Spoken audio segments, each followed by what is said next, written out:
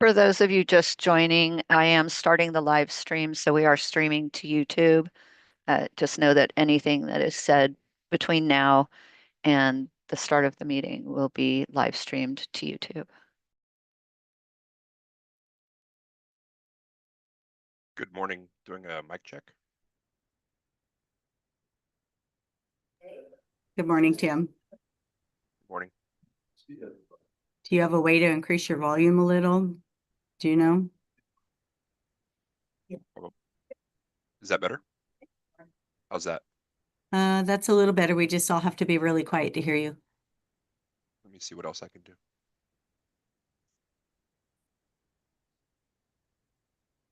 Put that one here on. Is that any better? Uh, Not really. I can hear you. We'll just have to be quiet and listen.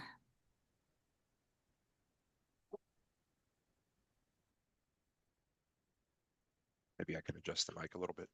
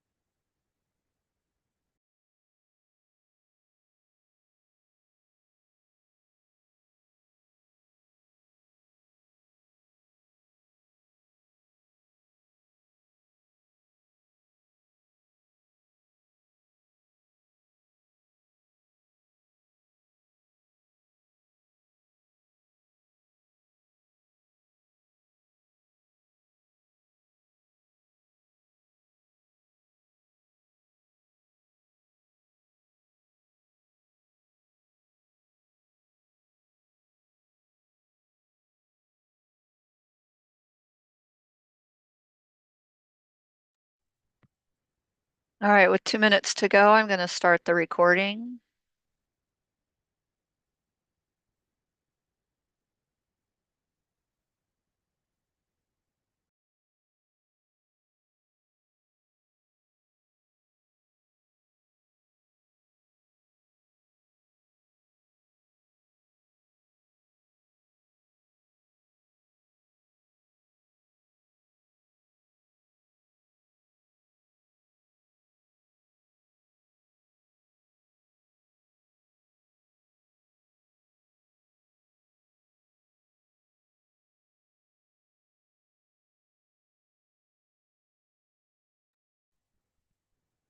I think we're good, but I just want to check anybody who is joined as a guest who's supposed to be a panelist.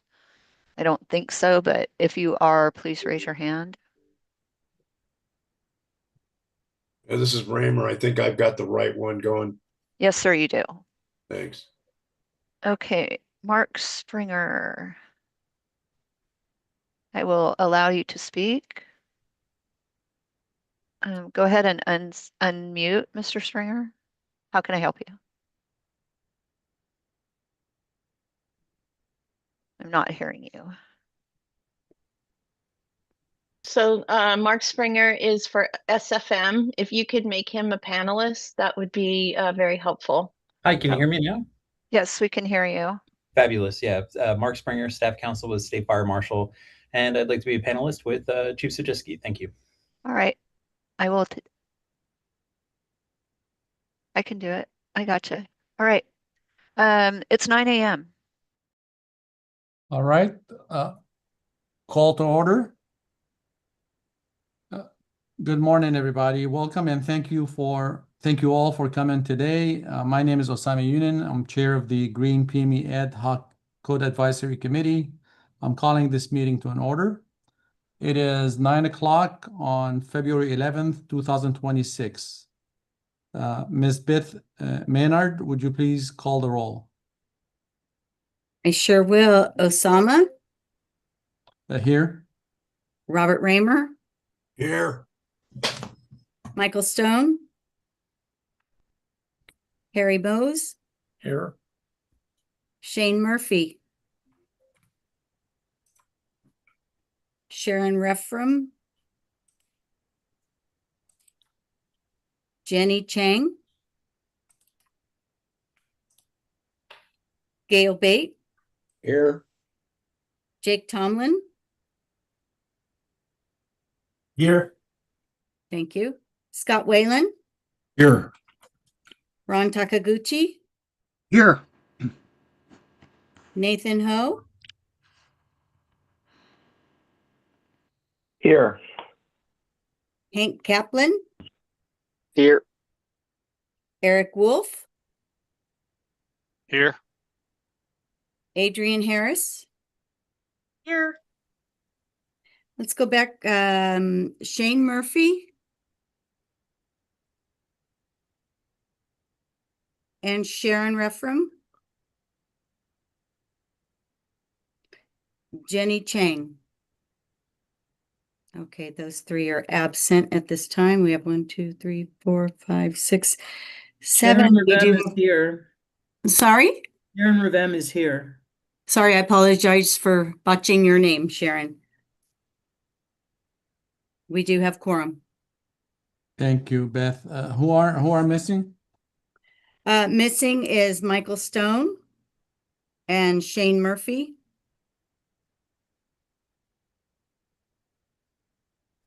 Okay, thank you. You're welcome. Beth, will you please read the meeting information and instructions? Good morning, everyone. I am Beth Maynard, Associate Construction Analyst with the California Building Standards Commission. I will be assisting the chairperson throughout the meeting. I would also like to introduce other CBSC staff in attendance. Laura Mills, who will help us with the public comments received during the meeting. Other CBSC staff are on Zoom, including Executive Director Stoyan Bumblov, Good morning. Deputy Executive Director Kevin Day, Morning, everybody. Supervising Architect Irina Brosman. Good morning, everybody. Thank you. This is an open meeting of the CBSC Green PEME Ad Hoc Code Advisory Committee. The purpose of this meeting is to ensure public participation in the development of the proposed building standards and to ensure adequate technical review of the proposed building standards submitted for this committee's review prior to being evaluated by the CBSC commissioners for adoption. The proposed building standards are required to comply with the specific criteria listed in Health and Safety Code section 18930, commonly known as the 9-point criteria, in addition to the 9-point criteria. In addition to the 9-point criteria, the review and recommendations may include whether a proposal complies with the criteria set forth in AB 130, Budget Trailer Bill AB 130, Chapter 22, Statutes of 2025, see sections 29 through 31 and 37 through 42 of the bill, became effective June 30th, 2025, and enacted a moratorium on state and local building standards affecting residential units beginning October 1st, 2025, and ending June 1st, 2031. The bill also enacted a restriction of the types of Title 24 proposals a state agency may propose or adopt during an intervening code adoption cycle for all occupancies in perpetuity. The 9-point criteria and intervening code cycle restrictions are posted on the Green PEME Ad Hoc meeting webpage, linked in the meeting agenda. Recommendations are restricted to approve as amended, disapprove, or return for further study. For positions to approve as amended, disapprove, or return for further study, the commenter must identify AB 130 compliance issues, if any, for one or more of the 9-point criteria the proposed code change has failed to satisfy, and provide your rationale. Comments must be restricted to AB 130 compliance and one or more of the required 9-point criteria. Stoyan, did you want to make a comment here at this point? Yes. So I assume we'll be talking a little bit about AB 130 today during the meeting, but I just wanna add some details to it. So AB 130, you folks have the express terms, you have the ISOR. And what we saw on the previous meeting, the housing facilities meeting, folks were looking at the ISOR and were considering, this meets AB 130 based on the ISOR. So what we need from you just to share your own opinion and your own expertise, check the ISO, check the express terms, and let us know if you feel this meet AB 130 or doesn't. So AB 130 is part of your evaluation. I'm not saying there is something wrong with the proposals. I'm just saying that it's one additional step that the Code Advisory Committee members need to make. So in addition to a 9-point criteria, we have the AB 130. You can name it 10 criteria unofficially, but this is one additional step that you folks need to take into account. So don't get distracted with the wording, just use your own expertise. Again, don't consider this, there is something wrong. I'm just saying that we're expecting you to evaluate the documents that you have. Thank you, Stoyan. So pursuant to Senate Bill 470, effective January 1st, 2026, this advisory committee may be held via Zoom teleconference with the members participating remotely. The meeting has a physical location where the public is able to be present in person and also has the ability to participate via Zoom. As a reminder, committee members participating remotely must always remain on camera. If at any time a committee member needs to turn their camera off for bandwidth or other issues, please notify the chair. At this time, I would like to remind the Code Advisory Committee members participating remotely to discuss whether any other individuals 18 years of age or older are present in the room at their remote locations, and the general nature of the members' relationship with any such individuals pursuant to SB 470. I'll pause for a minute if we need to. The Yeah, public. this is Bob Raymer. There's a possibility I could be losing bandwidth throughout the day. We've got a heck of a storm coming in, so that's one possibility. I'll let you guys know. Thanks, Bob. The public is invited to attend and provide public comment at the physical meeting location or virtual meeting or teleconference options provided in the agenda. All CAC members are being conducted as a hybrid meetings. CBSC has a physical meeting location with limited seating for any members of the public. Today's meeting can be viewed on the CBSC YouTube channel linked on the meeting agenda. I would like to remind you, the YouTube viewers, that there is approximately a 45-second delay. CBSC meetings operate under the requirements of the Bagley-Keene Open Meeting Act as set forth in Government Code Sections 11120 through 11133. This CAC meeting has been scheduled for 2 days. In the event the committee completes the agenda items prior to the second day, the committee will adjourn and end the meeting early. We will likely break for lunch around 12:30 p.m. as needed. The public may provide comments by calling in on Zoom teleconference number provided on the meeting agenda or by using the raised hand feature in Zoom. For members of the public attending in person, please complete a request to address the CAC committee form if you wish to comment on a specific agenda item. The form is a buff-colored and available at the table located near the meeting room entrance. Please turn the completed form in to the CBSC staff member. Instructions are provided on the CBSC's webpage. If you have difficulty with the technology, please call CBSC's office at 916-263-0916. I will now read the public comment and Zoom instructions. Hey, Beth, can we Yeah. take a little break really quick? I see Shane Murphy is in the attendees, and I'm attempting to promote him to panelist. Okay. So Shane, has now left. Oh, there he is, Shane. Okay, so Shane is now present. Thank you. You're welcome. I see Kevin's hand raised. Yeah, Oh. that was to let you know about Shane. So Okay. I figure we should get him into panelists and camera on before we continue with CAC business. There's Thanks. Shane. Thank you. Nice to see you.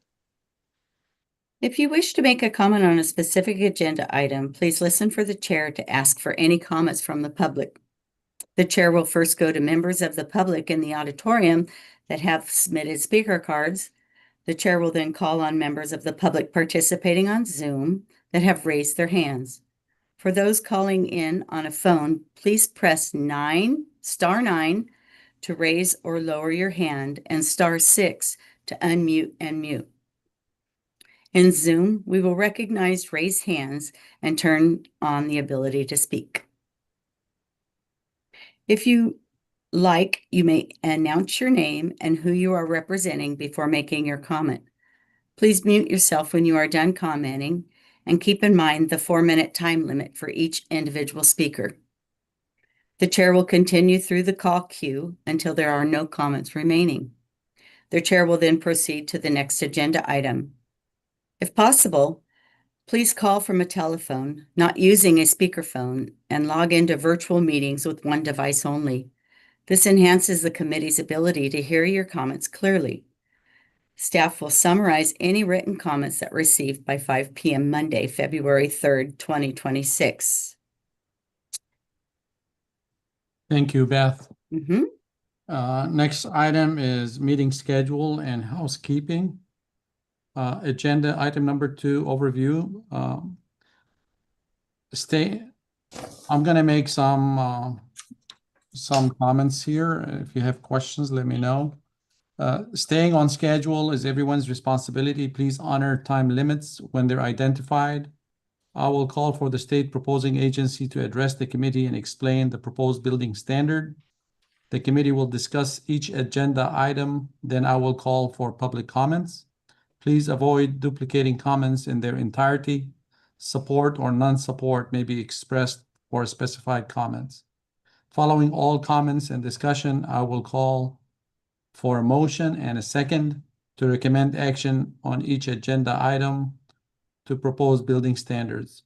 A roll call vote will be taken for each motion. Please stay on the subject matter being discussed and avoid sidebars. Extraneous discussion disrupts the flow of the meeting and can be hard for a person on the telephone to understand who is speaking and what is being discussed. Please be respectful of others' time and opinion and avoid interruptions. We will take a lunch break around noon time, and the committee will decide on a good stopping point as the meeting progresses. Moving on to any questions on agenda item 2. Okay, next agenda item 3. Agenda item 3 is comments from the public on issues not on this agenda. Again, not on the agenda. Comments regarding items on this agenda, comments regarding items not on this agenda may be briefly discussed, but no action may be taken by the committee. At this time, I would like to remind the public who wish to speak on item number 3 to put yourself in the queue now by using the raised hand feature in Zoom. For those calling on a phone, use *9 to raise or lower your hand and *6 to unmute and mute. In Zoom, we will recognize raised hands and turn on the ability to speak. If you would like to identify yourself, please clearly state your name and who you represent. Laura, please check Zoom for commenters on agenda item 3. I am seeing no raised hands. Okay, thank you. Well, that concludes agenda item 3. We move on to agenda item 4. Next on this agenda 4 is Vice Chair. Michael Stone is not on this call, so it's okay. I have hands. Was that for item 3 or for item 4? Item 4. Okay, go ahead, Bob. Thank you, Mr. Chair. Mike Stone, as you all know, had a major conflict and could not attend today. And I was thinking, since Ron is chair of the PEME committee during triennial updates, if Ron would be okay with serving as vice chair. Just a comment, Mr. Chair, and back to you, Bob. I'm okay with that. And despite your voice challenges today, I was going to nominate you, Mr. Raymer. No, I'm lucky if I'm going to make it through the whole day, man. Thanks anyway. Okay, then with that, Mr. Chair, I accept the nomination for vice chair, and thank you very much, Bob. Do we have a second for that nomination? Do I have a second for that nomination? Okay, he's Shane Murphy. Okay, so I have a first and a second. Can we take the vote on this item? Who's in favor? Aye. Okay, We'll have to do a roll call, sir. let's do a roll call. Okay, Gail Bate, Aye. Jake Tomlin, Aye. Scott Whalen, Aye. Ron Takaguchi, Aye. Shane Murphy, Aye. Sharon Revem, aye. Rubin. Thank you. Jenny Chang, Aye. Osama Yunin, Aye. Robert Raymer, Aye. and Harry Mose. Aye. Thank you. Thank you very much to the committee, and thank you, Mr. Chair. Thank you, Mr. Takiguchi. All right, let's move on to item number 5.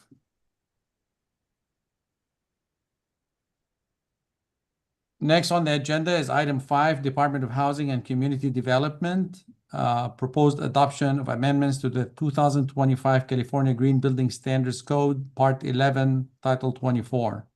HCD representative, please introduce yourself and present the proposal for item 5.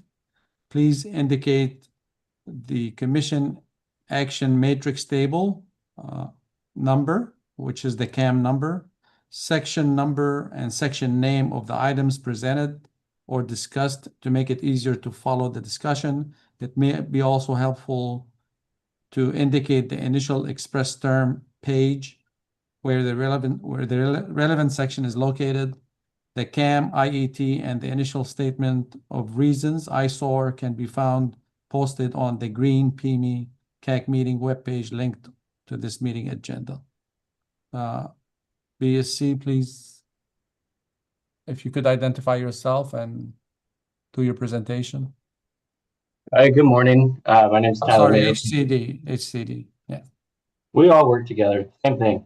Can you hear? Is my audio good? Yes. Okay, perfect. Good morning, Chair and Code Advisory Committee members. As I mentioned, my name is Tyler Mayo. I'm the Title 24 Regulations Manager, representing the California Department of Housing and Community Development. Others from HCD may be in attendance this morning. First and foremost, thank you to everyone on the Code Advisory Committee that's here today, and thank you for allowing us to present our initial building standards package for the 2025 intervening code adoption cycle. I'd also like to give recognition to the other supporting agencies and stakeholders who have contributed to the development of this California Green Building Standards package, also known as CalGreen. The CalGreen proposals that will be discussed today were developed through a coordinated process between HCD and other supporting agencies. HCD's authority for adopting green building standards is located in Health and Safety Code, section 17928. As BSC touched upon AB 130 during introductions, however, just to reiterate for those that may have just joined in, AB 130 has placed limitations with few exceptions on building standards, impacting the development both in the triennial and intervening code adoption cycles. So with that said, all of the items today have been vetted by HCD and BSC and are considered editorial and technical updates to existing code requirements that do not materially alter the substance or intent of the existing code provisions. And just to recap, as part of the preliminary steps taken to develop these proposals before the CAC, HD participated in multiple Cal Green EV work groups and multiple Cal Green carbon reduction collaborative work groups with the California Building Standards Commission and the Division of the State Architect. These meetings that HDD actively participated in were back in March 20th, July 2nd, and July 10th of 2025. There were additional meetings held by the Building Standards Commission in September where HDD took a listening role. Following the following meetings create opportunities for stakeholders to provide recommendations and comments to further develop Cal Green provisions related to EV charging sustainability. HCD also separately hosted a focus group meeting where potential proposals for this upcoming cycle, this current cycle, were shared and discussed. The proposed amendments in items 1, 2, 3, 5, and 6 consist of section renumbering and minor section reference changes. This code cleanup stems from amendments adopted during the 2024 triennial and feedback provided from the public. The proposed amendment in item 4 is a petition that was submitted to BSC and HCD by Carpet America Recovery Effort. So we addressed that amendment in item 4. And with that said, HD respectfully requests your expertise and approval of these items that are before you today. And that's my introduction. So with that said, would the commission like HD to go through each item individually, or would you like to open the floor for questions or comments? Well, I would like to open it up to committee discussion. Mr. Raymer? Yeah, thank you, Mr. Chair. Hi, Tyler. I've reviewed all 6 of these. They're great changes, and in my view, they certainly fall within the AB 130 restrictions. So I'd like to hear from either the public or other members if they have issues with any of these proposals. If not, I'd like to put forth a motion down the road where we just simply accept HCD's entire package. Thank you, Mr. Raymer. Any committee discussion? Okay. Thank you. Can we have public discussion, please? Do we have calls or anybody on Zoom, phone? I'm going to give it a couple seconds to give people the opportunity to raise their hands.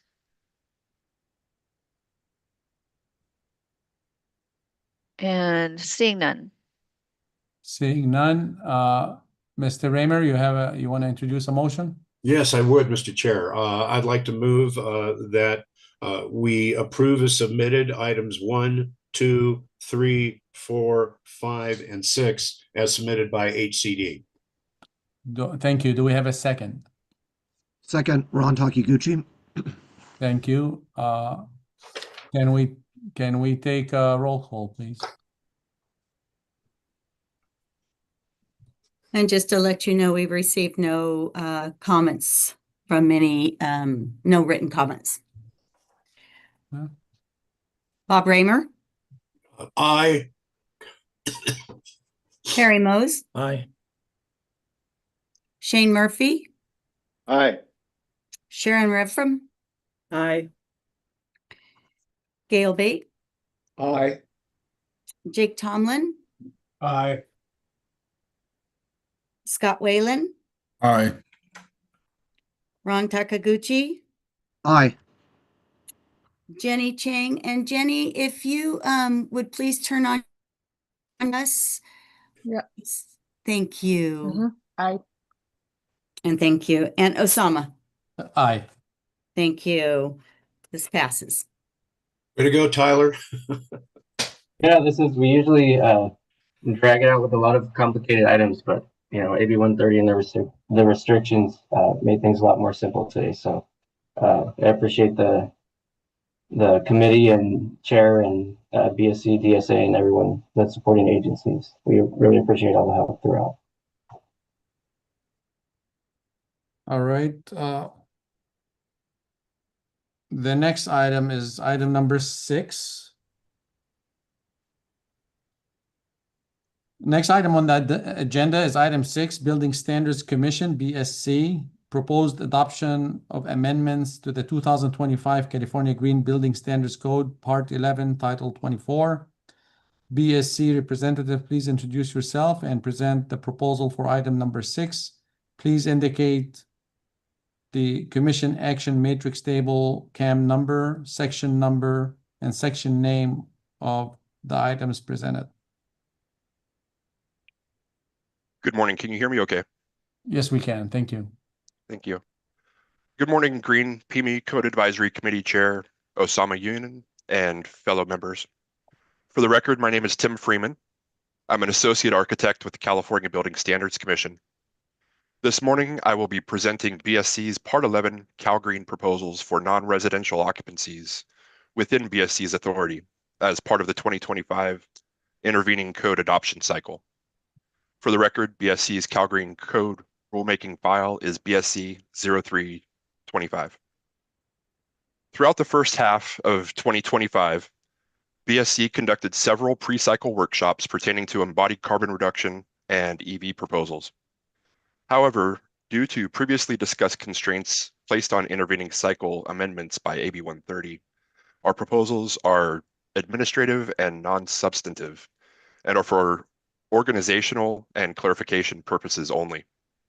The proposed amendments to non-residential occupancies within CalGreen include correcting and consolidating embodied carbon reduction provisions, editorially correcting and clarifying specific bicycle parking and electric vehicle charging requirements. Proposed changes do not materially alter the substance or intent of the existing code provisions in compliance with AB 130. Mr. Chair, at this time, would you like me to discuss each of the proposed items, or is there otherwise a particular item that you would like me to present? Please do. If you could go through and talk about what all these items are. Certainly. Item 1 is within Chapter 2, Section 202, Definitions. Item 1-1 in the CAM revises the Energy Commission definition to use commonly known title instead of the formal title of the state agency. Item 1-2 also adds a definition for salvage material or product to support the proposed express terms found in Section 5.409.3. Item 2 is Chapter 5, Section 5.105, Deconstruction and Reuse of Existing Structures. Item 2-1 relocates embodied carbon reduction provisions related to the building reuse option to Section 5.409, where the other two embodied carbon reduction compliance options are located. Item 2-2 relocates the contents of Sections 5.105.2 and 5.105.2.1 to Section 5.409. In addition, the item provides a pointer to the new location of existing building reuse regulations. Item 3, Chapter 5, Section 5.106 for site development. This item pertains to bicycle parking and relocates a sentence about rounding calculations for bicycle parking calculations from Section 5.106.4.1.2 to Section 5.106.4.1 for clarification. Item 4, Chapter 5, Section 5.106, also in site development. Item 4-1 amends 5.106.5.3 to clean up the language and correct grammar structure of the sentence. Item 4-2 amends 5.106.5.3.3 to change the unit of measurement from the current amperes to kilowatt. This change is to use a uniform unit of measurement in CalGreen for EV power output and was coordinated with the California Energy Commission. Item 4-3 amends Trigger 2 of Section 5.106.5.4 to clarify scoping requirements for new photovoltaic system projects that cover existing parking spaces. Additionally, there's an editorial change proposed in the main body of the code section. Please let me know if you'd like to pause and discuss any of these as I list them out. All right. So for the items already discussed for the committee discussions, do we have any committee members that wish to discuss any of the items? I see Ron Takaguchi. Go ahead, Ron. I think Sharon was first. Thank you, Sharon Oh, was I'm ahead of sorry. me. I didn't see you, Sharon. I still don't see you actually. Give me a I'm here. Oh, there. You went from the bottom here to the top. All right. My apologies. Go ahead, Sharon. I have comments on 1.1 and 4.3.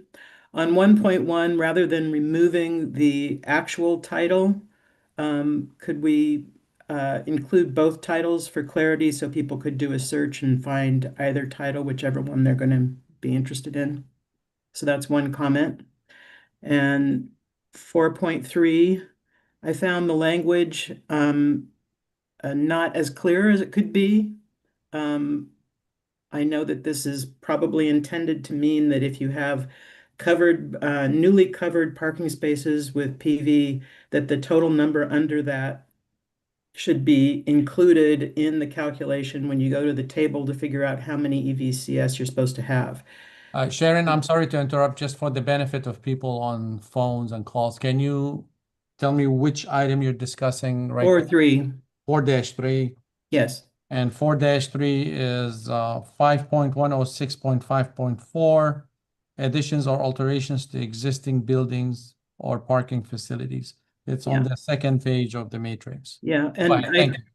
I think this language could be clearer. I think what's intended is for those parking spaces that are newly covered to be part of the how you enter the table to figure out how many EVCS you need, but it could be interpreted or misinterpreted as being counting towards the EVCS. I have these many covered, that counts toward the EVCS. So just for a clarity point, how those numbers should be used in the table would be, the language could be cleaned up. Those are my comments. Thank you, Sharon. So Sharon, your comments were 1-1 and 4-3. Yes. Okay, thank you. Mr. Takaguchi? Yeah, thank you very much, Mr. Chair. And Tim, thank you very much for your presentation. I have two items, please, Tim. The first one dealing with item number 1-2, and the second dealing with item 4-2. So first, my question's on item 1-2, the new definition of salvaged material or product. I appreciate the addition of the definition and its intent. And my question to you, Tim, is that according to the ISO and express terms, is directly dealing with section in the Cal Green Code 5.409.3 and global warming potential. Is that correct? That's correct. Okay, and with that, section 5.409.3 is specific on the materials related to global warming potential, GWP, mostly of framing and concrete. But I find the definition very broad, and when it talks about salvage material product, it implies that any building material is in support of that Cal Green section. And where I do find that this could cause issue in the construction industry, and certainly to building officials, is say someone takes a definition, being very broad, and applies it to, say, electrical equipment. It would like to reuse, use conductors, which Mike Stone would, probably back me up on this, I suspect, is we don't know the effect of used conductors as just one example. That short circuit temperature has effect to insulation and how used materials or salvaged materials in that manner behaves. So my suggestion here having said what I did is perhaps in the definition, make a pointer to section 5.409.3. I don't think the style manual actually allows us to make reference to a section, but I would like it clear that it is related to GWP directly in Chapter 5. So before I go on to my next item, Mr. Chair, you want comments from the agency or other members? Let's have the agency respond. Well, let's hear Bob first and then go to the agency, have them address it all at one time, if you don't mind. Sure. Yeah, Tim, did you already cover number, hang on a sec, number 5?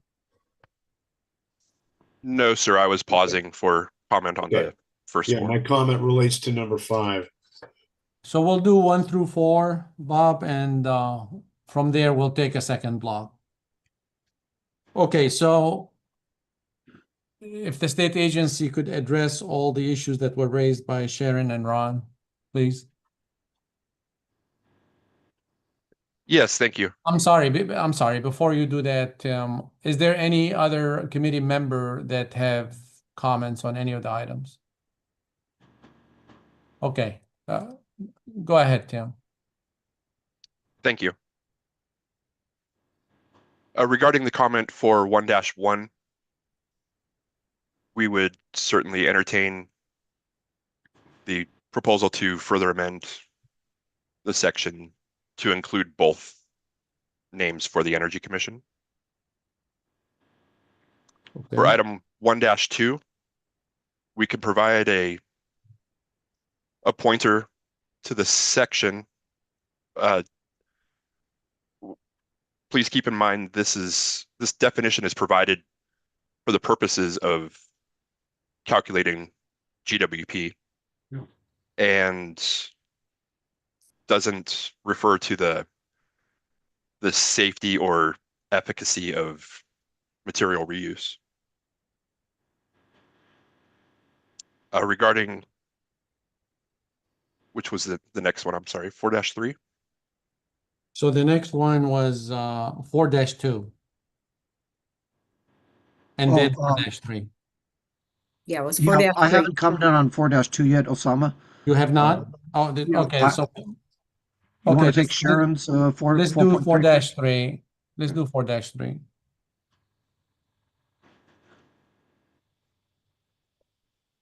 Tim, if you don't mind doing 4-3. Yes, thank you. We would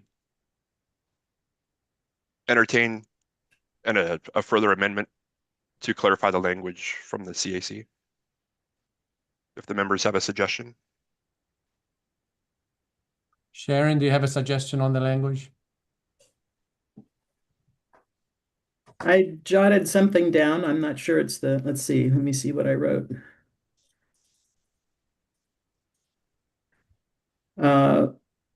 Could be better than this too, but so I took the language that's already there. When a new photovoltaic system is installed covering existing parking spaces, all newly covered parking spaces shall be part of the accounting to determine EV charging requirements for a project, and it should include the table number that you're referring to. I forgot to add that.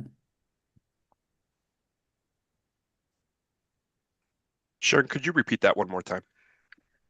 When a new photovoltaic system is installed covering existing parking spaces, all newly covered parking spaces shall be part of the accounting to determine EV charging requirements for a project. And then there should be reference to the table, which I neglected to include.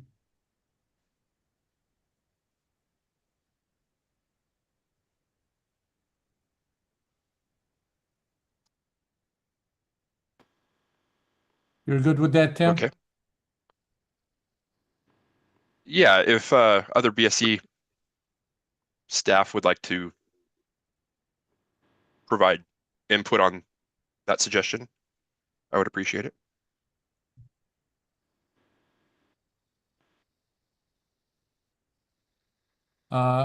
Irina? Irina? I'm not sure. Irina, can you hear me? Yes, can you hear me now? Now we can. Yeah, thank you. Yeah, okay, yeah, forgot to move the mic. I'm sorry for that. So Sharon, yeah, thank you for the suggestion. We'll certainly consider that. And if you can recommend approve as amended for this item, that would be great. Yeah. All right, thank you, Irina. Hank? Thank you, Chair. I just have one sort of clarifying question and potential modification to Sharon's recommendation. I would also stand to approve as amended, but if the intent based on the eyesore is to sort of clarify that it's only the newly covered photovoltaic parking spaces that are counted in that denominator or in the requirements, would it be a little bit more clear to use the word only instead of all in that amendment? I don't know if Sharon, you have thoughts, or if BSC has thoughts in replacing the first word all with only. I don't think the intent is only the newly covered parking spaces. There could be situations where parking spaces have been added. So I think correct me if I'm wrong, but I don't think it's only newly covered. Can the agency respond to that, please? Yeah, the intent is to include the newly covered spaces, but that may not be the entire scope of the project. I think all would be more appropriate than only. I see. Thank you for the response. Thank Okay. you. Any further comments from the committee on 4-3? This is Jenny. Jenny Chang. What I think maybe what throws it off is where it says as applicable. I guess when would it not be applicable?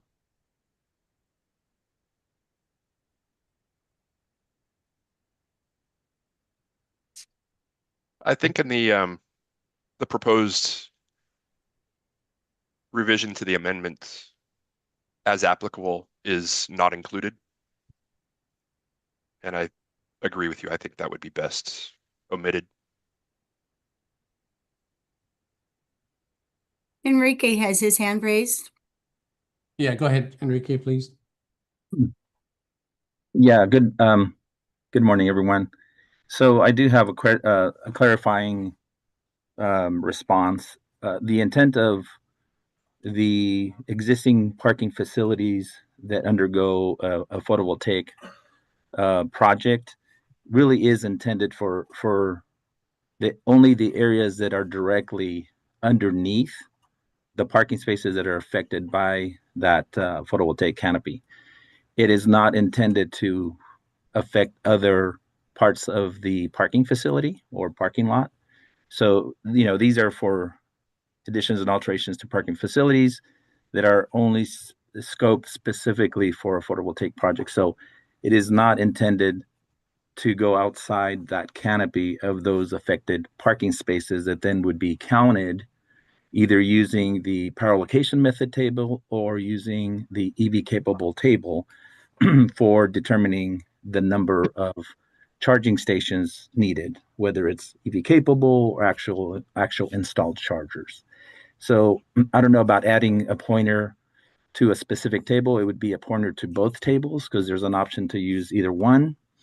But really the intent is only for those spaces directly underneath the photovoltaic canopy. Thank you, Enrique. Should this then be as amended or short-term further study? But that's not, that's something I think we need to think about. Well, there. Go ahead, Bob. Okay, Mr. Chairman, Bob Raymer here. It seems that we've been giving BSC some direction. It might be appropriate on this particular item to send it back for further study. It's up entirely to the BSC to determine whether that's going to be done by the time they issue 45-day language or in the years to come. I'm pretty sure they can basically take care of this in the coming weeks. So under criteria 6, I'd be making that motion. Okay. Any other committee discussion on items 1-1, 1-2, 4-3? Okay, Ron, do you want to go over 4-2? Yeah, thank you, Osama. Actually, Mr. Chair and Tim, I'd like to withdraw my question on item 4-2 and suggest, perhaps we make a motion for these items to discuss so far. Before the motion, I just have one comment on the, and that's just to tag on to the 1-2. I think when you do the revisions, it'll probably be a good idea to say shall not conflict with other codes, because some codes specifically say material shall be new and salvage would not be acceptable. That's just a note to the BSC staff. Okay, Thank you. with that, any further comments from the agencies? Okay, I have somebody hand up from DSA. Thank you, Chairperson. Eric Drever with the Division of the State Architect. I'm Principal Architect. I wasn't sure if you were going to move straight to motion or if there was going to be public comment. My comment would be, if you were going to public comment, would be that I'm not sure that it was clear. DSA is co-adopting some of these definitions and will be presenting similar items, specifically on the salvage material that was presented by BSC. We are co-adopting those. So action that this committee takes on that item would be similarly presumed to be taken on our items as well. All right, thank you. At this time, I would like to remind the public who wish to speak on this item to put yourself in the queue now by using the raised hand feature in Zoom. If you would like to identify yourself, please clearly state your name and who you represent. Laura, please check Zoom for commenters. Our first commenter is Mike. Go ahead, Mike. Yeah, this is Michael Vetters, an architect with, and we do our parking facilities, parking buildings particular. This item 4-3 has caused a lot of confusion in our industry, I think, and I'm glad to hear there's some guidance towards clarification. I think maybe what was missed in this conversation was what the intent was when you mentioned facilities as well. And I think generally everybody's assumed that parking buildings themselves are included in this. But I feel like the effects of this or the actual implementation of this wasn't well thought out, because it's not practical to install a bunch of EV equipment on top of a PV system inside an existing parking building. Or if you modify the parking facility in the future, that might trigger one of the other requirements, this one in particular. So we would like I don't think there's anything that can be done about it at this moment in time, but we would like for the committee to take into consideration that it's pretty much infeasible on almost 90% of the buildings out there, maybe more.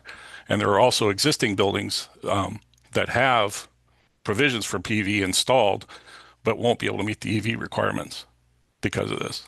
And so you're prohibiting people from moving forward with their PV installations because they can't do the EV installs. That's all I have to say about that. Thank you, Mike. Do we have another caller or Zoom? There was a hand raised, but it has been lowered. There are no other hands. Do we have any somebody that wrote in? There were no additional comments sent in, and Sharon has her hand raised. All right, Sharon. I just wanted to respond to Mike. I don't see that the language says that the EV charging stations must be under the new canopy. So if you had a multi-story parking garage that had PV on the top, I don't think the new language would require you to put the EVCS there. It could be elsewhere in the building or on the site for a project. All right, thank you for the public comments. And just to make sure there were no written comments submitted, correct? No, sir, there were no written comments submitted. Okay. All right, with that, any further comments or questions by the committee members? Okay. Hearing none, I would like to have somebody do a motion. Bob, you mentioned you want to do a motion. Well, I think Ron indicated he wanted to make a motion on the items that he referred to. But in particular, I would like to move, since I was supporting BSC's proposals on all of these, I would like to make a motion that we approve as submitted items 2, which includes 2-1 and 2-2, item 3. I'm sorry, Bob, just let me make notes. So as submitted, item 2. Yeah, all of item 2, all of item 3, and item 4-1. How about item 4-2? Oh, that's right. Yeah, Ron didn't. Okay, yeah, 4-1 and 4-2. Okay. Do I have a different? Do I have somebody else with a motion, or somebody Second. give me a second on Bob's motion? I just want to ask, did Ron want to go back to 2.2 and the reuse of conduits? Or was that just That was 1.2 or 1-2. But I would like to second the motion as presented by Bob and suggest, Mr. Chair, that we take these items as presented. And then I can make a separate motion for item number 1. Mm-hmm. So let's do the motion right now that Bob just presented. So the motion on the floor is All of item 2, all of item 3, and items 4-1 and 4-2. as submitted. As submitted. Correct. And we have a second. Ron Takaguchi was the second. Can we take a roll call vote, please? We sure can. Shane Murphy, Aye. thank you. Sharon from, never gonna say it right.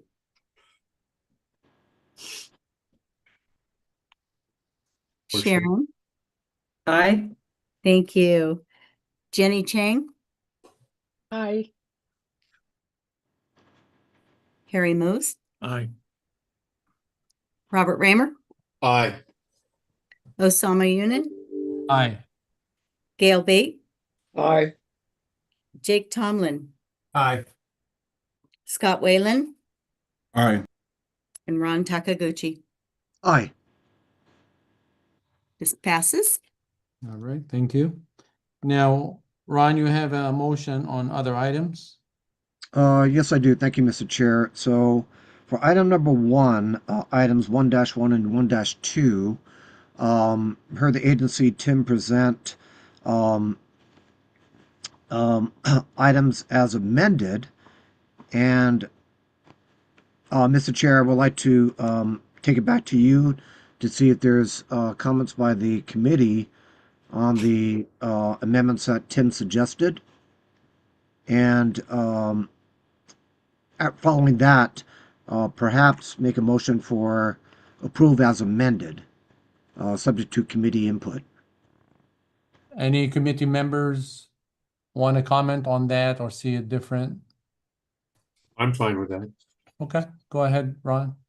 Okay, I'd like to make a motion to accept as amended items 1-1 and 1-2. I second that motion, Raymer, under criteria 6. Agreed. And Bob, which criteria did you use for items 2 and 3? Criteria 6 is the proposed building standard is not unnecessarily ambiguous or vague and whole or in part, and Okay. the proposals are kind of filling in the blanks there. All right, sounds great. All right, so can we take a roll call vote on these 2 items, 1-1 and 1-2? Gail Bate, Aye. Jake Tomlin, Aye. Scott Whalen, Aye. Ron Takaguchi, Aye. Shane Murphy, Aye. Sharon Rev from Revem. Revim. Aye. I'm gonna get it before the end of the day. Jenny Chang, Aye. Osama Yunin, Aye. Robert Raymer, Aye. and Harry Moos. Aye. Motion passes. Thank you. So what remains is item 4-3. And that's where we have some discussions. So I want to ask Tim, are you clear on all the concerns and suggestions that were brought up, or do you need the committee members to reiterate their comments? No, sir, I'm clear on the concerns and suggestions, and we will confer within BSC to further amend this language. Given that, Mr. Chairman, would it be appropriate for further study for BSC to take all these comments back and figure it out? Absolutely, but if we could take Eric, his hand is up from DSA. Yeah, Chairperson, thank you. I appreciate the opportunity to ask for some clarity. DSA was not clear on what the proposed amendment was to items that we were adopting on salvage material. Okay, we can. Tim, would you like to provide what you have, or would you like the committee to go over what the comments were? I would prefer the committee Okay. reiterate their suggestions. All right. So go ahead, whoever had comments. I think Sharon and Hank had comments on 4-3, but I see Ron's hand up. Go ahead, Ron. I'm sorry, Eric, was that comments on 1-2 on salvage material? Your question? Yes. Correct. Okay, and I think I'm sorry. Was it so you're okay with 4-3, Eric? Is it just the salvage? Yes. I'm sorry. Okay, I misunderstood you. Yeah, Ron, that's yours then. Yeah, and I don't want to speak for Tim, but Tim, I believe you were considering as an amendment a pointer back to Chapter 5. Right. Yes, and language that the use of salvage material shall not conflict with other parts of the code. That was my comment, because there are specific codes that say material shall be new and free of defects, and we just want to make sure it doesn't conflict with those codes.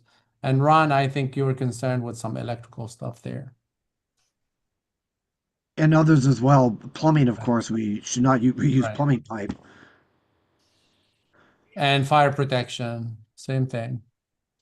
Yeah, the intent of the language within Cal Green is strictly for determining global warming potential in the project, and doesn't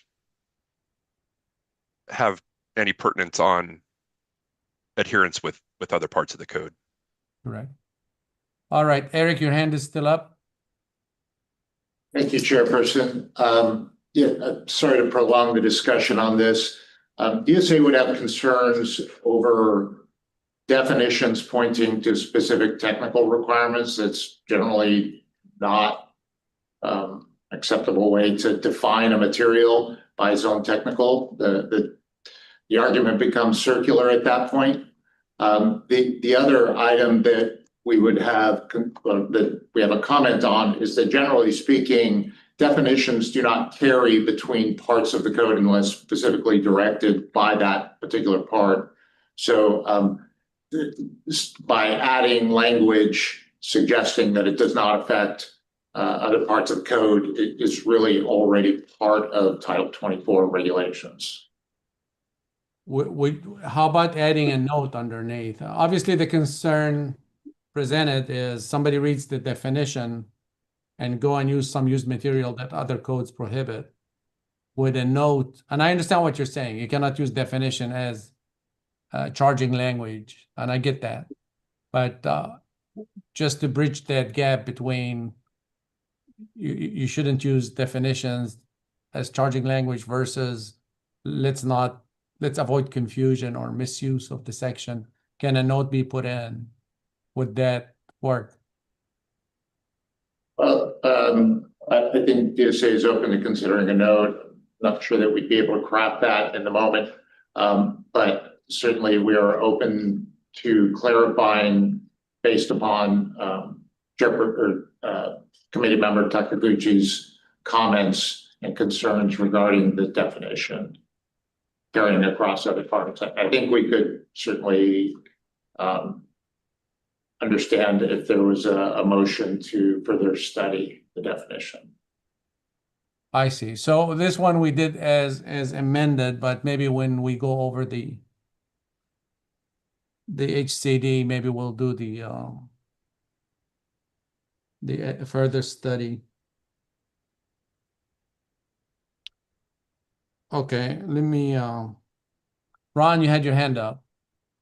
Sharon was actually first, but on this item, I'm sorry, Sharon. I keep missing it because the Zoom keeps changing the pictures, so my eye is always in one place. I'm sorry. Go ahead, Sharon. That's okay. I just wanted to point out that I don't think salvage material is necessarily the same as reuse material. So that by saying that you're salvaging something doesn't direct someone to reuse it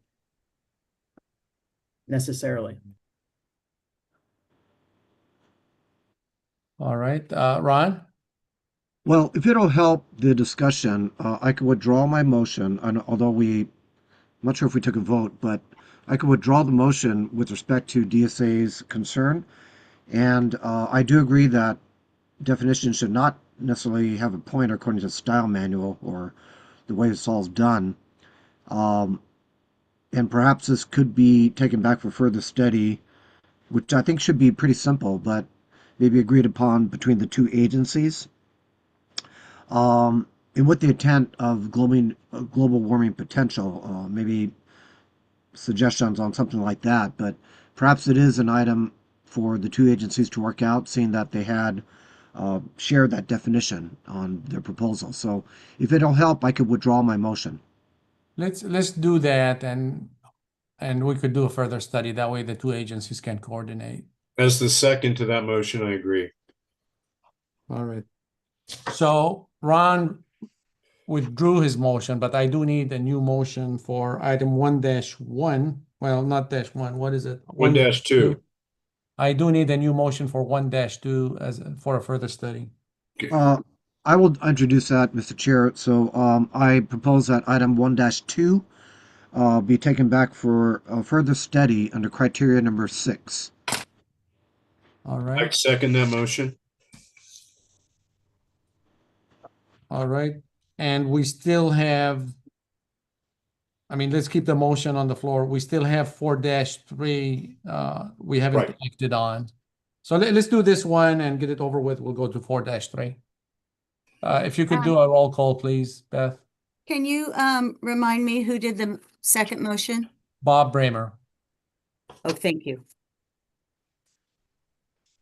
Robert Raymer, Aye. Harry Mose, Aye. Shane Murphy, Aye. Sharon Revim. I'm sorry, I have a question. If we say, I feel that this definition needs to be in this cycle, and if we defer to further study and there's a chance for it to fall out until the next time, I'm not sure how I should vote in order to make sure that we have this definition in this cycle. Can somebody clarify I would that for defer me? to BSC. Do you think that's something you can work on? Do you have enough time? I believe there's enough time to coordinate with DSA and come up with an acceptable modification to the definition. Great. Then aye. Thank you, Sharon. Gail Bate, Aye. Jake Tomlin, Aye. Scott Whalen, Aye. Ron Takaguchi, Aye. Jenny Chang, Aye. Osama Yunin. Aye. Motion passes. Thank you. All right. So what remains is item 4-3. Do we have further discussions on 4-3? Okay.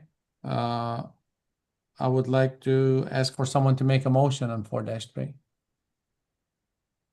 Mr. Chairman, this is Bob Raymer. I would move further study under criteria 6. Thank you, Mr. Raymer. Second. This is Jenny Chang. I second the motion. Thank you, Jenny. Can we take a roll call, please? Jane Murphy,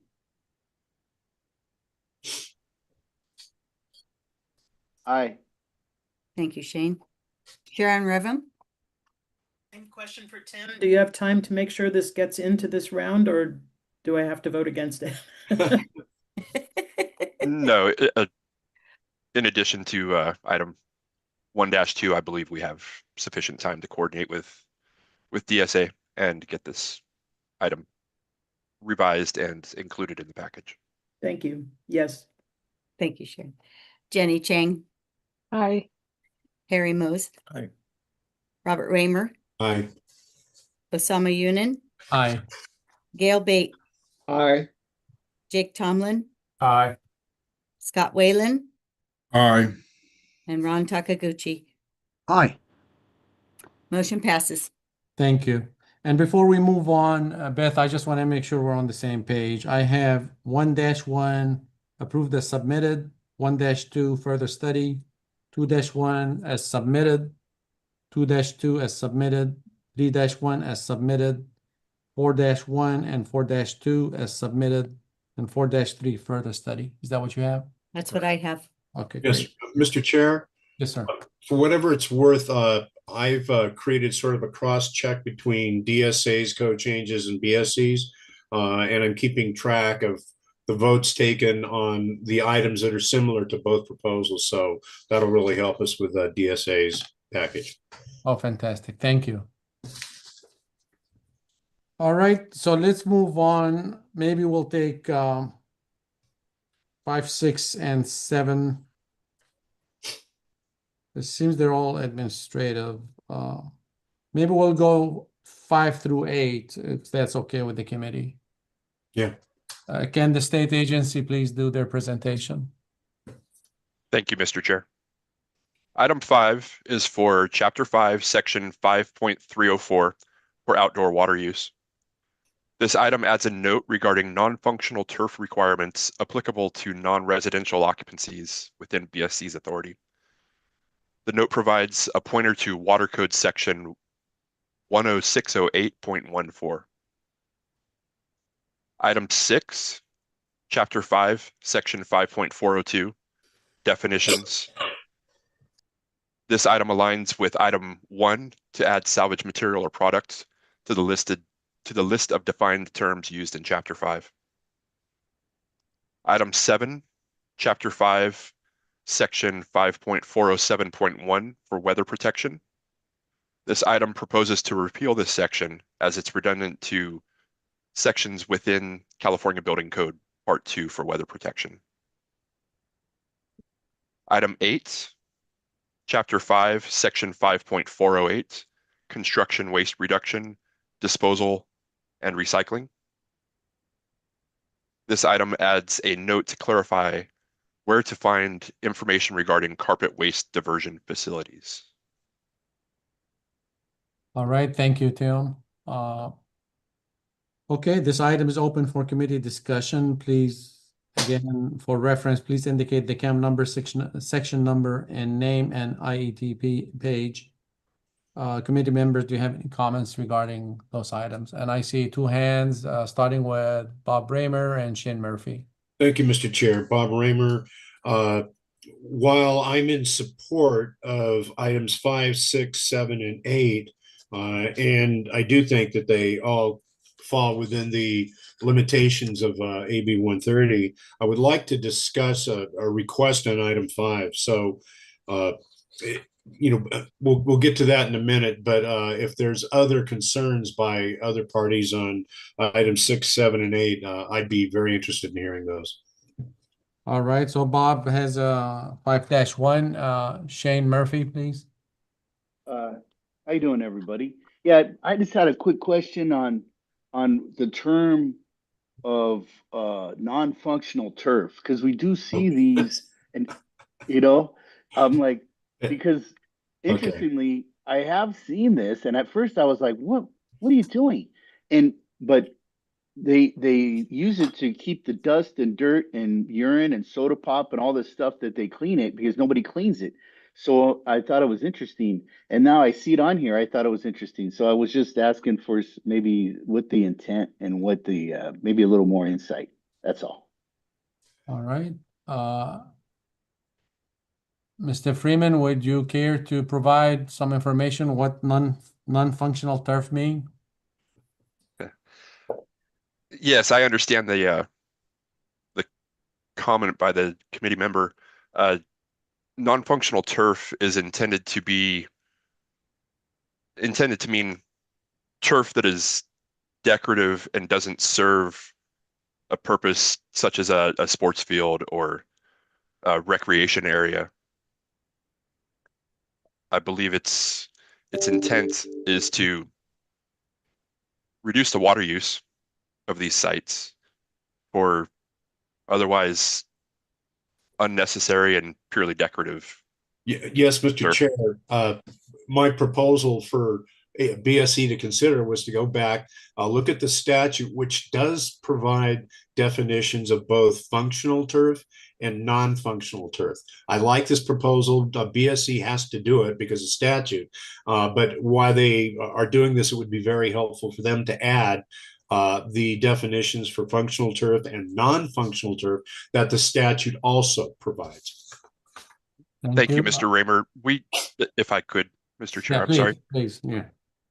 We provide a reference to the water code section and deliberately do not provide the definitions so that the definition that exists in the water code section is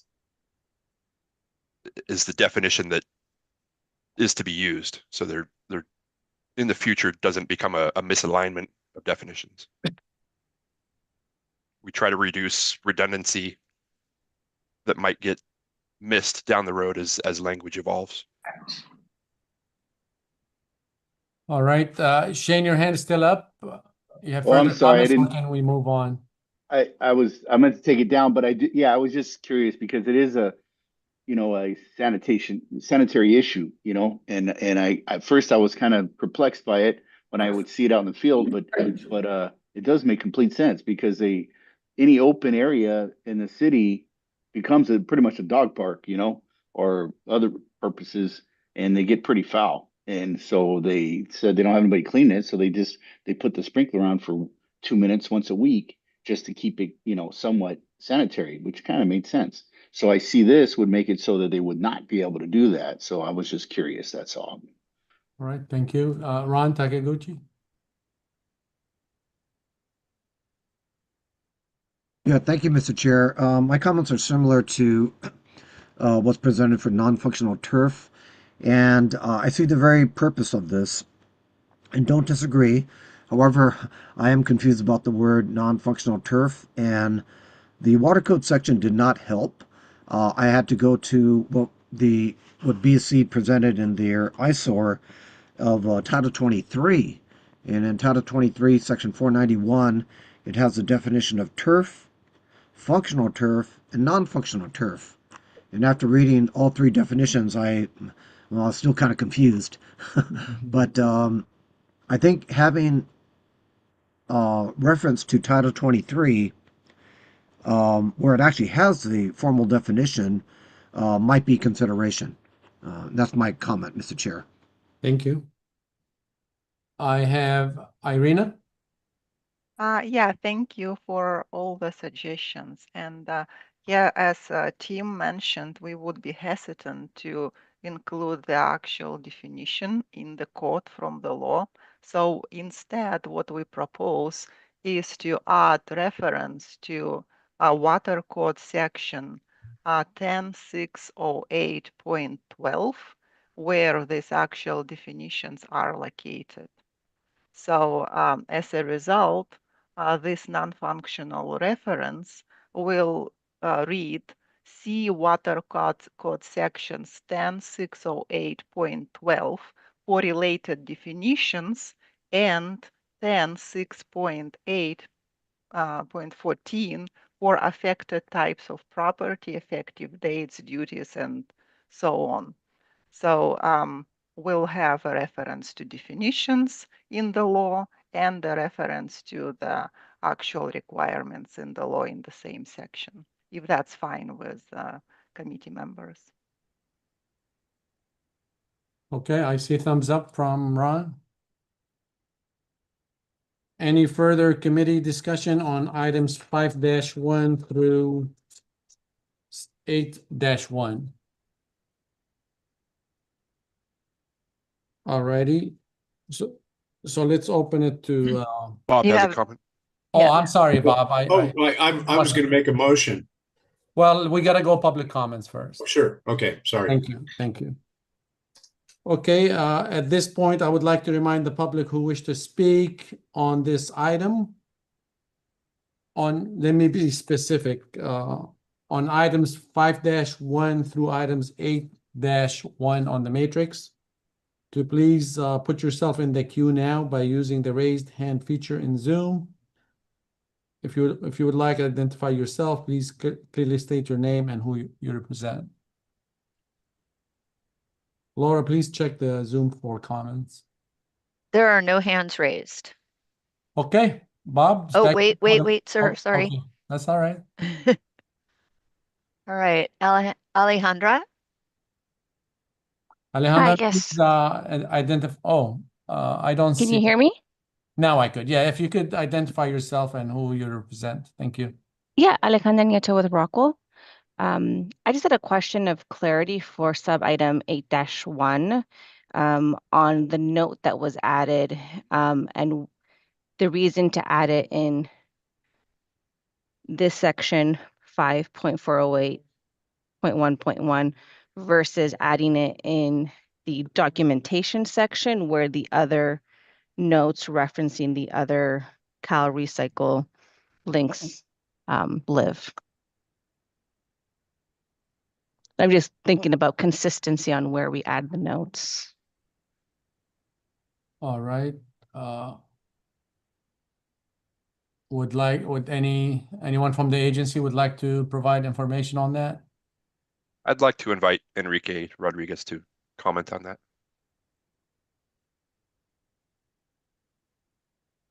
Enrique? Yeah, can you hear me? Yeah, we can now. Thank Yeah, you. I'd like to get clarification on the proposed location from the commenter. Yeah, I was thinking instead of adding it in 5.408.1.1, it should be perhaps better suited in 5.408.1.4 documentation. 408.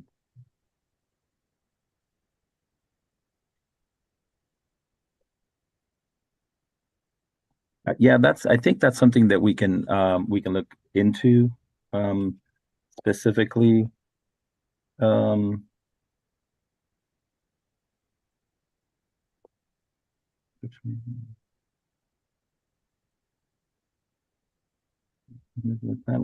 it's something that we can look into, but like right now, the title 5.408.1.1 is construction waste management plan, and it's where we have all of the other, I guess, where it needs to meet certain criteria under that item number 3, but we could potentially look to see if it's a better location. So that's something that we can consider. All right. Thank you. Thank you, Alejandra. Any other public commenters? There are no other hands raised. I don't think we got any written comments on any of the items, have we? No other written Okay, comments. so I'm Thank not you. going to ask about that anymore. All right, Mr. Raymond. Yeah. I apologize for jumping in. Our DSA's hand, this is Eric Drever with Division of the State Architect. We be provided the opportunity to have a comment. Yeah, I think Bob Raymer hand went up. So if we hear from Bob and get back. Well, I was going to make the motion, so it would be better to hear from DSA. Right Oh, now. I see. Okay, I thought you had a comment. So Eric, if you don't mind, please. Thank you. Again, Eric Drever, Division of the State Architect. This is in response to the suggestion, two items. Response to the suggestion to put it in 5.408. It seems the water reg that we're proposing seems unrelated to construction waste production, disposal, and recycling. So I think in that DSA is co-adopting or adopting a similar note pursuant to our authorities. When we get to that item, I think we would be opposed to relocating it in that section. Secondly, there was some comments regarding the decision to not specifically include the definition. And just for the record, I think DSA and BSC originally had considered that. However, during pre-cycle, AB 130, as you know, was passed prohibiting substantive changes to regulations. And so at that point, the decision was made to shift to a non-regulatory note to clarify the legal requirements of facility owners. All right, thank you. Any more public comments? Hearing none, this concludes public comments. Thank you. Bob, would you? Mr. Chairman, I'd like to make a motion. And before I do that, Eric, I agree with you. And you pointed out a good comment, particularly on item 5. So, Mr. Chairman, I would like to move that we approve as submitted items 5, 6, 7, and 8 as submitted. 5, 6, 7, and 8. All right. Do I have a second? Shane Murphy is a second. All right. Oh, I have Enrique's hand is up. I'm sorry, Enrique. I just noticed it. Yeah. So regarding what was it regarding item? So Irina made a suggestion regarding one of the items and suggested a friendly amendment to add a section that points to the definition. That was on item 5-1 for the definition. Yes. Oh, yeah, 5-1. So I was wondering if that the committee is okay with doing and approve as amended or suggested by Irina, or is the group agreeable to doing a friendly amendment to add another code section for the definition of non-functional turf? Okay, I can revise my motion and move for approved as submitted for items 6, 7, and 8. And we'll come back to item 5 in a minute. Do you want to do as modified in 5-1, Bob? Well, yeah, but that's gonna have to be a separate motion. Okay. So right now I'm modifying and we'll need the second, I think it's Shane, to agree, but I'm focusing on approved as submitted for items 6, 7, and 8. All right. I need a second on that. Shane, are you still the second on that? Shane, yeah. Okay. Sure, Shane, I can yes. be. Okay. All right. Ron, your hand is up. Yeah, point of clarification for you, Bob, and that is for item 6, the definition of salvage material product, which is the same as item 1-2, which I believe we further studied. Further study, right?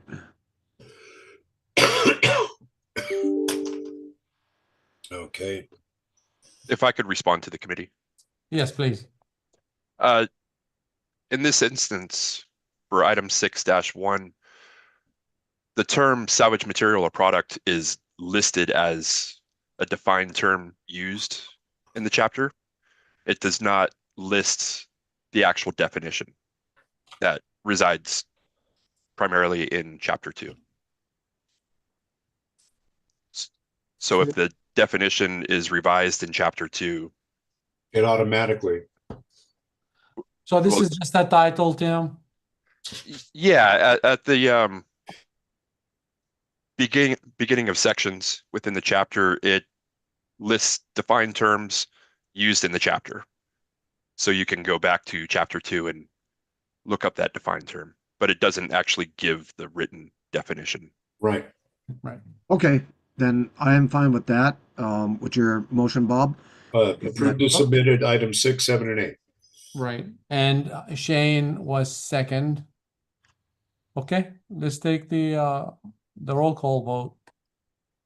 Robert Raymer, Yes. Harry Mose, Yes. Shane Murphy, Yes. Sharon Revim, Yes. Gail Bate, Yes. Jake Tomlin, Yes. Scott Whalen, Yes. Ron Takaguchi, Yes. Jenny Chang, Yes. and Osama Yunin. Yes. Thank you. The motion passes. And I see Enrique's hand is up. Oh, no, sorry. Okay. Nope. Mr. I'm good. Chair? Sorry about that. Go ahead, Mr. Bob. Yeah, I would like to make a motion for item 5 to be approved as modified using criteria number 6, and the modification would be consistent with that suggested by BSC staff. Okay, do I have a second? Okay, Shane Murphy is second, and to remind everyone, they're gonna make a reference to Title 23 sections regarding definitions and dates. Correct. Okay, do we need to ask about time, Sharon, or are you good with that? Okay, so the motion is to approve as modified under criteria 6, section 5-1 of the matrix for non-functional turf. Can we take the roll call vote, please? Gail Bate, Yes. Jake Tomlin, Yes. Scott Whalen, Yes. Ron Takaguchi, Yes. Shane Murphy, Yes. Sharon Revim, Yes. Jenny Chang, Yes. Osama Yunin, Yes. Robert Raymer, Yes. and Harry Mose. Yes.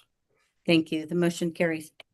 Thank you. This may be a good time to take a 5-minute break if people need to do something. So can we come back? It's 10:28. Can we come back 10:35? Okay, Thank you. thank you.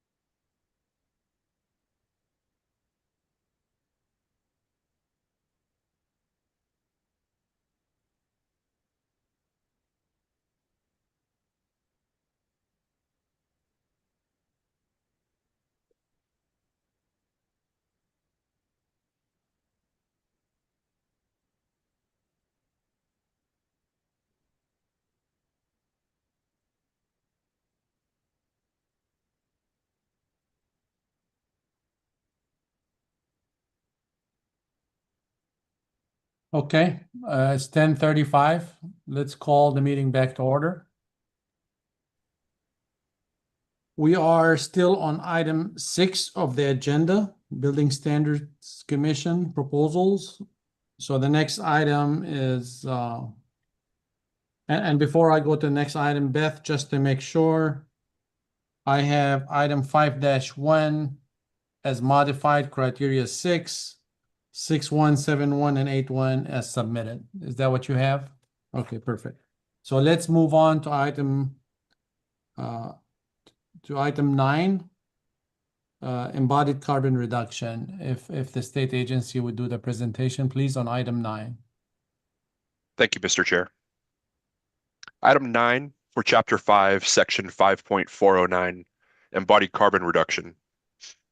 Each of these sub-items in item 9 serve to reorganize all embodied carbon reduction provisions in Section 5.409. The section is renamed to embodied carbon reduction with organizational renumbering of sections. Proposed changes also include correction of an incorrect unit of measurement in Table 5.409.3, repeal of Notes 1 and 2.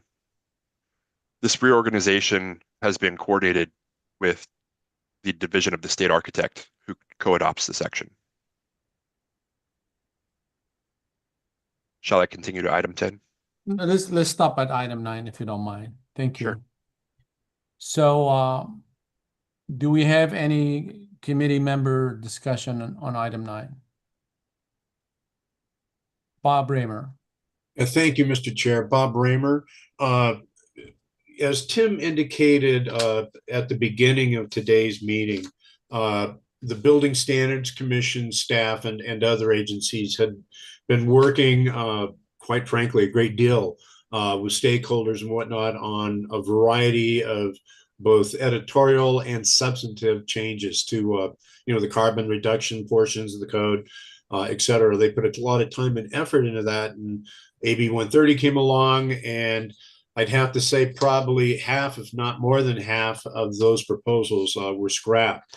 What is left in item 9, I'm fine with each one of them. They provide clarity. There's been some reorganization that once again makes it easier for the code user to get a grasp on, and it also sets the stage for what is probably going to be happening during the next triennial. And so for whatever it's worth, I'm good with both BSC and DSA's item 9. All right, thank you, Mr. Raymer. Any further discussion by committee members? Hearing none, let's go to the public. I would like to remind the public who wish to speak, please put yourself in the queue right now by using the raised hand feature in Zoom. And when you speak, identify yourself and your affiliation, who you represent. Do we have any calls on Zoom or phones? There are no raised hands. Okay, can we get a motion then? Yes, Mr. Chair. Bob Raymer, I would move to approve as submitted all of item 9, which includes 9.1 through 9.9 by the Building Standards Commission. Approve as submitted.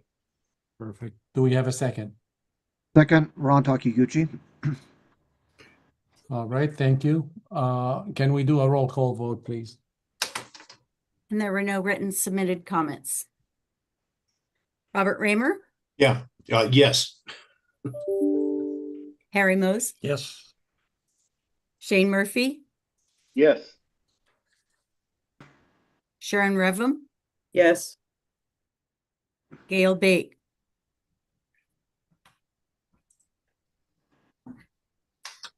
Yes. thank you. Jake Tomlin, Oh, yes. thank you. Scott Whalen, Yes. Ron Takaguchi, Yes. Jenny Chang, Yes. Osama Yunin. Yes. The motion carries. Okay, let's take up next items 10 and 11, please. Thank you, Mr. Chair. Yeah. Item 10 Chapter 8, compliance forms, worksheets, and reference material. This item renames and renumbers several worksheets to align with the amendments in the corresponding sections.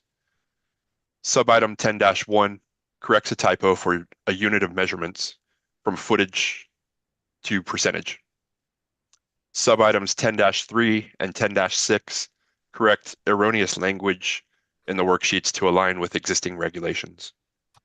Additionally, subitems 10-2 and 10-5 include the addition of the word geographic in front of location for clarity. Item 11 is for Appendix A5, non-residential voluntary measures, Section A 5.105, deconstruction and reuse of existing structures. This item relocates the voluntary appendix section to align with the changes proposed in item 2 in corresponding sections for mandatory measures. All right, thank you.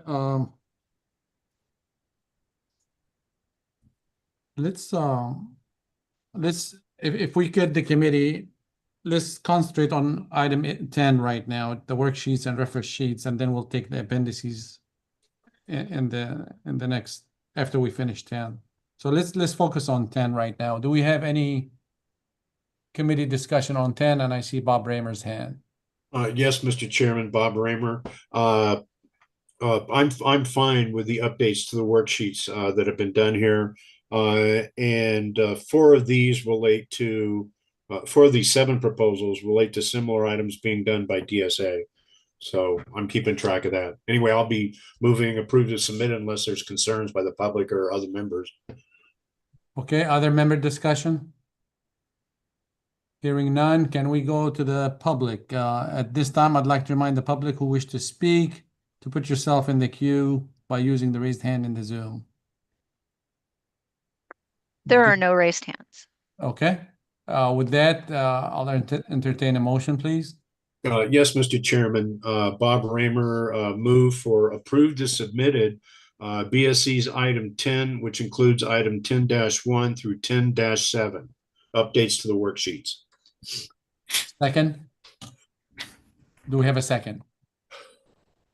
Shane Murphy is second. Excuse me, can I ask Shane, for the purpose of people who may be sight impaired, if you could unmute and state your second? Thank you. Second. All right. With that, can we take a roll call vote, please? Shane Murphy, Yes. Sharon Revim, Yes. Jenny Chang, Yes. Harry Mose, Yes. Robert Raymer, Yes. Osama Yunin, Yes. Gail Bate, Yes. Jake Tomlin, Yes.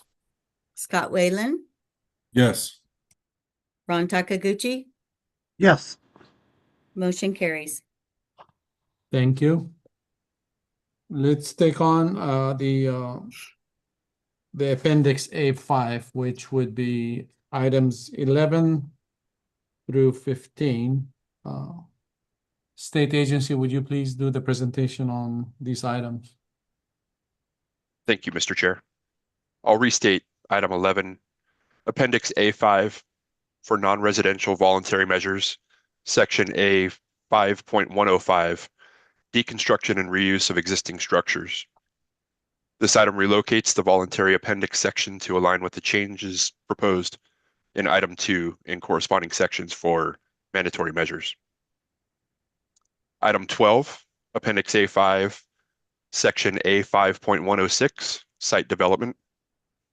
The amendments in this item provide an editorial correction in Section A 5.106.5.1.4 and revises a reference to Part 2 CBC Chapter 7A to the recently added Part 7 California Wildland Urban Interface Code. Item 13, Appendix A5, Section A 5.402, definitions. This item follows the corresponding chapter for mandatory measures to add salvage material product to the list of defined terms in the appendix. Item 14, Appendix A5, Section A5.405, Material Sources. This item removes a web page pointer regarding recycled content as it pertains to residential occupancies and is not relevant to BSC's authority. Item 15, Appendix A5, Section A5.409, Life Cycle Assessment.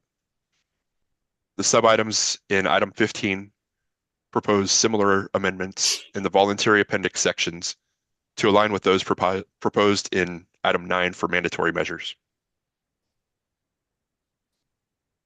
Thank you. Thank you. So a lot of it administrative. Yeah.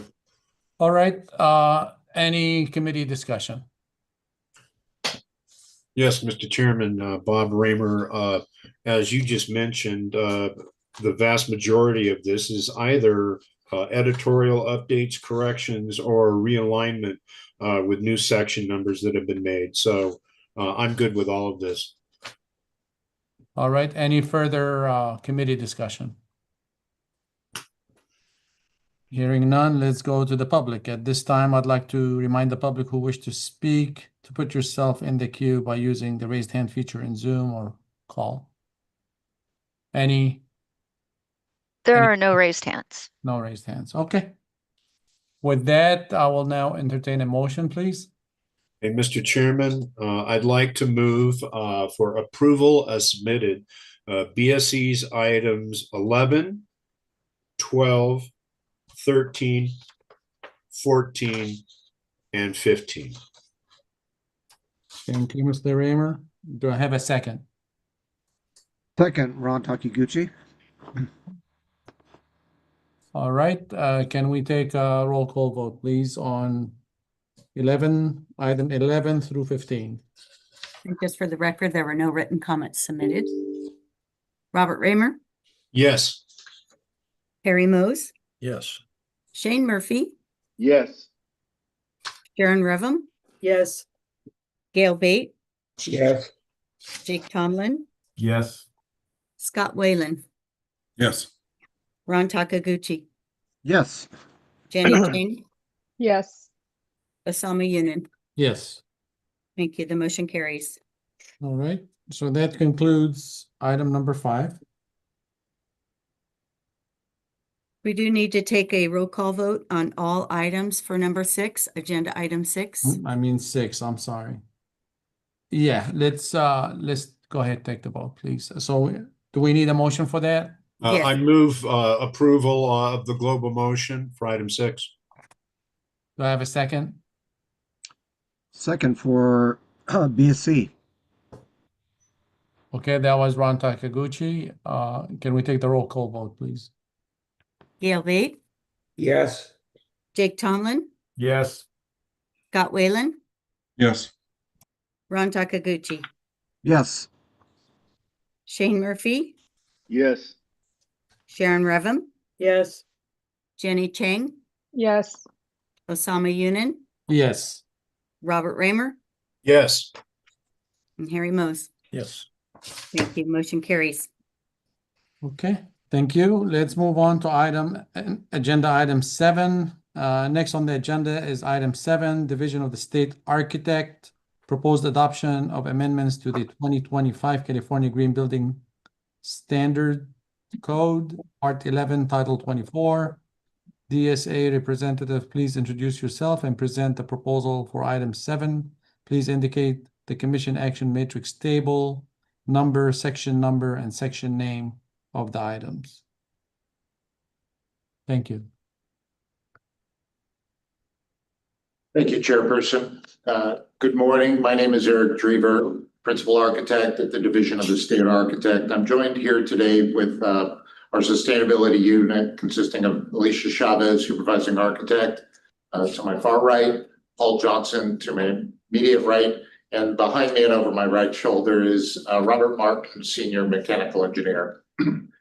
The DSA Sustainability Unit pre-cycle activities included participation in 3 Calgary Carbon Reduction Collaborative meetings, as mentioned earlier by BSC and HCD, held on March 20th of 2025, July 10th of 2025, September 10th, 2025. Additionally, DSA hosted a pre-cycle Calgary stakeholder meeting on August 20th, 2025, where we presented our proposals and received public input on the proposals presented today. The amendments to Part 11, Title 24, Calgary Code before you today are technical updates that are necessary to clarify and coordinate existing regulations as required by Health and Safety Code, Section 18942, and do not materially alter the substance or intent of the existing regulations. These proposals are proposed under DSA authorities for public schools and community colleges. The DSA Sustainability Unit is prepared to present a summary of DSA proposals for the amendments to the 2025 Green Building Standards Code, non-residential mandatory measures for public K-12 schools and community colleges, but considering earlier discussions regarding co-adopted items with BSC, we will proceed at your direction.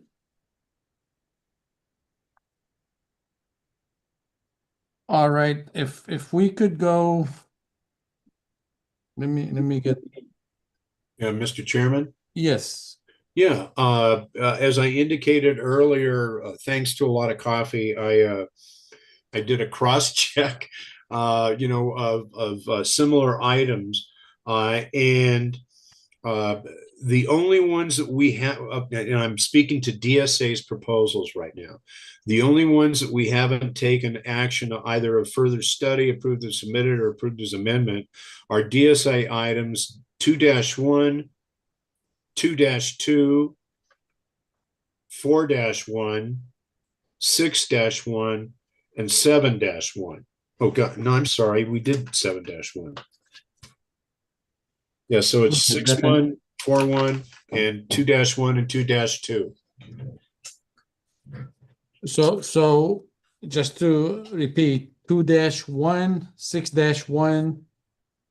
I'm sorry, 4. Okay, 2-1, 2-2, 4-1, and 6-1. You got it. All right, and the rest we've already taken.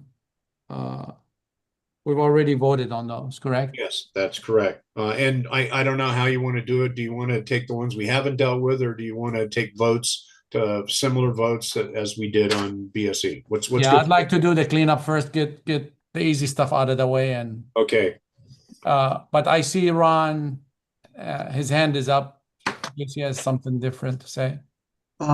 Nothing different, but thank you, Mr. Chair. And I think I'm a little behind here, and I'd like to ask for the agency for clarity that many of the items presented today are not affected by AB 130, or i.e., any of the are there any R occupancies related to any of the facilities such as dormitories? Is that before us today, or these are completely without consideration to AB 130?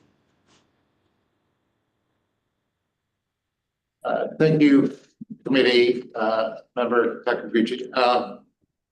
As intimated earlier, DSA and BSC, once AB 130 was passed, did make adjustments. I think Bob Raymer suggested as well that we've removed and withdrawn many of our earlier proposals that were discussed during pre-cycle once AB 130 was passed. And in presenting these to you today, we are stating that these are in compliance with AB 130 and are only for clarifying and conforming purposes. Okay, thank you. And if I could also add, we concur on those items summarized by Mr. Raymer on the items that were previously acted on by the committee that are being co-adopted. All right, Mr. Stoyan. Just as a point of order, just to clarify for AB 130, sorry, I didn't mention this at the beginning of the meeting. So AB 130 is 6 years moratorium for residential, but for intervening cycle, it's applies to everything, not only our occupancies. So no change in regulatory effect during the intervening cycle, and the 6-year residential moratorium is for 6 years. So that just remember that. Thank you. Chair, I'd like to mention that Enrique has his hand up. Oh, I didn't see that. I don't Oh, even hang see- on, he just put it down and said sorry. Oh, okay, no worries. So again, just to remind everybody, we're going to be addressing item 1-1, 3-1, 5-1. Well, item 5. Let me start again because there's only one item. So we'll address item 1, 3, 5, 7, 8, 9, and 10. And the reason we're doing that because we already took action on those in previous agenda items. So we're gonna just follow the same path we took. Correct. That I'd like to open it to the public comments. So members of the public, if you could please raise your hand in Zoom if you have comments on these items.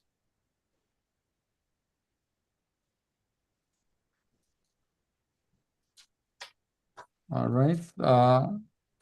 Laura, do we have any hands raised in Zoom or any phone calls? There are currently no hands raised. Okay. All right. With that, can we have a motion for these items? Yes, Mr. Chair. What I'm going to do is take care of the approved as submitted coordinations first. And so we'll get back to items 1, 5, later. But for right now, I'm moving that we approve as submitted DSA items 1. I'm sorry. I'm making a motion that we approve as submitted item 3, item 7, item 8, item 9, which includes items 9.1 through 9.10, and items 10, which includes item 10-1 through 10-4. All of those are approved as submitted in the motion. Do I have a second for that? I'll second that. Ron Takiguchi. Ron. Give me 1 second. I'm just making my notes here. Sorry, Bob, is that approved as submitted or approved as previously voted on in the other section? Well, those are approved as submitted. Now, we still have to go back and take care of item 1-1 and 5-1 that wasn't approved as submitted. It was approved, 1 further study and 1 approved as submitted. All right, so let's. All right, so this is, the motion is to approve as submitted, which is similar to the actions we've taken previously for items 3.1, 5.1, 7. No. I'm sorry. Yeah, it's items 3, 5, 7, 8, 9, and 10. That's the motion. We got motion introduced by Bob Bramer, second by Ron Takiguchi. Yeah, I'm sorry, 5 should not be included in there because that was approved as amended. So everything you just said with the exception of 5. With 5, that's right. Okay. Okay, so we're taking 5 out of it. All right. Do we have and Beth, before we go further, we're clear on all this. Do you want me to repeat anything? I'm clear, although what about 2, item 2? Oh, well, item 2. We'll take up afterwards. Okay. All right, so in that case, let's go ahead and take the roll call on these items. So I've got item 3, 7, 8, 9.1 through 9.10 10-1 through 10-4 as submitted. You got it. Okay. Bob Raymer, Yes. Harry Mose, Yes. Shane Murphy, Yes. Sharon Revum, Yes. Gail Bate, Yes. Jake Tomlin, Yes. Scott Whalen, Yes. Ron Takaguchi, Yes. Jenny Chang, Yes. Osama Yunin. Yes, Motion carries. thank you. Now let's go back to the other items, Bob. Okay, we got two items left to dispense with. The first one, I would like to make a motion that we send back for further study item 1-1 based on criteria number 6. That would be consistent with our BSC action. And that was the only further study? That was the only further study that How about that the turf? BSA had. How about the turf one? That's approved as amended. Yeah, Part that three would was further study. Yeah, 5-1 is approved as amended. So okay. 1-1 is further study criteria 6. All right, so let's vote on 1-1. Do we have a second, first of all? Jake Tomlin, I'll second. Okay. Jake. Let's take the vote on item 1 that was further study, right, Bob? Correct. Further study criteria 6. Right. Okay, let's take a roll call on that. And for the record, there was no written comments. We received no written comments. Shane Murphy, Yes. Sharon Revum,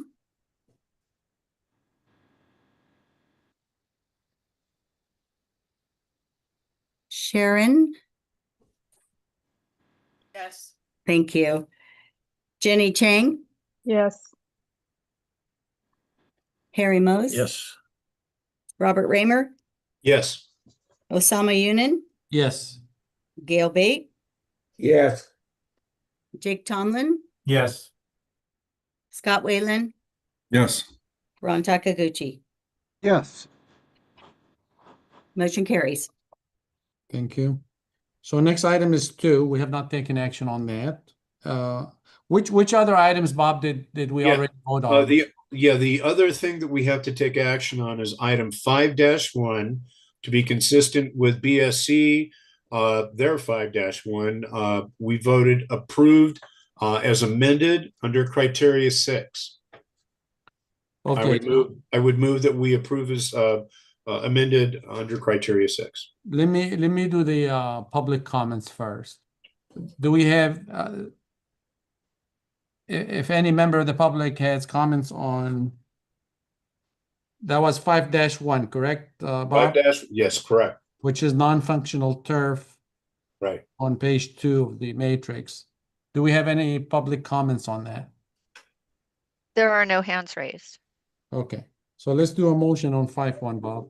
Okay, I move that we approved as amended, consistent with BSC under criteria 6, item 5-1.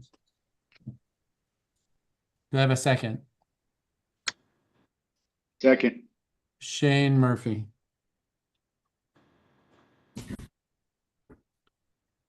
All right, let's take a roll call vote on item 5-1. Okay, Gail Bate, Yes. Jake Tomlin, Yes. Scott Whalen, Yes. Ron Takaguchi, Yes. Shane Murphy, Yes. Sharon Revum. Yes. Thank you. Jenny Chang, Yes. Osama Yunin, Yes. Robert Raymer, Yes. and Harry Mose. Yes. Motion carries. Thank you. So what I have here, what's remaining is item 2, item 4, item 6,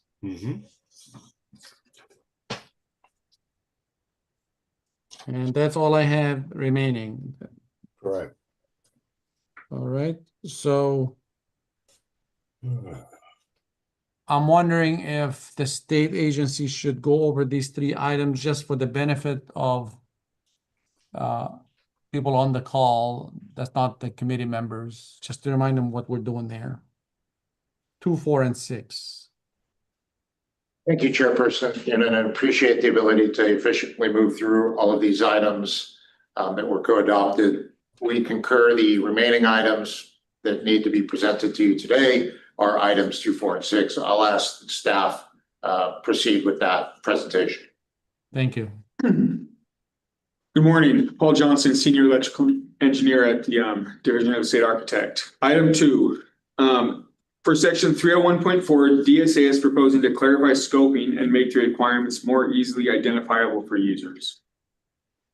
Item 4, DSA proposes to amend section 301.4 to clarify what a rehabilitated landscape area is.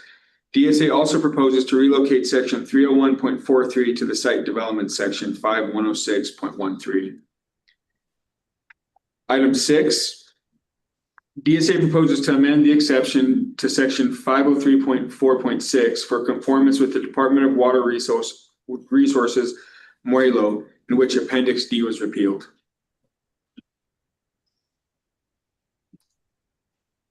All right, thank you. Do we have any committee questions or discussion? Bob? Yeah, Bob Raymer. Given the items that DSA just briefed on, I viewed all of these as good editorial updates, particularly the update of DWR's MOILO. Now that we've moved Appendix D into Section 492, those are great changes, and they certainly fall within AB 130's limitations. I'd be very interested if others have concern. Any other committee discussion, questions, concerns? Okay, hearing none, let's go to public discussion, public comments. So, Seeing no hands raised at this time. none? No, sir. Okay, that concludes the public comments. So let's, can we get a motion? Yes, Mr. Chair. Bob Raymer, I would move for approval as submitted DSA items 2, 4, and 6. Okay, do we have a second? Second, Ron Takiguchi. Ron Takiguchi, thank you. Ron and Ron. Okay, so we have first and a second. Can we take the roll call, please? Yeah, and for the record, there were no written comments submitted. Bob Raymer, Yes. Harry Mose, Yes.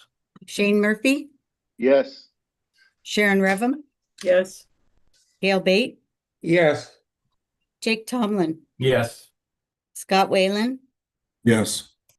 Ron Takaguchi, Yes. Jenny Chang, Yes. Osama Yunin. Yes. Motion carries. Okay, so I'm gonna go over my notes just to make sure we're all on the same page. Item 1, further study. Item 2-1 as submitted.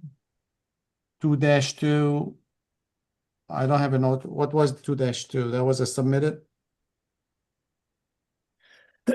We did all of 2 So Yes. that is submitted. as submitted. Yes. Mhm, Yes. So item 2 in entirety as submitted. mhm. Item 3 as submitted. Mhm. Item 4 as submitted. Mhm. Item 5 as amended, criteria 6. Mhm. Item 6 as submitted. Item 7 as submitted. Item 8 as submitted. Item 9 in its entirety as submitted. So is item 10 as submitted in its entirety. Is that Yeah. what you have? Yes. Okay, can we have a global motion then? Yes, Mr. Chairman, Bob Raymer, I would move a global motion of approving all actions taken on DSA's proposal. You have a second?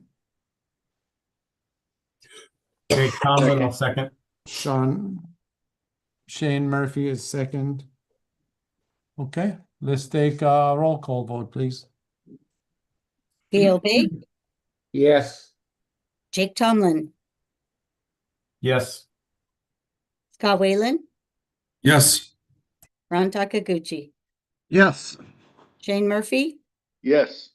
Sharon Rivham, Yes. Jenny Chang, Yes. Osama Yunin, Yes. Bob Raymer, Yes. and Harry Mose. Yes. Thank you. Motion Okay. carries. Okay, thank you. That concludes item 7.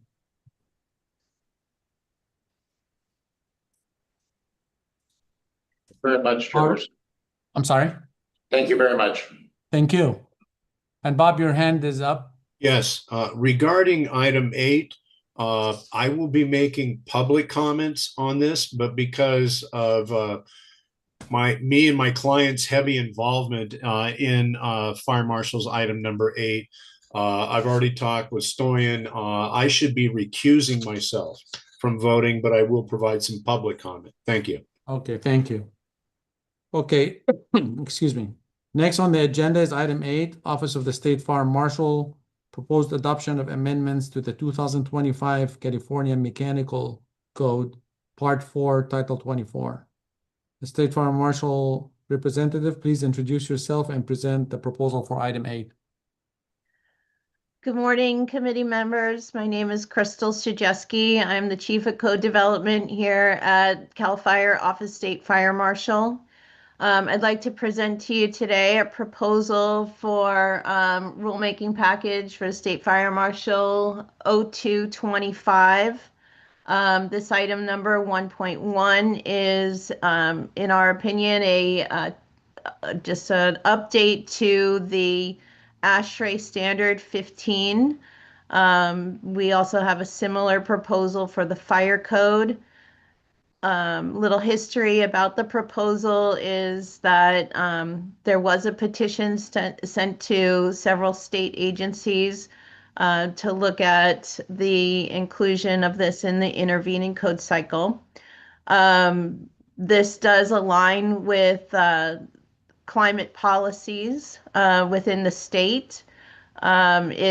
It removes barriers for construction. There have been several testing done for A2L refrigerants to allow for the extended use of that type of refrigerant, which is a low global warming potential for newer construction. It also can be used for existing construction, but requires some retrofits. And one of the things that has come from the testing is that the piping and the connections need to be compliant with the ASHRAE standard.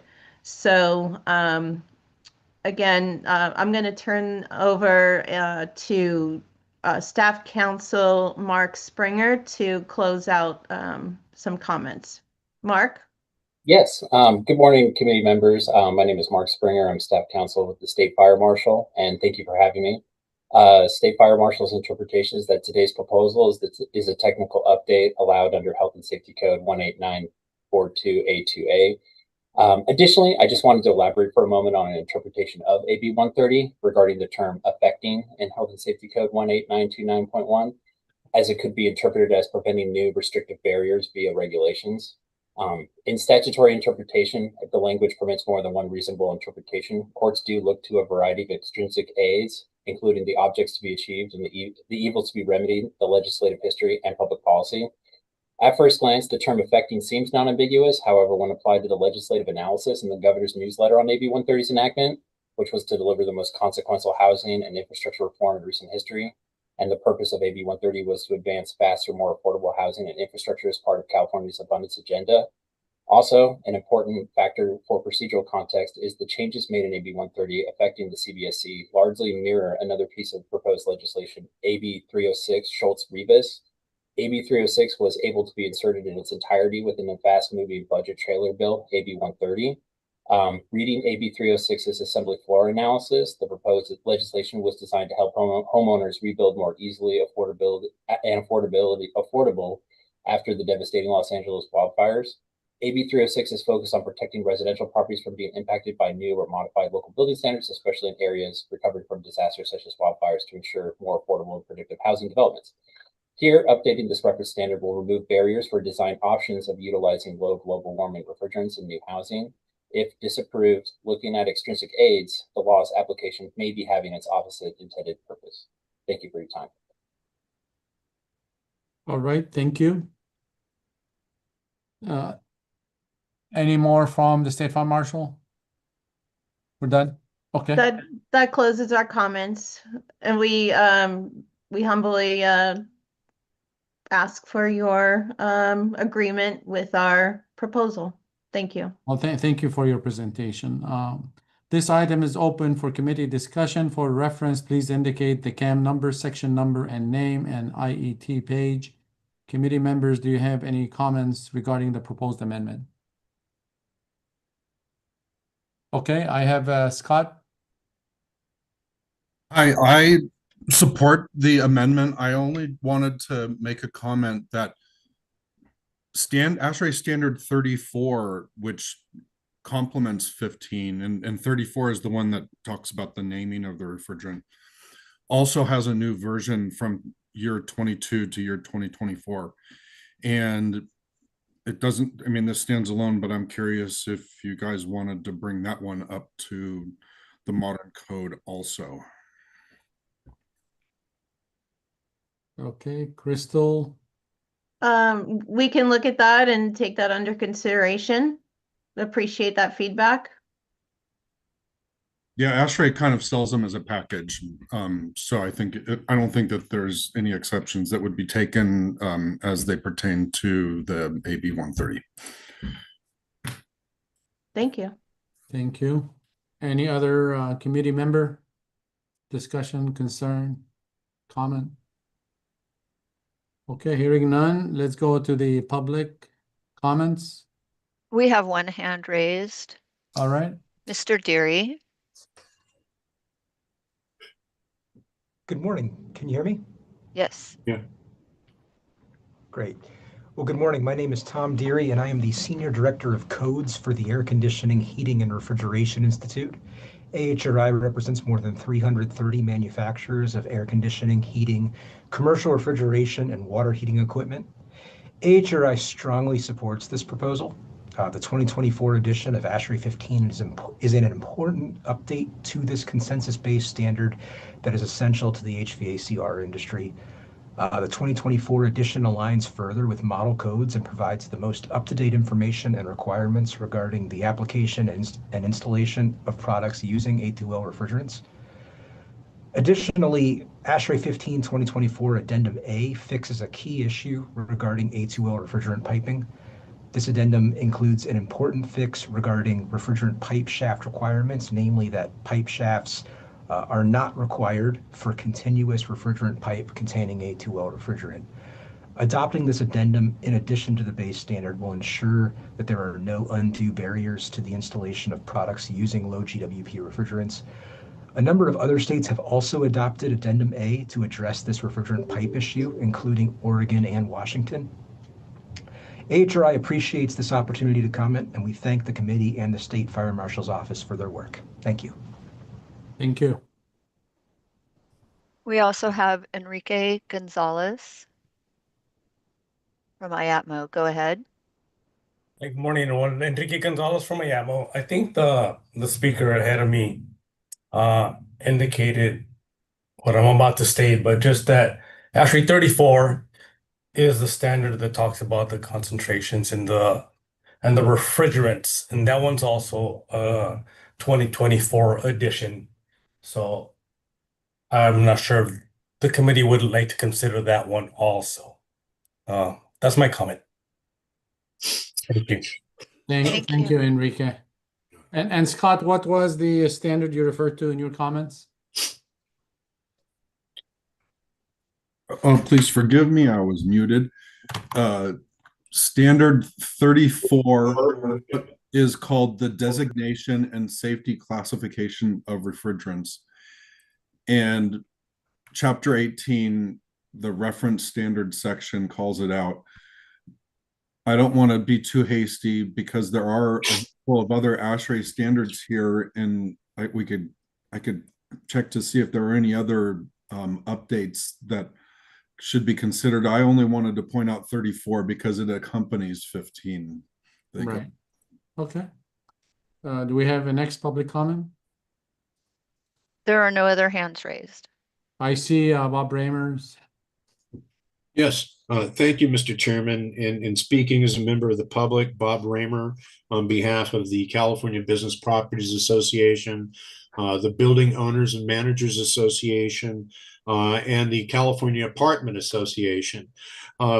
I'll get into the elephant in the room, the AB 130 issue, in just a minute, but just as a brief outline, particularly for those members of the public that probably are not up to par on this issue right now.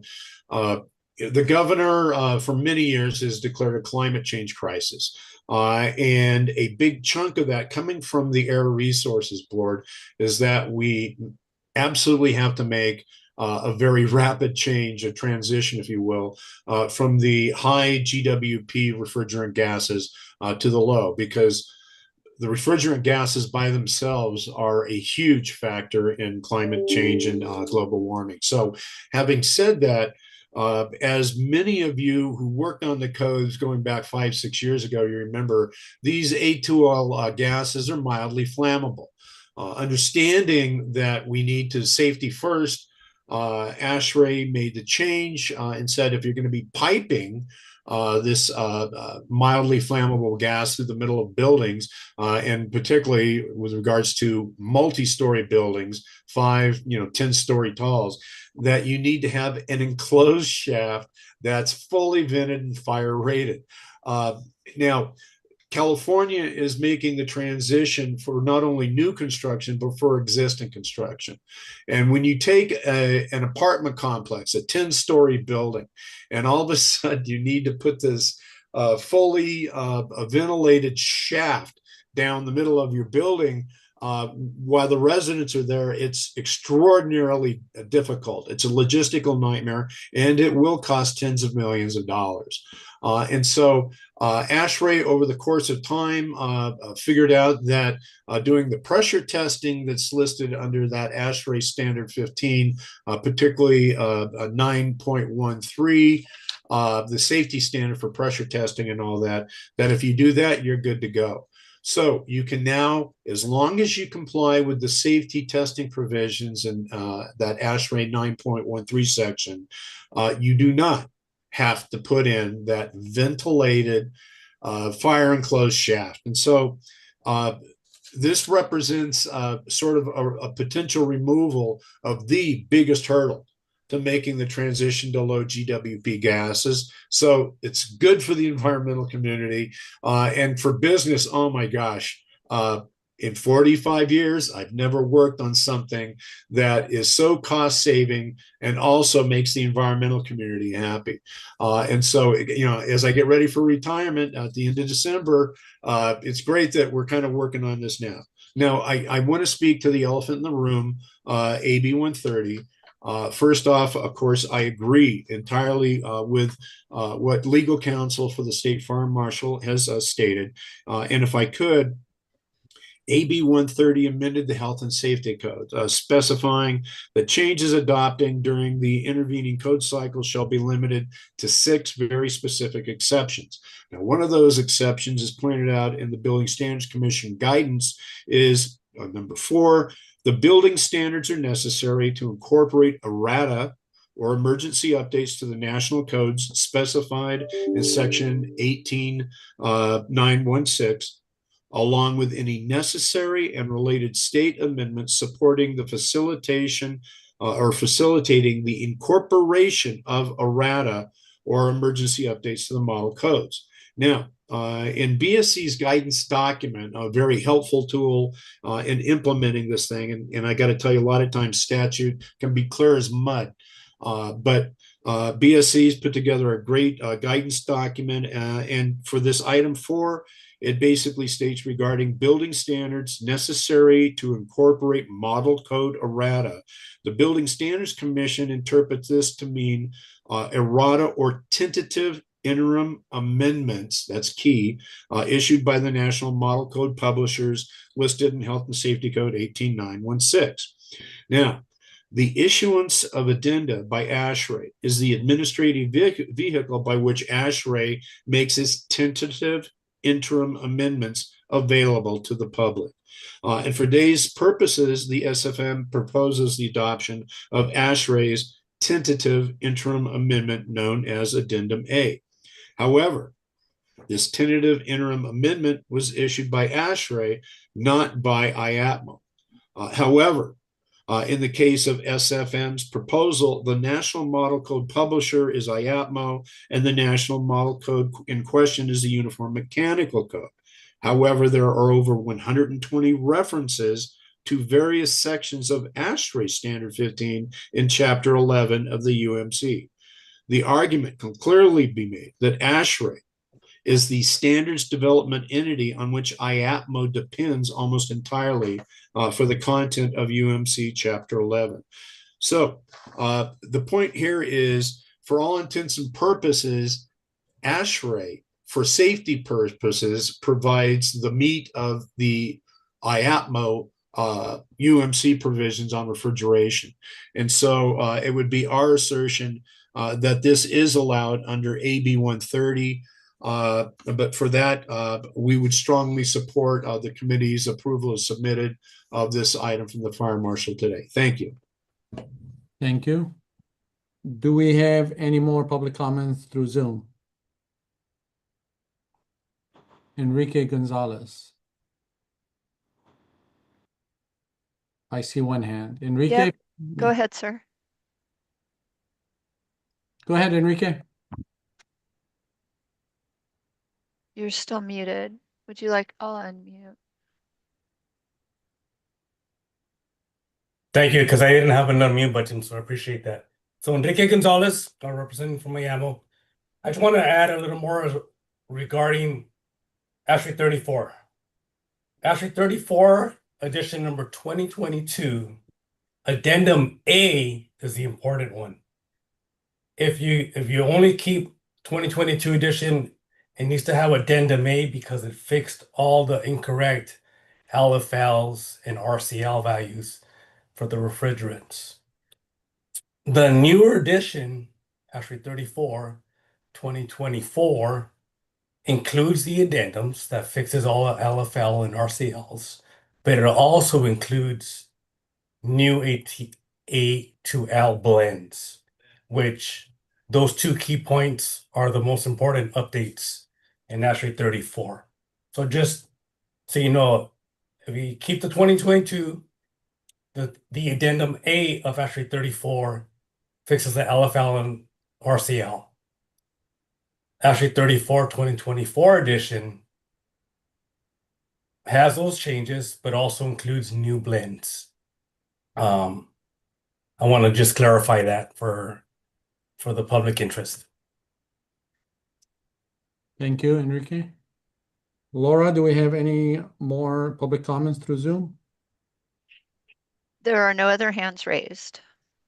All right, thank you all for your public comments. Were there any written comments submitted for this item? We received no written comments. All right, thank you. This includes the public comment portion. Ron, I see your hand is up. If we're ready for a motion, Mr. Chair, I'd like to entertain a motion to the committee that we take this SFM proposal approved as submitted. And I do appreciate the comments from the state agency as well as the public.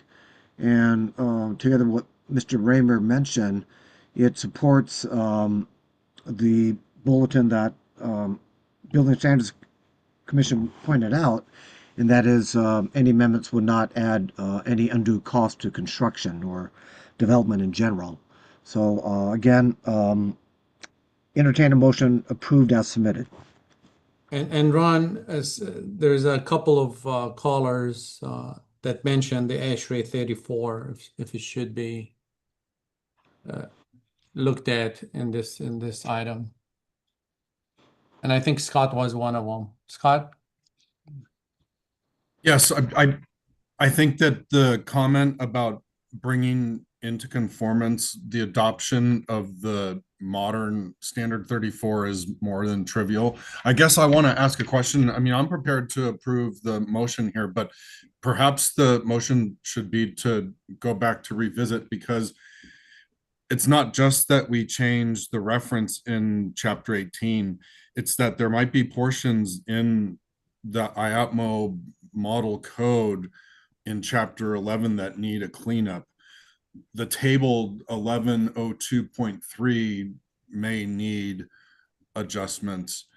Bob explained that there is a new exemption that is in the amendment that allows you to avoid ventilating a shaft enclosure that might not be trued up in the chapter. So I'm not saying that we absolutely have significant edits, but there might be something more than just changing the year for 34 that we might have to do within chapter 11. Any further comments, discussion on this? Ron? That's a great point. And to Scott, question. If that is considered amendments to table in chapter 11, might that be a substantive change that AB 130 would not allow? Could that be the case? I mean, if I may comment to that concept. Yeah, please. I mean, I think that everybody else in the room has just as much knowledge about how this works, but from a mechanical engineering standpoint, I think that the path to utilization is made easier with the amendment, not more restrictive.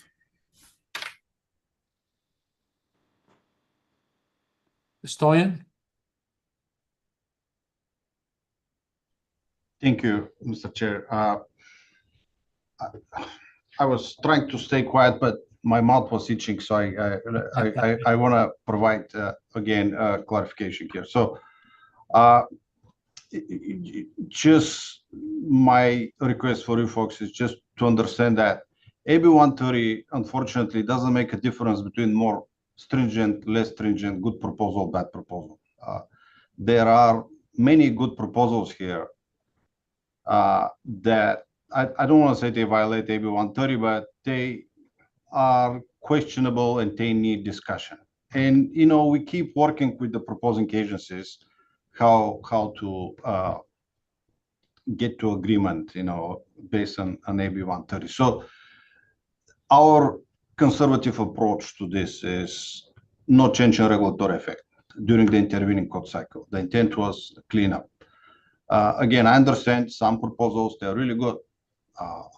We love them, but they may violate AB 130. I don't want to take a position on this discussion. I just wanted to raise this concern. Thank you very much. Scott? I'm not an attorney, but maybe the state fire marshal's position, I mean, let me backtrack. You know, I read the preamble about how we interpret, how this commission has interpreted the language of the bill. And my thoughts are that the efforts at the state to adopt A2L refrigerants has been going on for 2 triennial cycles, has it not? So perhaps the argument could be that the work that we're doing here to adopt the standards from ASHRAE are to that end, that the A2L refrigerants adoption has been something that we've been working on for, you know, a while now, and that transcend, and it was in place prior to the Assembly bill. All right, thank you. Any further comments by the committee members? With that, I have a standing motion by Ron Takaguchi to approve as submitted. Ron, do you still have that motion as submitted? I still have that motion, but I'd be open to hearing friendly amendments before second. If there are any amendments to approved as submitted. Okay, we have as submitted. Anybody have a different motion or they would like to amend the motion from as submitted to something else? Well, may I ask, do you guys think that we should add the 34 to the amendment? I mean, the recommendations for changing stand alone. It's your motion, Ron. What do you want to do? I'd like to stick with the approved as submitted. Okay. So we have, feel free if you'd like to make a different motion, Scott, but as it stands right now, it's as submitted. Do we have a second? Gail Bate will submit a second. I'm sorry, who was second? Gail Bate. Gail, okay, so Gail. So as submitted, we have Ron and Gail. All right. Let's see, can we take the roll call on that, please? Bob Raymer, He cannot, he Yeah, cannot. I have to recuse myself. Sorry, Beth. yeah, abstain. Harry Moose, Yes. Shane Murphy, Yes. Sharon Revum, Yes. Gail Bate, Yes. Jake Tomlin, No. Scott Whalen, Yes. Ron Takaguchi, Yes. Jenny Chang, Yes. Osama Yunin. Yes. 1, 2, 3, 4, 5, 6, 7, 8 in favor and 1 no. Motion carries. And if I could ask the State Farm Marshal to look at the H 34, I think these are experts in the field that are bringing this issue up. Thank you. Definitely appreciate that. Mr. Raymer. Yeah, Mr. Chair, as you may have noticed, my voice is getting ready to go here. If I was to leave the meeting, do we still have enough quorum? I think we do. Beth, I see Beth saying yes. Okay. Good night, everybody. I'm going to go to bed. All right. Thank you. Thank you for joining us when you're sick. Thank you very much. Take care of yourself, All right, Bob. take care. Feel better. All right. So as submitted, this is the only item on this item. So we need a global approval for this item, Beth?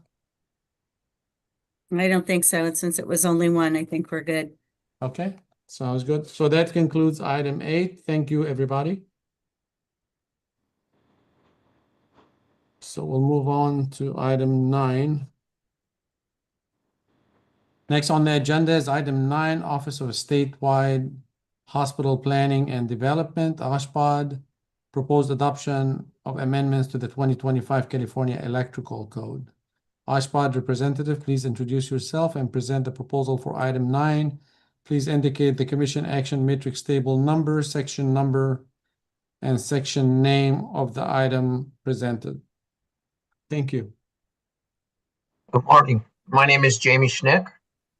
I work for the California Department of Healthcare Access and Information in the Office of Statewide Hospital Planning and Development. My role is as a senior electrical engineer in our Building Standards Unit. I will be presenting agenda item 9, rulemaking number OSHPD 04/25.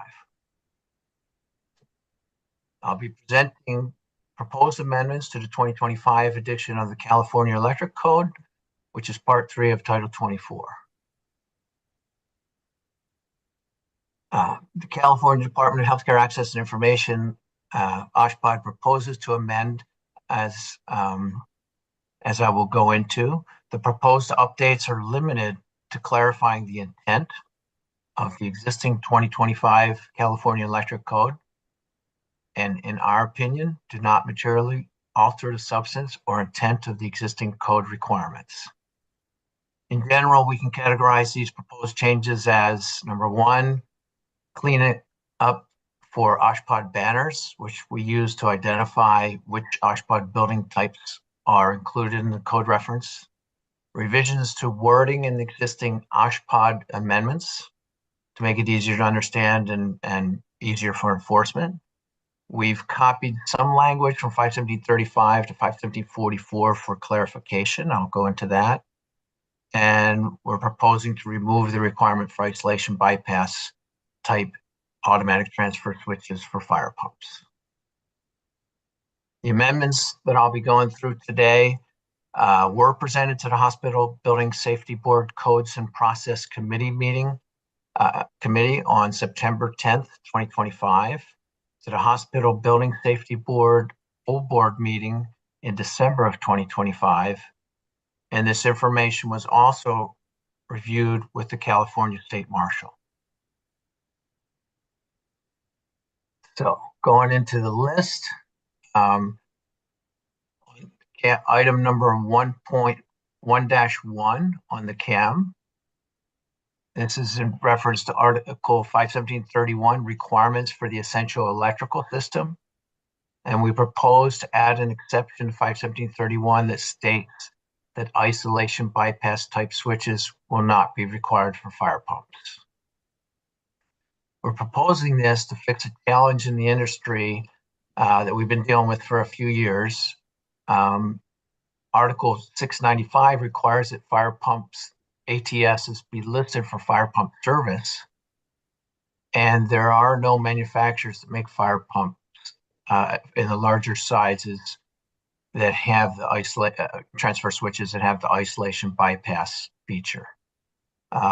We've been dealing with this for individually on projects with alternate method of compliance, and we're trying to just get this cleaned up in the code. I'll proceed if there's no questions. Item 2-1, this is in regards to 517.34, the critical branch. And here we're proposing to revise the wording, and I'll do quotes, where directly wired, to now read where an internal battery is not provided.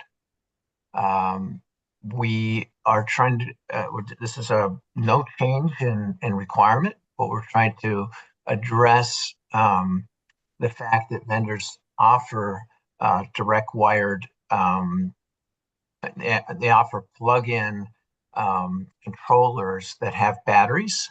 And so we're just clarifying that this code is intended that if there's an internal battery included, or if there's one not provided, then this code would take would be required to be enforced. And if there's no battery, there's no requirement to connect to the critical branch. If there is a battery, there's no connection. Item 3-1, equipment for delayed automatic or manual connection. Here we're proposing to remove the requirement for automatically operated doors. And this is a requirement for what needs to be connected to the equipment branch. This can be found in 517.35B5. This is to address a conflict with our life safety branch, 517.33, which states that the auto doors, under auto doors, electrically powered doors used for egress shall be connected to the life safety branch. This is stems from error in the national code. This is pointed out to the national code, electrical code making panel 15, and the currently published 2026 National Electric Code has already deleted this. So we're just taking care of this in California. Next code cycle, we'll get rid of our amendment because it'll be in the national code. Item 4.1 has to do with basically just fixing a banner for Nurse Call Systems. We're fixing the banner to include, in this case, OSHPD building type 5, which should have been included. And this just adds that as one of the buildings that this requirement applies to. 4-2, nurse call system exception. So again, this is a banner that says existing facilities don't have to change the branch that feeds nurse call, and we're removing OSHPD 1. This requirement for OSHPD 1 facilities, which we all think of as hospitals, is included appropriately in 51734 and doesn't belong here in 51744, which exist for skilled nursing facilities. 4.3, another banner. Mr. Schnick, can we stop here and just take up items 1 through 3 first? Yes. And then yeah, thank you very much. And committee, if it's okay with you, can we take up items 1 through 3 and then move on to the next block? Okay. Any objections from the committee to do that? No? Okay. So let's take up items 1 through 3 for committee discussion. Do you have any questions for the agency? Any comments on any of these items? I would just like to note what the executive director noted previously, in that while AB 130, you may like it or not like it, significant changes, in my lay opinion, are not allowed. So I don't know how these 3 amendments would fit. So maybe Mr. Schnick can help us with that. Sure. So item 1 addresses a situation in the industry where we have a code requirement that fire pumps have, and it's a California amendment that requires fire pumps automatic transfer switches to be isolation bypass type. In 695 in the national code, and that which we adopt, it's required to be fire listed, fire pump service listed, and that product doesn't exist in industry.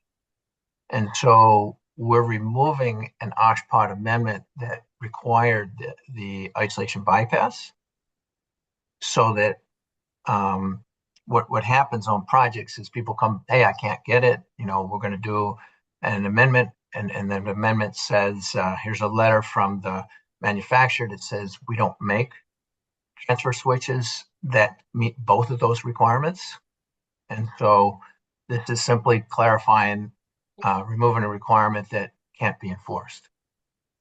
I agree wholeheartedly with you, but my question was, in your opinion, does it comply with AB 130's limitation on modification of the code? Yes. Thank you. Ron, your hand is up. Just a general question for Jamie. Do any of these amendments in general affect or were considered for the new OSHPD category 6? No. No, okay, just as listed. Okay, thank you very much. Yes. All right, any more comments from the committee members on items 1 through 3? Okay. Let's go to public comments on items 1 through 3. Again, we're dealing with item 9 on the agenda, OSHPD Part 3. So do we have any public comments?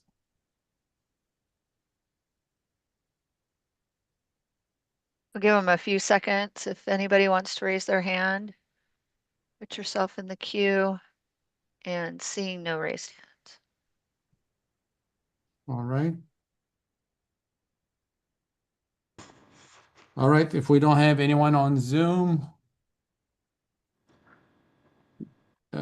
okay, that completes the public comment. How about, do we have any written comments? We received no written comments. All right. Well, this completes the public comment portion. Ron, I'm sorry. Go ahead. No, that's it, Mr. Chair. I'd like to propose a motion if we're ready. Please. Okay, Mr. Chair and committee, I'd like to make a motion to approve Oshpot's amendment to Part 3, the California Electrical Code, items 1, 2, and 3, approved as submitted. Do we have a second? Gail Bay will. I'm Gail sorry, I Bay will can't. second. Gail? Okay, can we take the roll call, please? Yes. Harry Mose. Yes. Okay. Shane Murphy. Yes. Sharon Revim. You seen her lips move, yes. Gail Bate. Yes. Jake Tomlin. Yes. Thank you. Scott Whalen. Yes. Ron Takaguchi. Yes. Jenny Chang. Yes. Osama Yunin. Yes, Motion carries. thank you. Let's go through item 4, please. Mr. Okay. Schneck. Thank you. So, item 2 was talking about the requirements for connection to automatic sensor devices. And now this item is related because it's talking about those same sensors, only not in a hospital, in a skilled nursing facility. I'm sorry, So Mr. Schneck, which item are you on? Item number 4. Which, I'm giving a general for number 4, and then I'm just gonna general, run through okay. 1 through 5. All right. So item 4 in general is 51744, which addresses the requirements for the equipment branch in skilled nursing facilities. The first one adds to the OSHPD banner number OSHPD 5. The reason being is that you could have a skilled nursing facility that houses psychiatric patients. And so we wanted that to be clear that that's inclusive. 4.2, 4.3, 4.4, 4.5 remove OSHPD 1.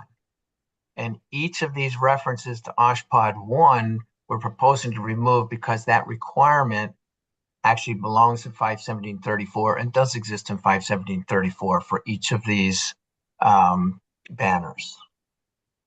And then finally, 4.5 and 4.6, we're changing the wording where direct wired to where an internal battery is not provided. Again, this is exact same thing we did in item 2, but now we're just doing it under item 4 for skilled nursing facilities. And essentially it's leaning into, the California Plumbing Code says that these sensors shall operate in the event of a power outage. And so we're saying if they're provided with batteries, then and have a plug-in capability, that there's no requirement to connect that to the equipment branch.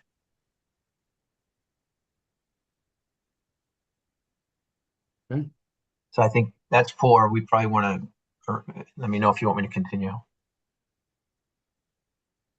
Is there anything on 4 that the committee members want to flag? If not, we'll continue to 5.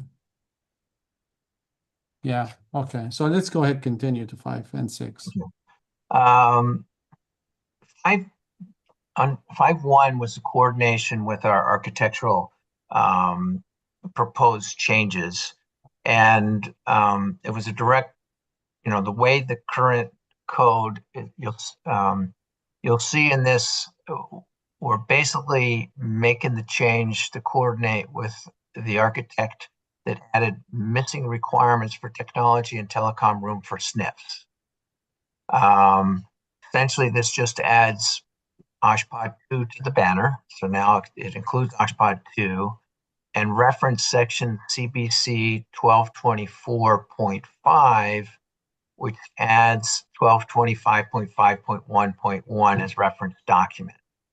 So the way the building code was previously written, it didn't have anything to say about the requirements for space in telecom rooms and skilled nursing facilities. And because it didn't mention it, it reverted back to the space that would be required for a hospital. And so that our architectural, and I agree that was excessive. And so they revised that to be more appropriate for space requirement for SNFs. And we're just pointing to that here in our code. All righty.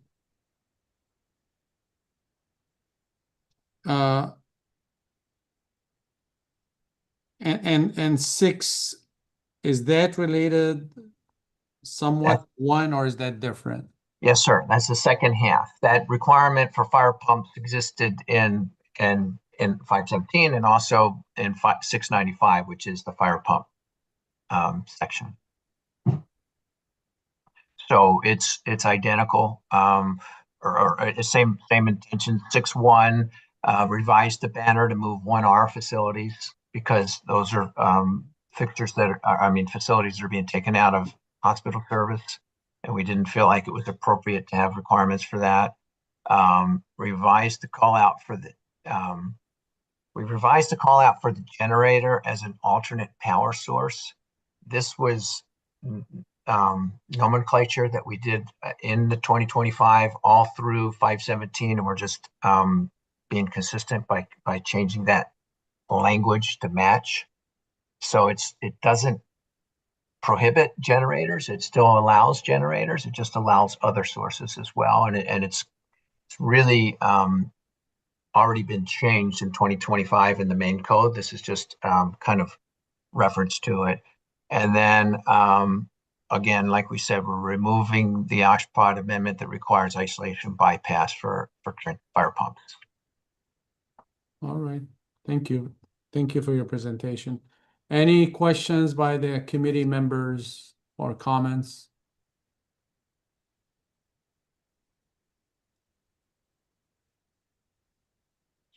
Go ahead, Mr. Takiguchi. We're on, just to remind everybody, we're going through items 4 through 6. Yeah, thank you, Mr. Chair. And Jamie, regarding item number 6, and the deletion of OSHPOT 1R, was that coordinated with the building and fire code that, say under the building and fire code under, general occupancy requirements, a generator may be required or some type of, backup source. Yeah, I'm sorry. Go ahead. Go ahead, please. This is an OSHPOD amendment. So the requirement for a fire pump and an ATS still exists in the code. But this was an amendment that we were calling out. In this case, we got the amendment existed for the transfer switch to be isolation bypass. We got rid of that, but that amendment still exists, and it still has the language as far as alternate source changing essential electrical system. So that requirement still is in code. Okay, thank you on that. And in changing the language from on-site generator to on-site essential electrical system power source, the source is per Chapter 7 of the California Electrical Code, the various allowed emergency systems.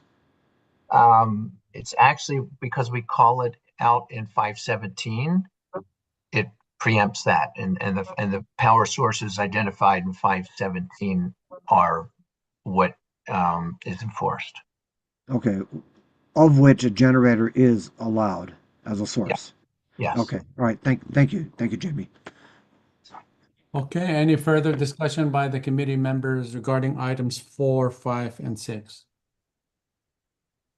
Seeing none, let's open it for public comments. At this time, I would like to remind the public who wish to speak on this item and on these items, which are 4, 5, and 6, to raise your hand in Zoom.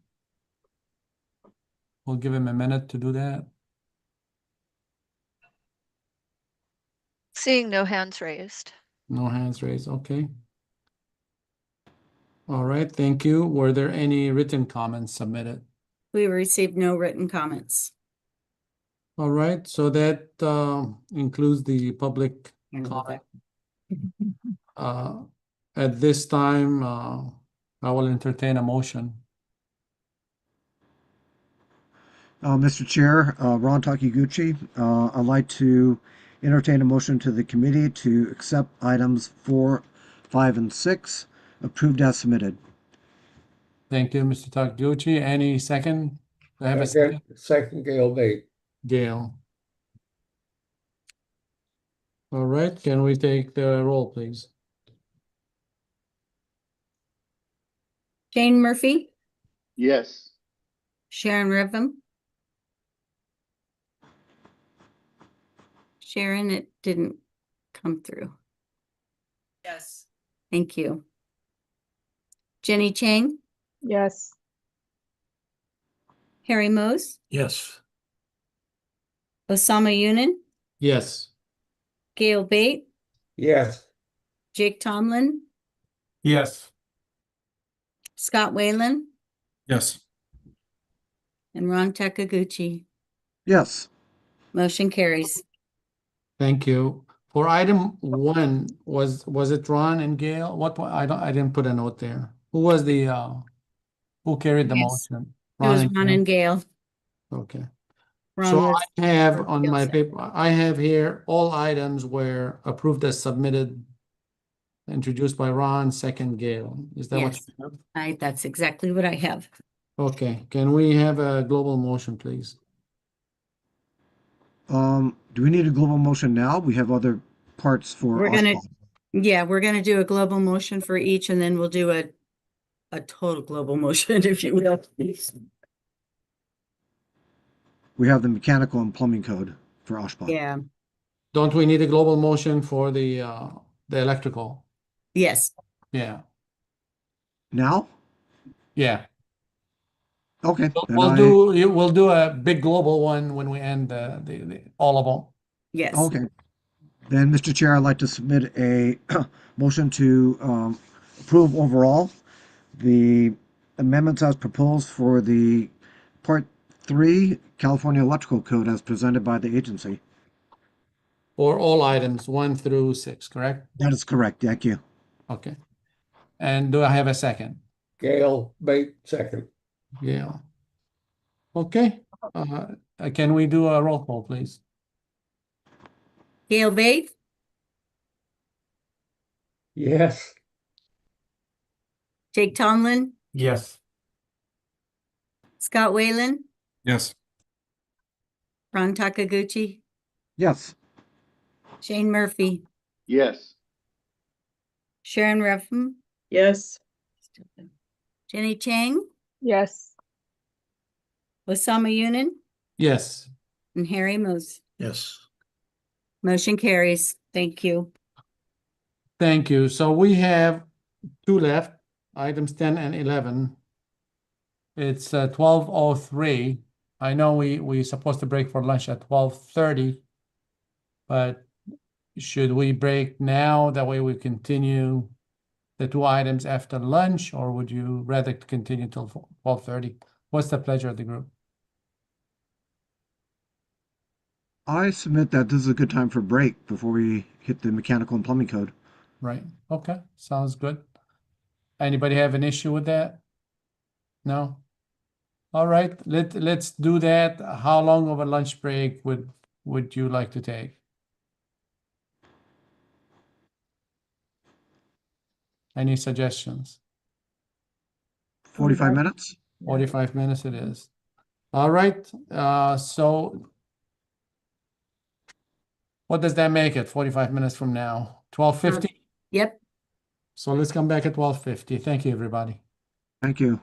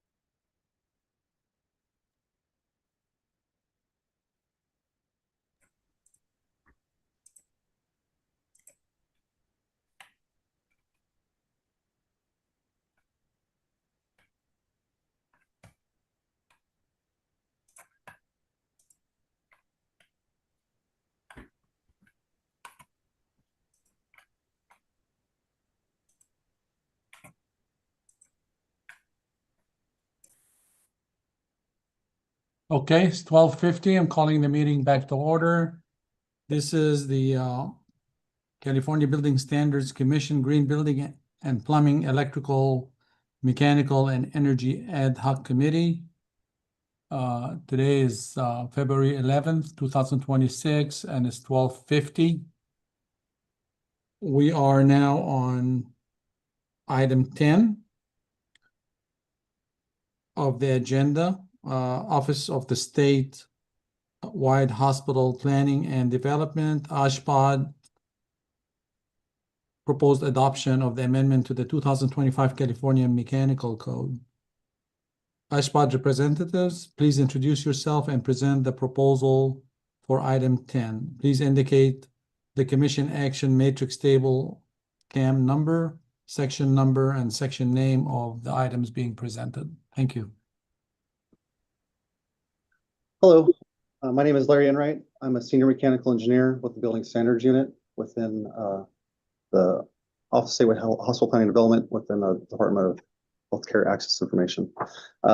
Also here with me today is Mia Marvelli, supervisor, and Samantha Miller, senior architect.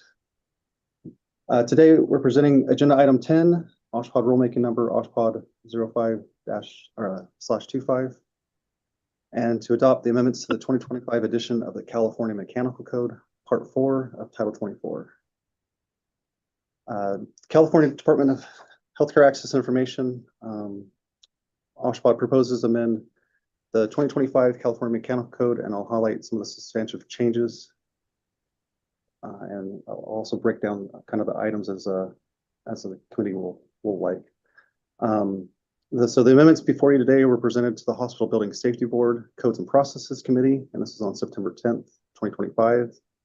And we also presented to the Hospital Building Safety Board, the full board meeting, which was in December of 2025. We also presented relevant code revisions to licensing or affecting rights of licensing. Those were also reviewed with CDPH. Most changes are to align with model code and then also ventilation requirements with the 2021 edition of ASHRAE 170. So we thank the committee for being here today and we appreciate your review of the proposed regulations. And we respectfully request your consideration for approval. And happy to answer any questions or go over the items. I can start with roll right into item 1, or we can link groupings as the committee sees fit.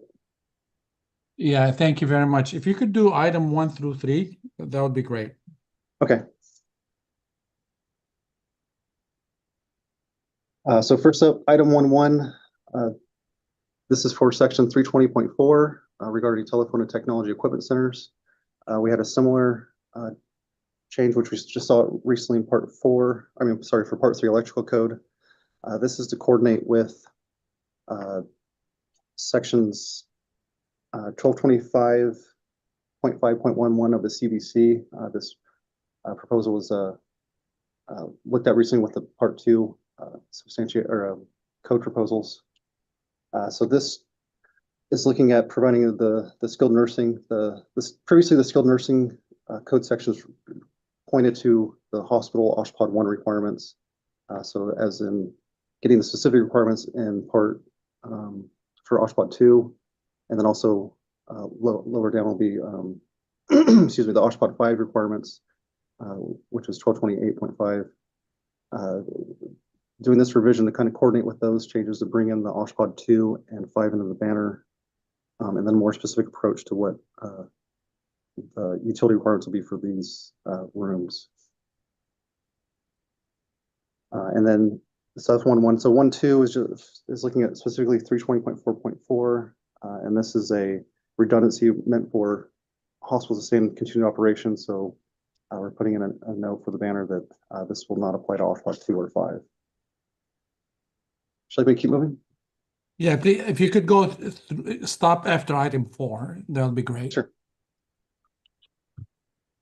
Okay, so moving on to page 2, this is item 2-1 for section 321.3. This is the essential power provisions for mechanical equipment. 321.3 was recently added in the 2025 during the triennial code cycle. And this was for cooling equipment necessary for an operating room or other areas identified in the functional program. So one of the intentions here is that this is not intended to apply to surgical clinics, as these are not required to be maintained in operation of an emergency. So we're adding in the language here.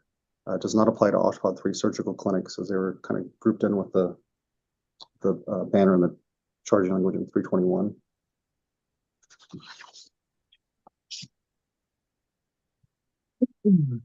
So moving on to item 3.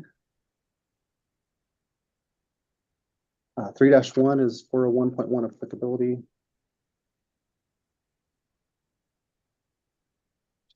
This is just a simple editorial to move the OSHPD amendment to the end of the paragraph. It's just relocation. Item 3-2 on the next page for 402.1. 3-2 and 3.3 coordinate together. The amendment in 402.1 for OSHPD was expanded a little bit in the 2025. However, looking at that, we're looking to consolidate the 402.1, 402.1.2 into one just a simpler amendment to be more concise. So that relevant language will be brought down into 402.1.2. Another point of this is to, rather than refer to the ASHRAE 62.1 standard, we're going to point to section 403, as in section 403 includes all the outside air requirements from 62.1. So the intent here is to keep the code user in the mechanical code rather than referring out to the standard when we don't need to.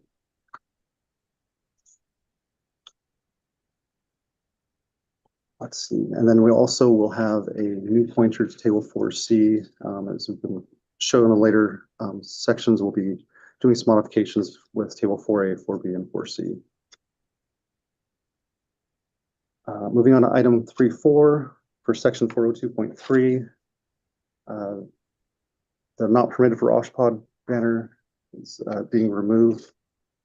I'm sorry, which item number are you on? 3-4.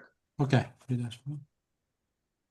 Yeah, so 3-4, this is section 402.3 for mechanical ventilation. This is just a general code section in the model code that was previously in a couple code cycles, the not permitted. With the OSHPD amendments, we do not allow natural ventilation. So the apparent allowance of natural ventilation was the purpose of not permitting this. However, this code section doesn't conflict with our OSHPD amendments later in 407, and it doesn't add any additional new requirement than what's already required. So moving on to 402.4, the model code and the 2025 provided additional I'm sorry, I'm having a hard time hearing. Which item number are you on? I'm sorry, I'll move the mic a little closer. So this is item 3-5. Okay. Which is section, so next page 4. So section 402.4, outdoor air intakes. The model code added some additional requirements they pulled from ASHRAE 62.1 into the model code. So we're providing a pointer here. New language for healthcare facilities is also apply with 407.21, and that's the OSHPD amendments related to outside air intakes. So moving on to item 3-6, section 403 ventilation rates. The existing banner noted not permitted for OSHPD spaces, and this is specifically to the not as showing the spaces in table 4A. We're not allowed to use this section. If we go back to 402.1.2, any spaces that aren't in 4A follow 62.1. 403 ventilation rates, this is the 62.1 requirements. So any non-table 4A spaces are supposed to be using these requirements. And the amendments we reorganized to allow the usage of this section. Moving on to item 3-7, if we follow down to 403.2, rather than have the banner in 403, this 403.2 will have a pointer here to note that the ventilation rates for table 4A shall comply with the 40731. So this is kind of a swap of the banner into a amendment in the code section. So moving on now to item 3-8, 407.3.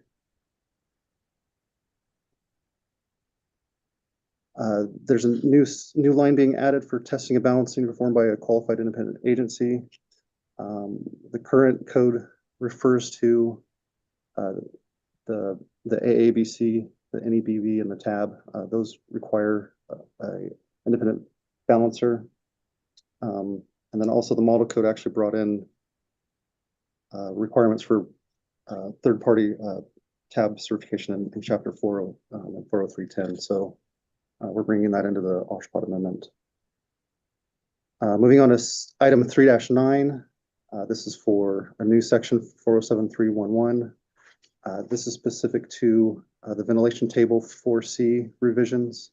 This will be charging language for specific to identify which clinic spaces will be able to use the table 4C ventilation requirements. And those are being brought in from table 8.2 of ASHRAE 170, which deals with specific outpatient requirements. Larry, let's stop at item 3. Sure. I'm sorry, I'm just trying to group them so they're more digestible. So thank you for that presentation. So for the committee discussion for items 1, 2, and 3, I see Ron Takaguchi. Ron? Yeah, thank you, Mr. Chair. And Larry, thank you for the presentation. I'm going to ask a question, and admittedly, I don't know a lot about it, and that's on item 4 dash, I'm sorry, 3-8, the third-party certified balancers. My first question is, that applies to all OSHPAT occupancies? 1 through 5 or 1 through 6? Yes. Okay, that includes 6 and in general, the new category 6 or branch of OSHPAT. And my second question is regarding the testing and balancing by independent agencies that are certified by national certifiers. Question naturally comes up really at the local end is, are there a sufficient number of certified testers and balancers as to not affect a progress of a job? Yes, so part of our testing our TIO program is for, with our admin code, we'll look at who is able to be doing the test. And so as part of the project approval, we'll look at what company will be brought in, what individual we brought in to do that testing work. And so it's Okay. part of the acceptance approval, and that doesn't, I'm not familiar with any issue with not having adequate labor to be able to do that. So for a contractor to hire a independent agency, is it as simple as going to these certification agencies and finding out who's certified in California? Yeah, the 3 bureaus that do the balancing, they'll have they list who is certified through through the bureau. So the website gives they have the standards, and then they have the different companies that are certified. Okay. All right. Thank you very much. Sure. Thank you. Scott? Yeah, if I may respond to Ron, I think that what we're talking about here are the legacy test and balance organizations that have ample organizations that participate. We did have something recently where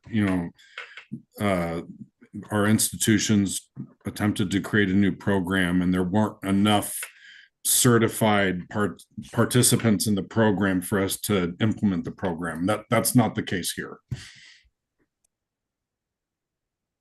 Okay, thanks, Scott. And then could I add just something real quick? As far as the OSHPD banner, 1 through 5 is applicable to 407. OSHPD 6 is mostly just for model code, so it would follow any model code requirements.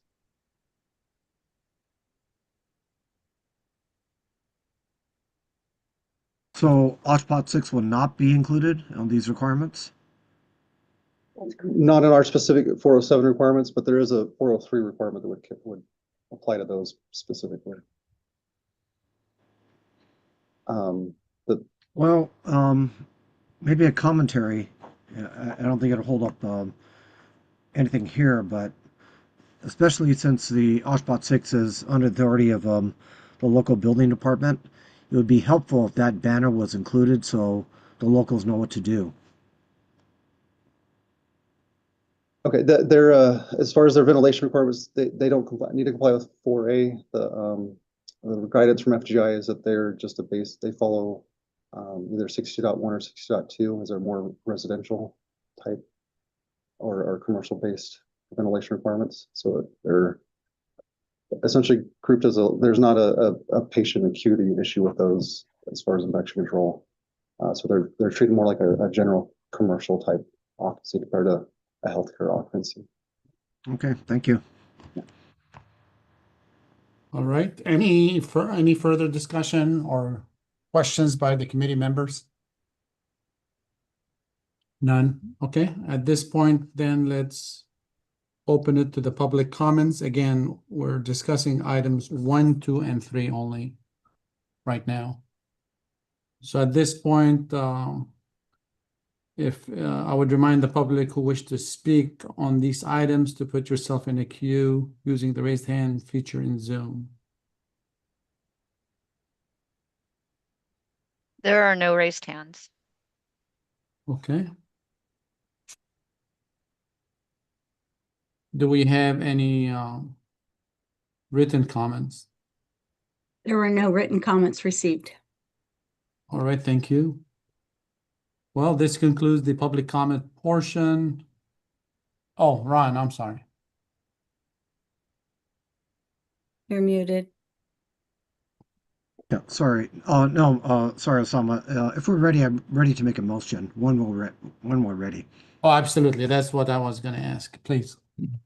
Okay, thank you, Mr. Chair. So, for these amendments to the California Mechanical Code, I'd like to present a motion to the committee to accept as presented items 1, 2, and 3. Second. Who was the second? Wayland. I'm sorry, who was the second? Scott Wayland. Oh, Scott. Okay. Okay, so I have as submitted items 1, 2, and 3. All right, so we have a motion on the floor. Let's take the roll call for the vote, please. Okay, Harry Moose, Here. Yes. Shane Murphy, Yes. Sharon Rivum, Yes. Gail Bate, Yes. Jake Tomlin,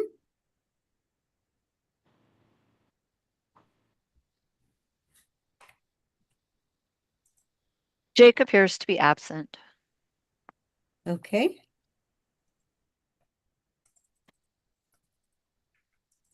Scott Whalen, Yes.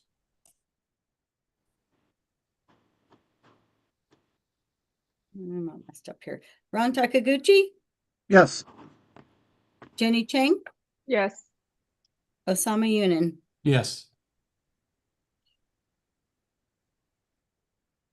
The motion carries. Thank you. Do we still have a quorum?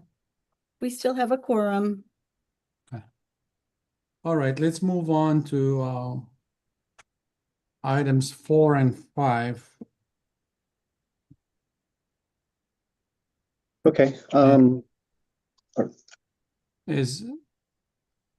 Yeah, we could do items 4. So we're talking about the tables. Is item 6 and 7 still the tables? Yeah, maybe we could cover 4, 5, 6, and 7. Okay, sounds good. So starting off with item 4, 4.1, 4.2, and 4.3 are similar, and these are to coordinate with the revisions with Table 4A and 4B. Just a little background. The 2022 edition of the California Mechanical Code was based or adopted the 2013 edition of ASHRAE 170. And in the 2013 edition, it's similar to how we currently have the setup is Table 4B has the filtration requirements, just gives you general room requirements or areas, and then that's applied to all functional spaces of 4A. In the 2021 edition, that table was out of ASHRAE 170 was removed, and they put all the filter requirements per functional space in the ventilation table. So as far as this change that we'll be looking at in the Table 4A is to have a column for filtration. So here in 40821 and the other subsections is this charging language will note that the filtration level for each space will meet the minimum level as indicated in Table 4A. So we're adjusting where the call out will be, but shouldn't be directly changing anything from what was previously approved in the tables, just kind of the configuration. For outpatients, it'll point to 4A or 4C as applicable. And then for recirculating room units, this will point also to Table 4A as the filtration requirements will be in that table. So that's 4.1 through 4.4. Item 4.5, this is moving on to section 415.1 for air distribution, and this is for protective environment rooms. So 415.1 includes most of the diffuser requirements for that space. However, this is also has similar language in ASHRAE 170, but there was one item that was not in the OSHPAD amendment was the HEPA filtration requirement. It's provided in the terminal device. This is already included in Table 4B, but it is being provided in this location for consistency. So that is for item 4. Moving on to item 5, these are the changes to the ventilation table, Table 4A, which applies to all the OSHPAD designations. So the first major change, as we can notice, is the filtration level. So there's a new column and this applies to all the functions. And again, the ASHRAE 2021 edition of Table 7.1 and the other tables included this or includes a filtration. They'll list out the MERV rating in their table. So this is being kind of in the intervening, we're looking to coordinate with the national standard. The triennial, we just didn't have enough time to be able to coordinate multiple tables together at that time, so we're hoping to do it now. The table will have filtration levels A through E, and that'll just correspond to the existing filtration requirements in that table.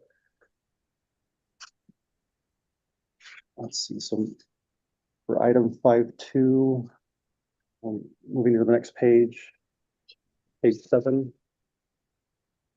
And so if we go about halfway down, there's a post-anesthesia care unit and recovery. And then 1, 2, 3. So 4 columns over, the exhaust directly to the outdoors. This was previously approved or shown as yes in the previous adoptions. When we did the 2025, it was a misprint of NR. So we're providing that change now to match what was previously approved in the past cycles. Moving down the table, we have item 5.3 and item 5.4. So waiting area primary care clinic. I'm sorry, we'll just stick with 5.3. So 5.3, waiting area primary care clinic, that's being relocated to Table 4C as this is a clinic space requirement. Item 5.4, under diagnostic and treatment, bronchoscopy. The function name was matching the national standard ASHRAE 170, which was bronchoscopy, sputum collection, and pentamidine administration. That's been looked at through addendum and the The bronchoscopy is actually a room function from 1224 that we have. The other two are just procedures that can be done in anywhere, so that's not an actual room function. So this is just to clean up that these room requirements apply to the bronchoscopy room function. So going to the next page, page 8. This is item 5.5, which is MRI room and fluoroscopy. These are a subset of, which was actually shown on the previous pages, of a class 1 imaging room. The national standard just has class 1 imaging room. We add our 4A spaces to match 1224 in this table. However, there was the minimum requirement for humidity is supposed to be max of 60. Fluoroscopy room and MRI room, we're at NR, so we're adjusting that now in this proposal. Item 5.6, come down a couple spots to interventional imaging procedure room. Again, this is a room that's under class 2. Class 2 is to have a 3 and 15 air change rate. We had a holdover of 5 for the outside air change rate. So we're going to keep that consistent with 3. Moving on to item 5.7, a couple lines below, that's dental treatment. This will relocate to table 4C as a clinic space. And then, so moving on to page 9, we'll handle 5.8, 5.9, and 5.10. Drug room is a room specific for smaller hospitals types, but they do have functions that USP or other requirements will require a positive air pressure. So we're revising that from NR to positive pressure for the pharmacy area for a drug room. 5.9 specifically deals with the pharmacy compounding areas, which are the HD and non-HD buffers, anterooms, and SCAs. The purpose of these being on the table is to bring in the USP 797 and USP 800 requirements. So they provide the minimum air change rates and pressure requirements for that. However, that standard does not include an outdoor air change rate. But as we get back into section 402.1.2, the most restrictive requirements between 4A or ASHRAE 62.1, which would be the section 403 call out. Those do have an outdoor air change rate. So the more restrictive requirements apply. We're adding a footnote just to note that the general 62.1 section 403 requirements apply to the space for outdoor air for occupants. And then item 5.10, this is specifically for the non-HD anteroom. The USP 797 actually allows this to be an ISO 8 room rather than an ISO 7. And so instead of 30 air changes required for that space, it's 20 air changes. So we're cleaning this up to match the standard. It's only the HD room that requires the full 30. Moving on to page 10. Item 5.11 is for wear washing. We're removing footnote R. We'll have footnote R at the end, but however, the national standard keeps this in, and this we're brought in for, but that specifically points to look at other codes for exhaust requirements. However, the mechanical code has a whole chapter 5. We don't need to look elsewhere. Moving on to item 5-12, sterilizing equipment room. This is being changed from no to NR. This is according to one of the ASHRAE addendum.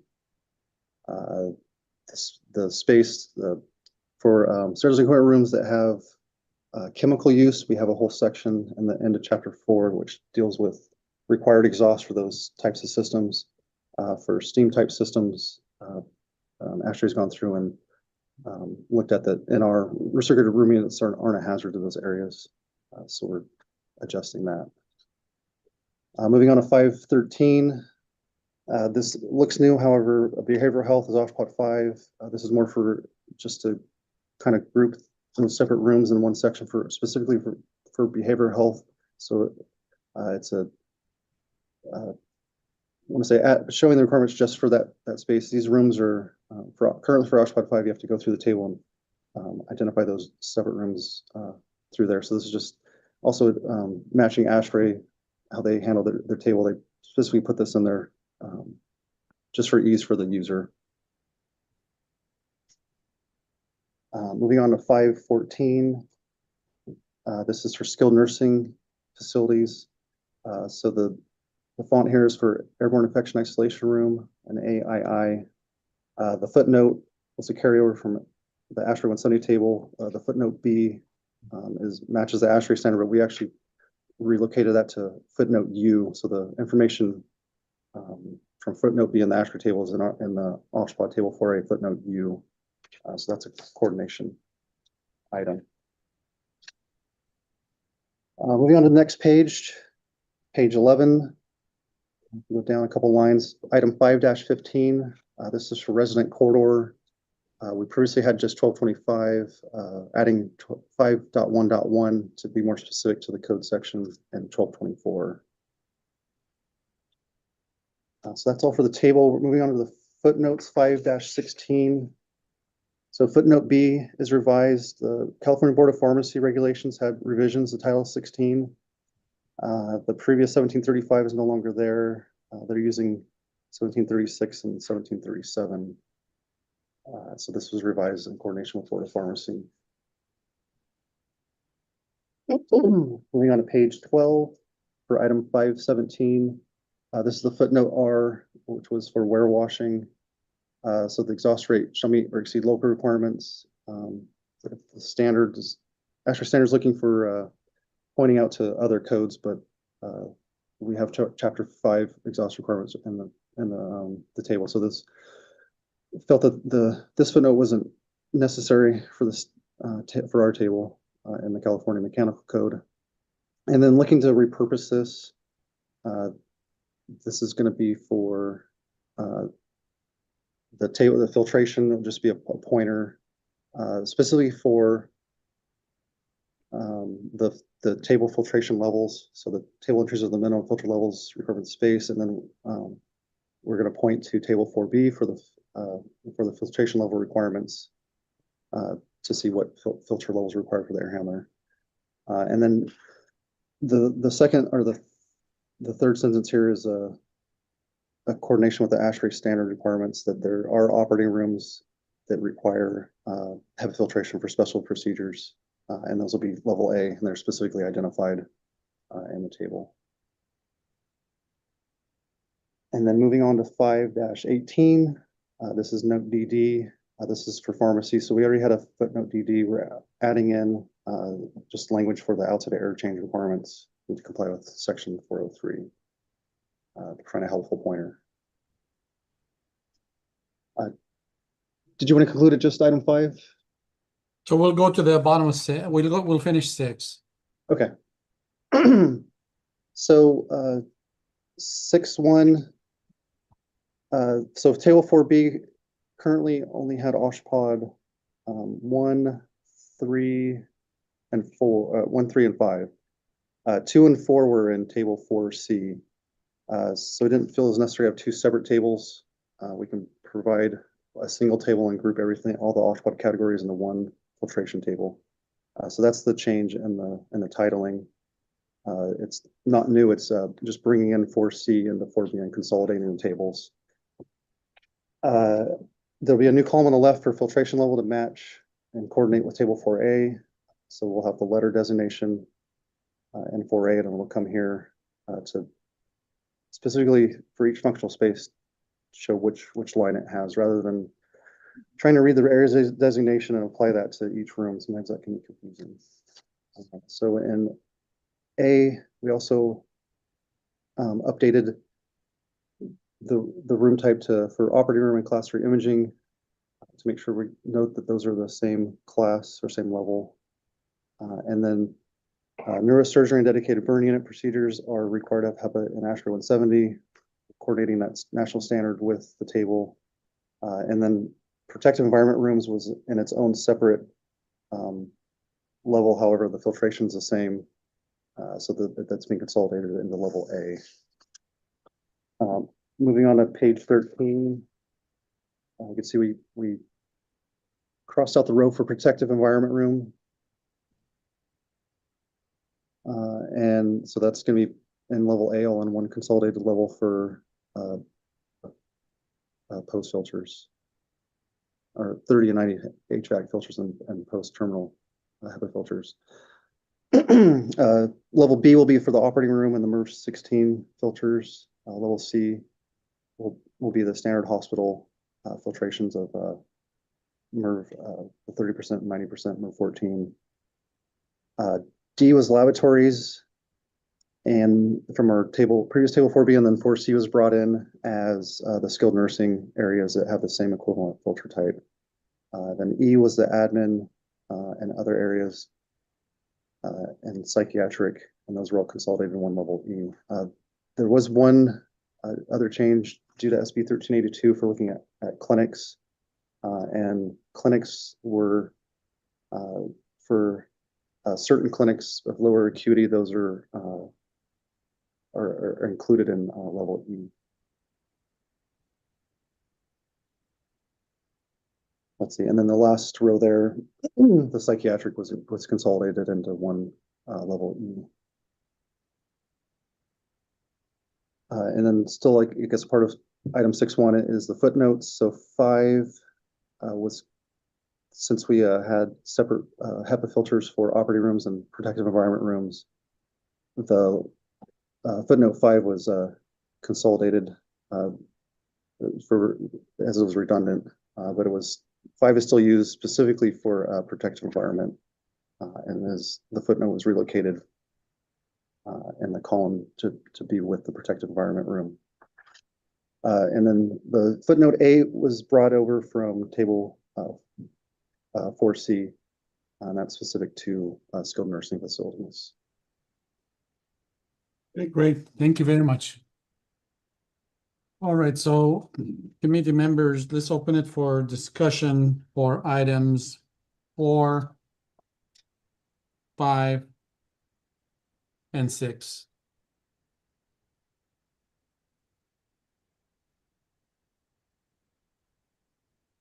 I see Ron trying to turn on. Okay, so Scott, then Ron. Ron can go first. It's okay. Ron, go ahead. Okay, thank you, Mr. Chair. And might be a question for you, Scott. In general, I noticed on the table that what's absent from there pretty much are corridors. It is implied, or is it understood, that corridors should be, on the pressure relationship, they should be positively pressured? Is that generally the intent and design? Well, for the sake of expediency, I wouldn't want to necessarily entertain too much of this, because when we get into pressurization, it does come into conflict with the fire code, because we don't want to allow the corridor to be a path of travel. So that said, we are kind of running into the same thing when aerodynamical engineers try to show that a 747 can fly, because it doesn't on paper. That said, like the room, the pressurization for the critical environment rooms need to take precedence. And what we try to do in either life sciences or healthcare is to build neutrality in the corridor in order to accommodate the upstream or downstream necessities with an anteroom or an isolation room. So it's not as easy as that. Yeah, and I appreciate that, Scott, and I realize it would not be. And since they're not listed on the tables, corridors are not, therefore it will not be part of the testing and balancing that's now required. Sometimes what we try to do is show a net delta P to a reference point. And that reference point might be not the atmosphere, because it changes, but a controls reference point. We have to make all the other rooms balance, and then what the corridor needs to be is a net sum of all those dependent transfers. Yeah, and I realize that there's other things involved, like you said, the fire aspect, and also the accessibility aspect for foot pounds on doors, be it a patient room or ambulatory patient room or even a bathroom. So that sufficiently answers what I was thinking about. So yeah, thank you, Mr. Chair. Thank you. And thank you, Scott. Yeah, the corridors need to be dependent. I had raised my hand if the chair pleases. I don't want to create additional work, but in looking at the timeline of the intervening cycle that we are in right now, and also prefacing my comment with appreciating that the model code has not had a chance to catch up, I wanted to simply point out that ASHRAE Standard 170 has been published as a 2025 version. It was approved during our summer annual meeting last year and was published and is active. So I realize IAPMO hasn't caught up, but if it pleases our advocacy group here, can I ask, can we intervene at IAPMO and incorporate standard 170 version 2025 in this intervening cycle? That's a question for the agency, perhaps. Yeah, I could answer. So the 2025 printing, it was very recent, and it was prior to we had to provide all of our code packages early. What we do is I participate with 170, so I look at all the addendums, and we've been including a few of those with the 25 triennial, and there's actually a couple little pieces in here that we're trying to keep up with the addendums as they go. But taken outright reference standard to the 2025, it wasn't printed prior to us providing our documentation. So the timeframes weren't really matching up for us to do that. Well, I'm assuming IAPMO will be doing the 2020s. The next version of the UMC will include the 2024 170, and that'll be taken care of. But the timer just wasn't there to. No, I'm asking for probably too much, especially since they're incorporating natural ventilation, and maybe we're not ready to do that.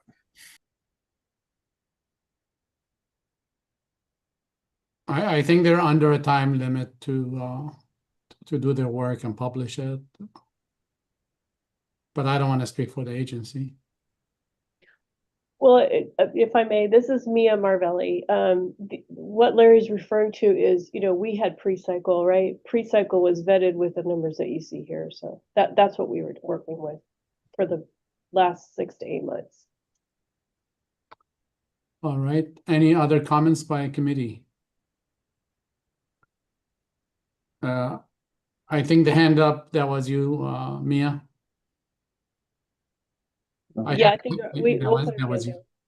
There's a hand up in the public too, sir.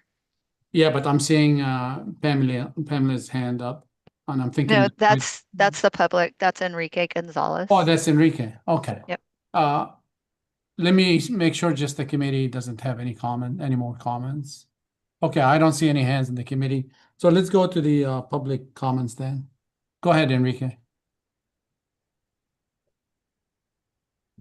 Oh, I see the thank hand. you, everyone. I'm sorry. I saw the hand under Pam. So okay, never mind. No worries. Thank you, everyone. Again, Enrique Gonzalez from IAMO. Just on the comment for ASHRAE 170, I'm looking through the 2027 edition, and sometimes there could be some amendments taken from the latest publication that we're working on, which is 2027, which is not published yet until sometime in April. However, I'm searching through it and I don't see an ASHRAE 170 reference at this time either. So I just wanted to update you on that also. That's my comment. Thank you, Enrique. You're welcome. Do we have any more public comments? If any member of the public want to speak, please raise your hand in Zoom. Do we have any hands up? There are no other hands raised. Okay, thank you. Do we have any written comments, Laura or Beth? I don't know which one is. No written comments have been received. Thank you. All right, thank you. All right, that concludes the public comment portion. If we can have a motion for items 4, Enrique's 5. hand has gone back up. Oh, it did. Okay, go ahead, Enrique. Thank you for the unmute. Yes, just to clarify, I was searching just for ASHRAE 170, but it's actually ASHRAE/ANSI, so they didn't pop up. But currently in the 2027 edition also, it's still going to be the 2021. So it didn't get caught or published in time for it to even get into the 2027 edition. So just to let you know, it's still on 2021 edition in the UPC 2027. All right. Okay, well, thank you. So again, we're on items 4, 5, and 6. I'm looking for a motion. I could make a motion that we approve 4, 5, and 6. And I'd like to second that. Ron Takiguchi and Scott, that was approved as submitted, correct? As submitted, thank you. Okay, thank you. Okay. We have a motion and a second for 4, 5, and 6 to be approved as submitted. Introduced by Scott, second by Ron. Can we do the roll call, please? Shane Murphy? Yes. Thank you. Sharon Riffam? Yes. Jenny Chang? Yes. Harry Moves? Yes. Osama Yunin? Yes. Gail Bate? Yes. Jake Tomlin? Yes, and sorry about being late. Thank you. Scott Whalen? Yes. Ron Takaguchi? Yes. Motion carries. Thank you. Let's move on to items 7, 8, and 9. If the state agency would like to do their presentation. All right, thank you. Okay, so moving on to just item 7-1, looking at page 14. What is shown as the existing table 4C, which was the filtration requirements for skilled nursing and correctional treatment centers. So this is being shown stricken as it's being relocated to table 4B to consolidate. So with that, OSPOD is proposing to repurpose table 4C, and this is essentially bringing in ASHRAE 170 table 8-2, which is for a certain set of types of clinics, including primary care and some of the specialty clinics that are listed in 1226. And then we presented earlier the 407311, which is a charging language to kind of point with CBC 1226 to identify which clinics this would apply to. There's a couple modifications done as far as removing the urgent care, the ECT procedure room, and then the filter level column was modified to match similarly to this table 4A approach of providing the filter level rather than providing the MERV rating in the table. The CBC OSHPOD amendments do not have the same charging language set up as the ASHRAE 170 table. So keeping the table with a visual of how the filtration works, we felt was still a good way of providing that information rather than having additional sections of wording. In the function of space column, you notice there's a lot of underline for the 1226. In the ASHRAE table, they reference FGI. So for OSHPOD, we don't adopt FGI in its entirety. We provide section 1226 for outpatient and the building code. So these will refer to the applicable sections so users can identify the function easily with the same requirements in the building code.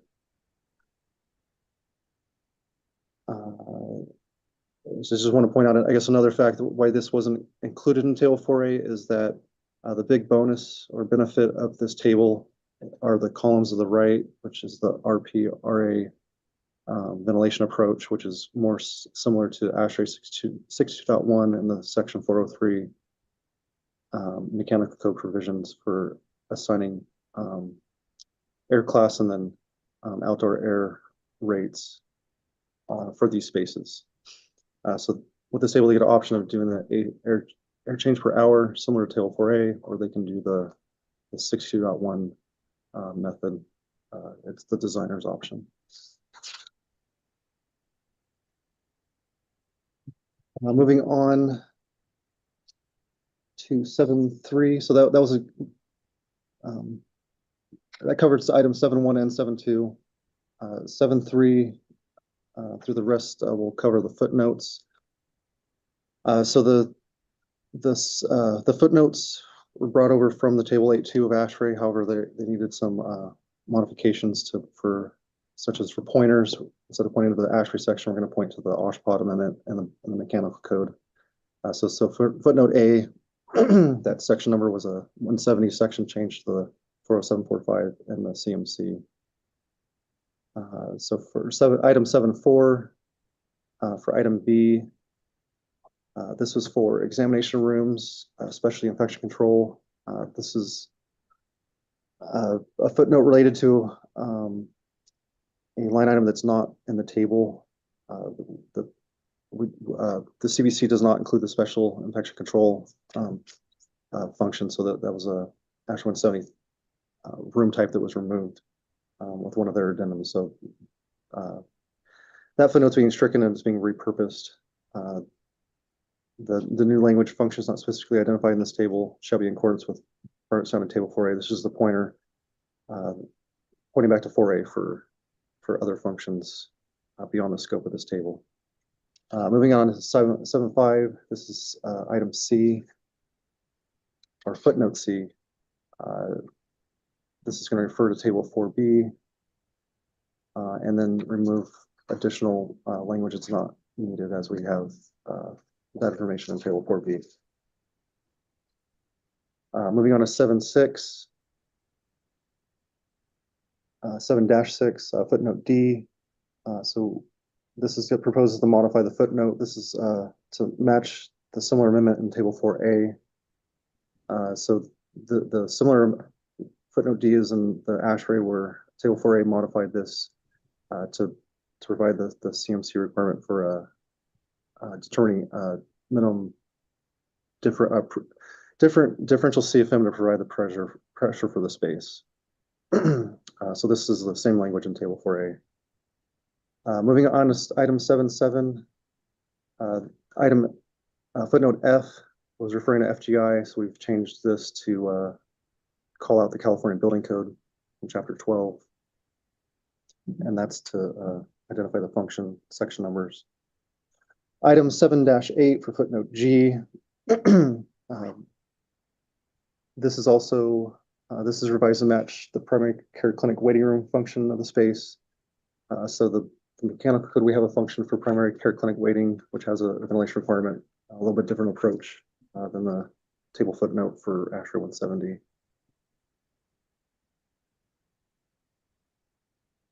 And then just want to point out that so for primary care clinics, when the rooms are programmed for a diagnosis of respiratory disease, that's what the 10 air changes in the exhaust to the exterior is. Sometimes this gets applied to specialty clinics without infectious patients. And so those waiting rooms are just to comply with 403 for general ventilation. Let's see, moving on to 7-9. This is for footnote J. So again, this is a section that we're going to modify the amended language to coordinate with the table 4A requirement. This explains the exhaust directed outdoors column, and then talks about the recirculation room units. Again, similar language is brought from table 4A over to here. 7-10, this deals with footnotes L, M, and P. This is just correcting the table callouts to the from 7.1 in ASHRAE to 4A in the mechanical code. And then 7-11 is for footnotes N and O. The calling out one table 4A, and then also the function is added for utility to match the functional naming in the California Building Code. So moving on to 7-12, footnote Q. So this is for how to use the new columns for the RA-RP method. So ASHRAE has 8.2, 8, and 6. So the footnote is to bring in just those requirements into the footnote. We still adopt ASHRAE 170. They can go to those sections as adopted, but this is just a little kind of pointing to the requirements for the design zone population and for multiple zone recirculating systems. These definitions are tied into 403 and is provided a little bit of assistance in making sure that it's understood how to exactly calculate the outdoor air rate and the minimum primary airflow for each zone. Moving on to 7-3, footnote R is added for specifically toilet room. The ASHRAE table has a little bit lower than what the model code looks for. So the toilet exhaust are not less than 70 CFM.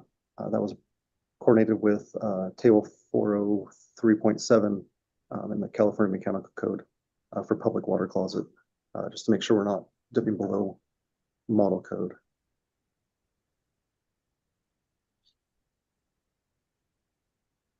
Let's see. And that was it for item 7. Or did you want to move on? Also include 8, or do you want to hold there? Are you muted?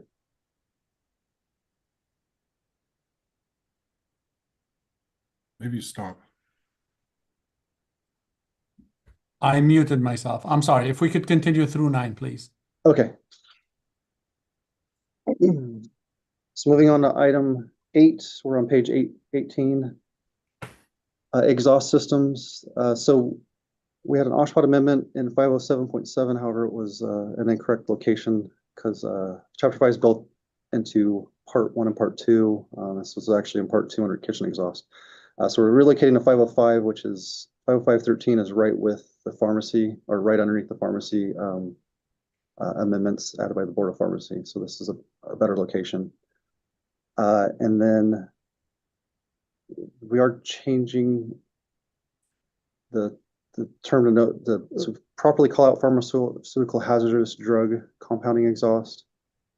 And then the 7 to 10 foot change, this was changed in 2025 in section 407. It specifically called out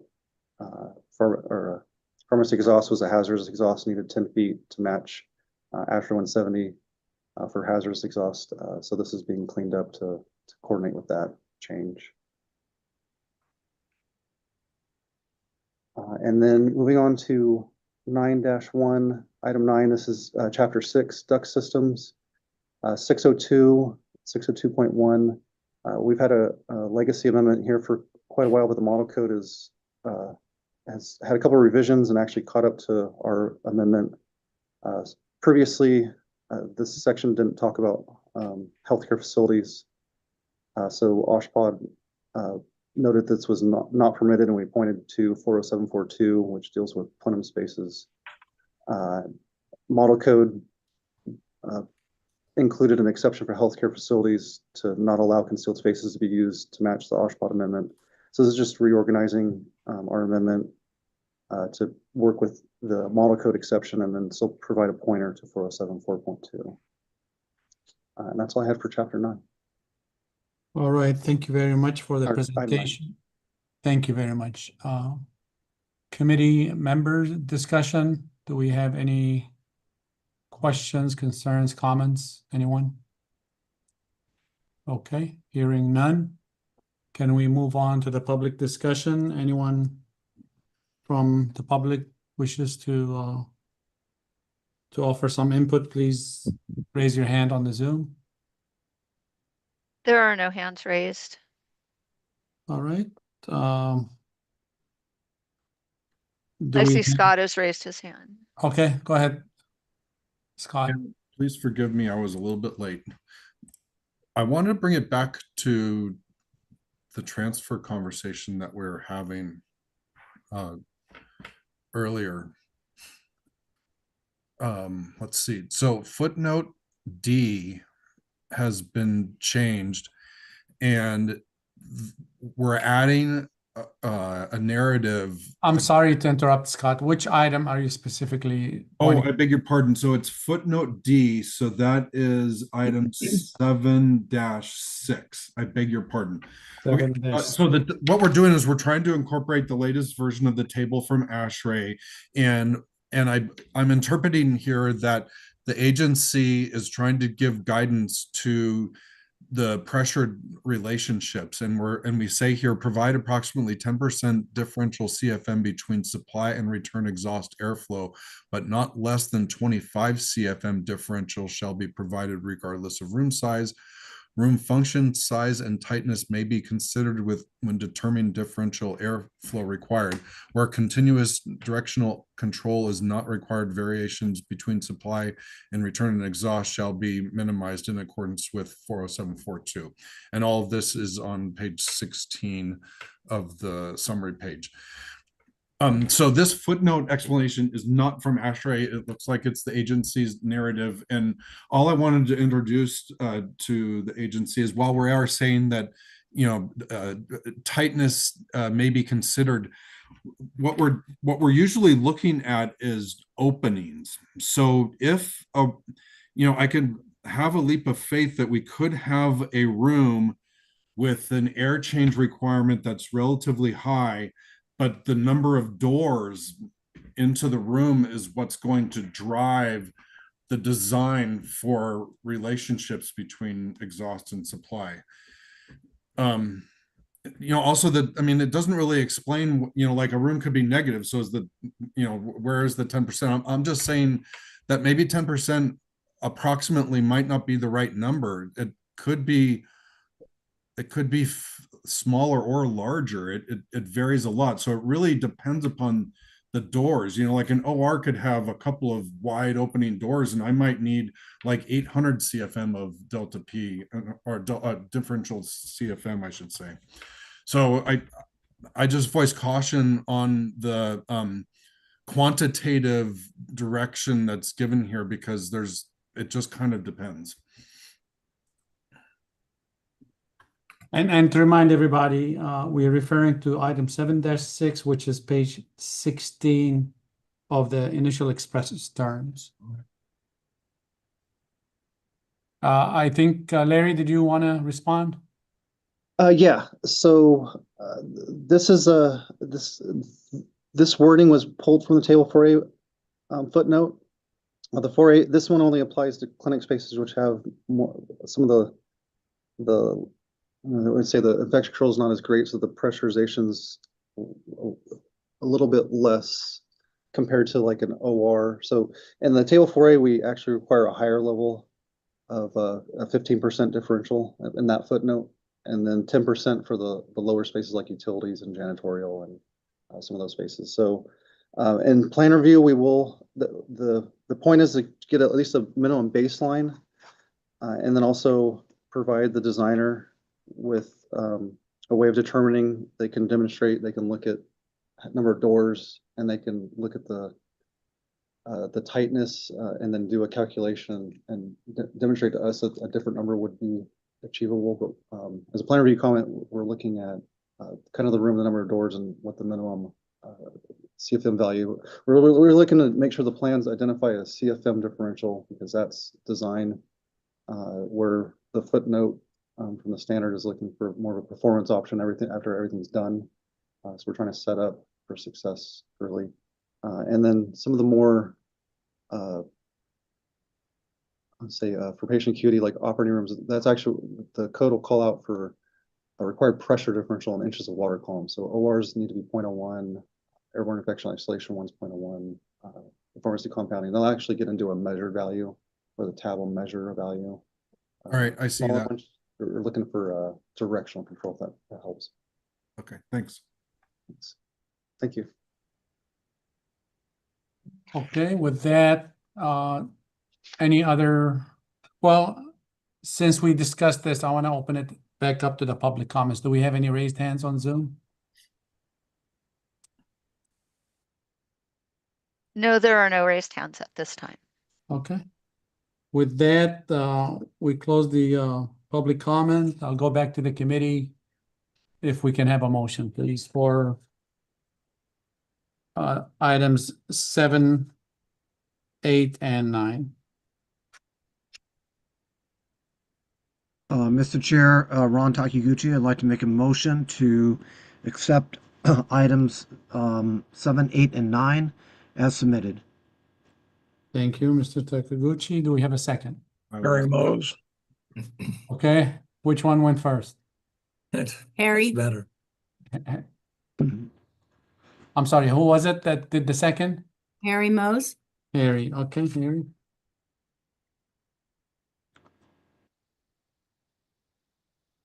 As submitted, as submitted.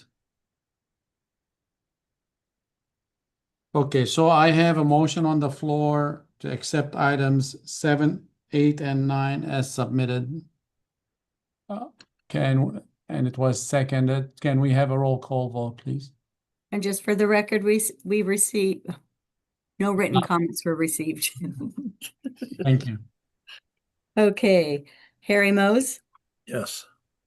Shane Murphy, Yes. Sharon Revm, Yes. Gail Bate, Yes. Jake Tomlin, Yes. Scott Whalen, Yes. Ron Takaguchi, Yes. Jenny Chang, Yes. Osama Yunin. Yes, Motion carries. thank you. So Beth, as I have it, we have approved as submitted items, old items, 1, 2, 3, 4, 5, 6, 7, 8, and 9. Is that what you have? What I have, Okay, great. Can we have a global motion for the all the items on this? Mr. Chair, I'd like to entertain present a motion to accept a global acceptance of items to the California Mechanical Code as submitted. Thank you. Do I have a second? Jenny Chang, I second. Jenny, thank you. Can we do a roll call, please? Gail Bate, Yes. Jake Tomlin, Yes. Scott Whalen, Yes. Ron Takaguchi, Yes. Shane Murphy, Yes. Sharon Revm, Yes. Jenny Chang, Yes. Osama Yunin. Yes, Motion carries. thank you. Let's move on to item 11, agenda item 11. Office of Statewide Hospital Planning and Development, ASHPOD, proposed adoption of amendments to the 2025 California Plumbing Code. ASHPOD representatives, please introduce yourself and present the proposal for item 11. Please indicate the commission action matrix, CAM number, section number, and section name of the items presented. Thank you. Larry Enright still presenting for OSHPOD, Senior Mechanical Engineer in the Building Standards Unit. And then joining me is also Mia Marvelli, Architect Supervisor, and Samantha Miller, Senior Architect. We are presenting agenda item 11. That's the OSHPOD rulemaking number OSHPOD 0625. And adopt amendments for the 2025 edition of the California Plumbing Code, Part 5 of Title 24. So HCI with the Office of Statewide Health Plan Development, we propose to amend the 2025 California Plumbing Code. So I'll highlight the substantial changes. The amendments before you today were presented to the Hospital Building Safety Board Committee, Codes and Processes Committee on September 10th, 2025, and the Hospital Building Safety Board full board meeting on December of 2025. We also presented code revisions relevant to licensing to California Department of Public Health, CDPH. Appreciate your review of proposed regulations and respectfully request your consideration for approval. And we're happy to answer any questions and go over the items being proposed. Starting off with, do you want to group a couple items together? Let's do 1 through 3, please, Larry. Sure. So starting off with item 1, we have item 1-1, and this is a change to the definitions in chapter 2. So under section 210, for H definitions, we have hand washing fixture. In portion 1 under faucets and trim, item C, we're adding in a note for public lavatory faucets to see section 407.2.1.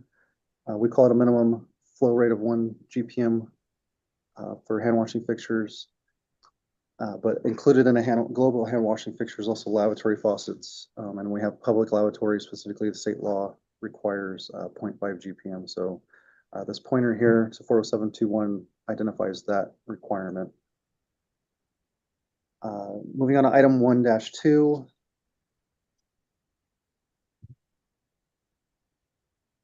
Item D here, we're adding in the sentence for here for and 5 inches above the fixture rim.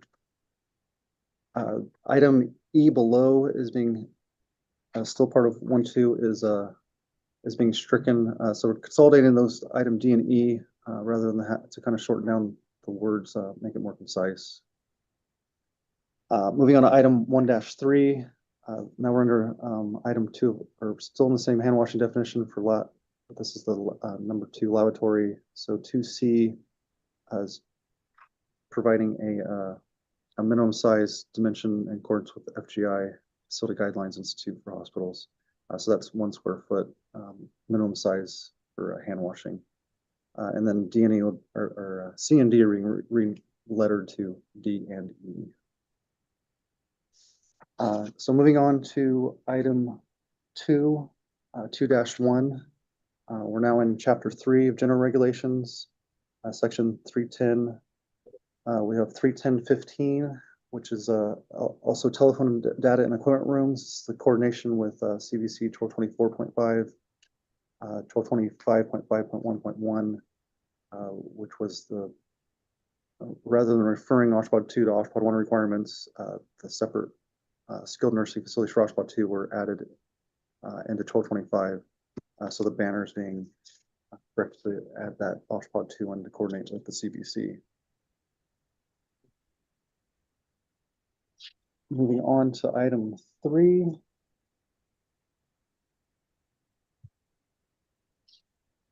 We're doing a couple things here in item 3 for facilities.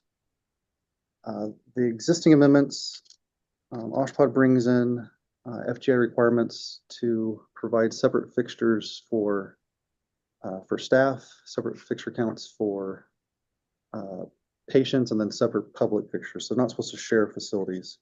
422.2, previously this was, we just had a non-adopted for OSHPD here because a couple of these exceptions allowed mixing of employees and public.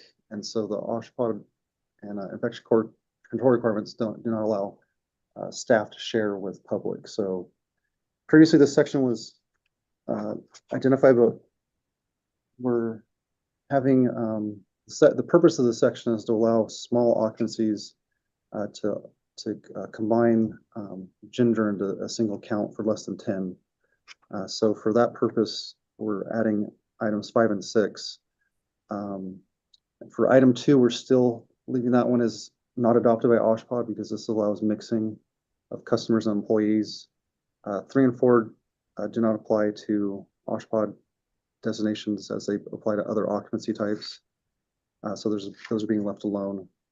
So we're moving the exception from globally to the item 2 specifically, and then adding in 2 new sections for all gender. And this is kind of tied back into the SB 1382 for looking at clinics.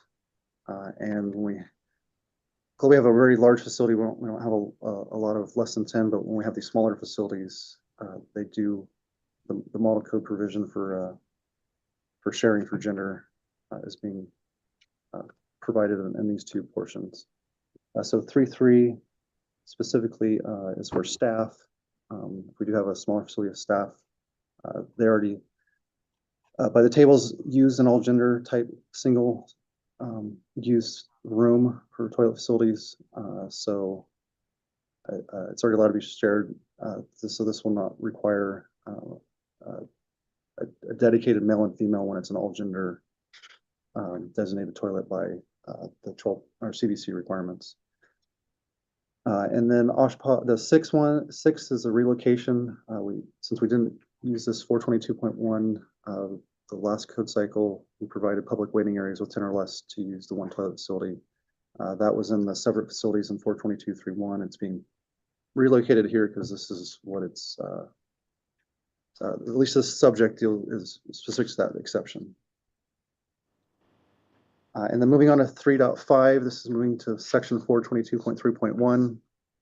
This is the OSHPA amendment for separate toilet facilities provided for the use of patients, staff, personnel, and visitors.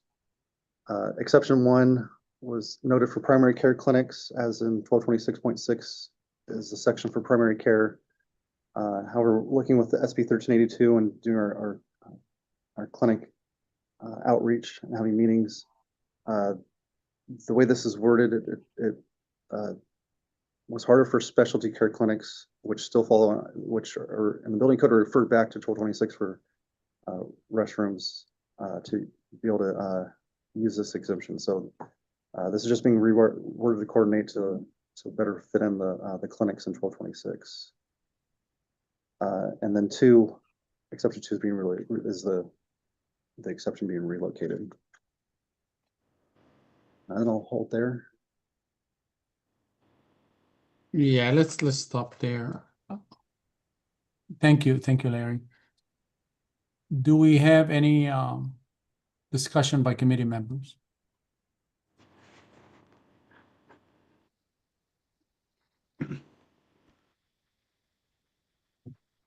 Ron?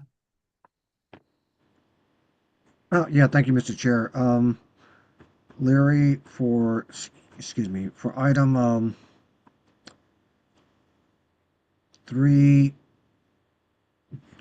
exception 5, the language that reads, toilet facilities should not be shared between patient, staff, and visitors, could imply that 3 different separate facilities are required for each. Is that the intent, or is that the application?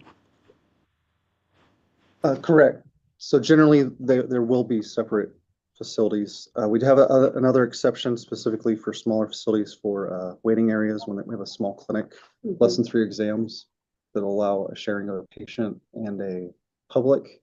But as far as the staff, public and patients are not permitted to use staff toilets for infection control. And that's coming from the requirements from FGI. Right, under 422.3.1, I see that. Okay, thank you. All right, any further discussion by committee members? Okay, seeing none, let's move on to public comments. Members of the public that you wish to speak on items 1, 2, or 3, please raise your hand on Zoom. There are no hands raised. Okay, do we have any written comments? No written comments received. Okay, so that concludes the public comment portion. With that, can we have a motion from the committee on items 1 through 3? Mr. Chair, I'll present a motion to accept items 1, 2, and 3, amending the 2025 California Plumbing Code as submitted. Can I have a second? Second. Shane? Okay, I have a first, I have a second. Can we take the roll call, please? Harry Moose, Yes. Shane Murphy, Yes. Sharon Riven, Yes. Gail Bate, Yes. Jake Tomlin, Yes. Scott Whalen, Yes. Ron Takaguchi, Yes. Jenny Chang, Yes. Osama Yunin. Yes. Motion carries. Thank you. So now let's move on to the remaining items 4, 5, and 6. If the state agency would like to do the presentation, please go ahead. Thank you. Moving on to item 4 on page 4. This is table 4.2 for OSHPD minimum plumbing facilities. And this tables OSHPD provided, this kind of brings in all of the hand washing and specialty toilet requirements and other fixed requirements from 1224, 1225, 1226 from the building code, which is a lot of that's brought from FGI. So a couple changes here, starting with item 4-1. This is specific to sterile compounding. This was missing from table 4.2, but it's a requirement in 1224 under the pharmacy section that the compounding anteroom and the compounding areas have a hand washing fixture. And then adding footnote 23, which we'll go over when we get to the footnotes, specific to how those hand washing fixtures need to be sized. Item 4.2, training toilet bathtub is being added due to a revision in 1224 for outpatient rehab or for rehab facilities. Title 22 required that this bathtub be provided for training. So it's being coordinated and added into the table for clarification. So moving on to item 4-3, this is just a simple fix. We're just removing the indent. Cancer treatment was indented under soiled workroom, so it's its own entity. It's just a minor change. Item 4-4. This is for clarification. The central sterile supply is a functional space listed in 1224 for facilities. However, the soiled work area and the clean work area were in separate areas located in the table.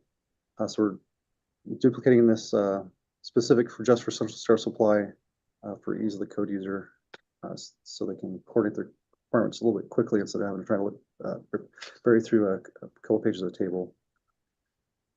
Item 4-5, this moves into an addition for primary care clinic and specialty clinics. Again, this is for ease of the code user. The rooms were located throughout the tables, so we're consolidating partially the different room types, most likely related to primary care that's listed in 1226, and then putting them all in one location for code ease.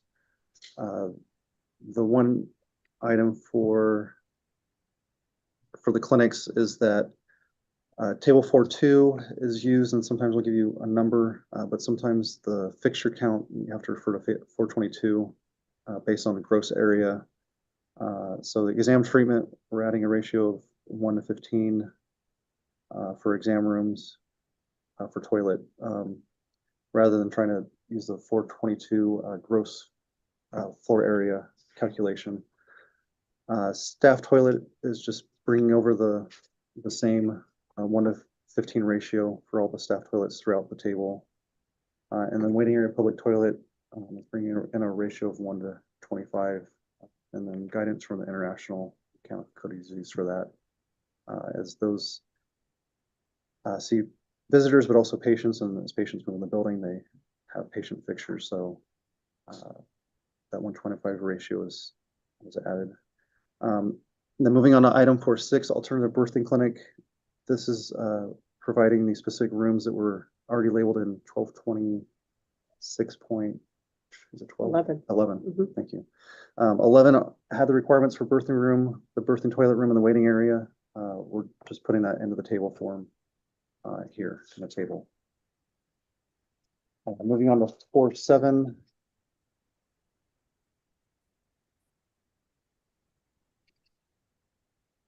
Let's see. So 4.7, footnote 1 of table 4.2. This had a lot of language that's really architectural that's in the building code. So it wasn't appropriate here.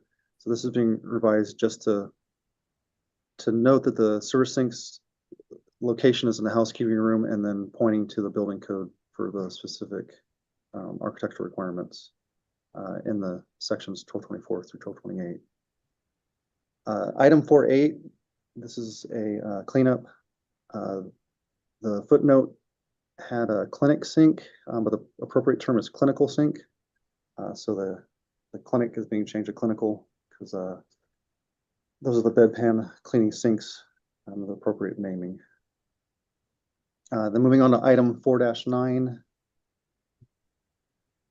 Item 23, this footnote's here, but the 23 has not been in the table in any of the rooms for quite a few code cycles, so it was a lost footnote. So it's being deleted and then repurposed. And then so this is the 23 for the compounding.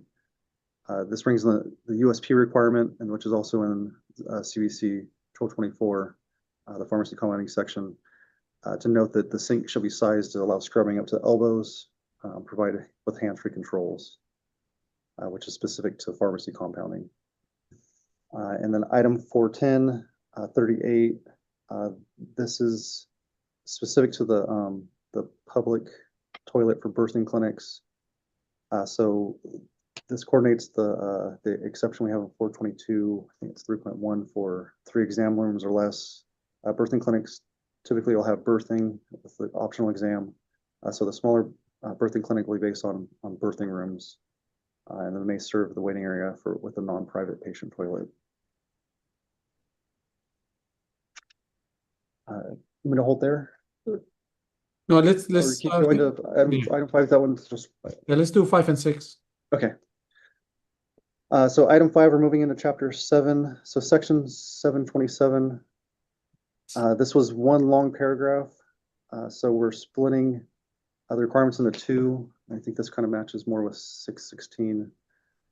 So in the second paragraph, right now the code, as far as the holding capacity of tanks, it refers to the water rationing plan and the requirements of 616.1. So for clarification, we're duplicating those requirements here, so it's known that what the tank sizing is, so you don't have to go back to the other code section. So that's to provide a 72 hours of operation, and no event shall the campus on site storage tank be less than 5,000, which is essentially the 616 language brought in.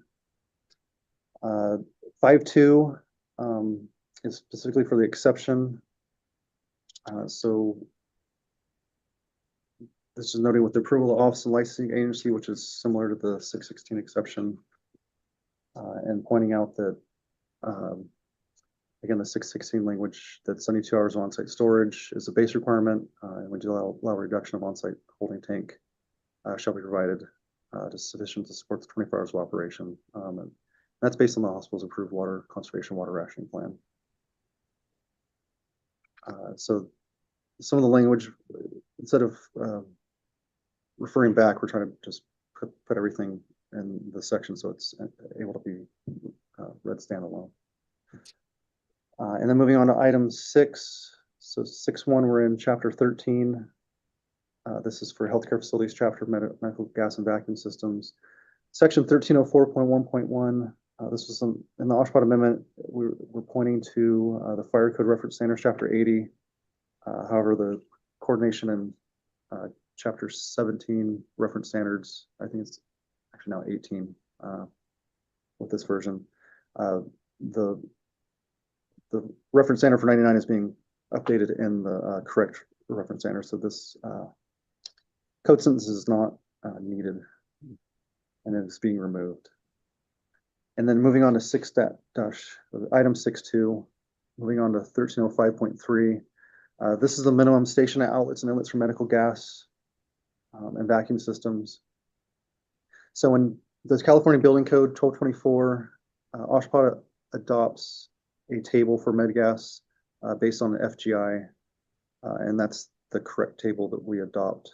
So this is just providing a pointer. IMO has a smaller table, that sometimes, I guess we're just probably pointing here so that it's not confused between the table 1305.3 of the plumbing code with the CVC. We're noting that our amended table is the correct table for number and location of medical gas outlets. Okay. And that's it. Thank you. Thank you. Thank you very much for the presentation. With that, let's open it up to committee discussion.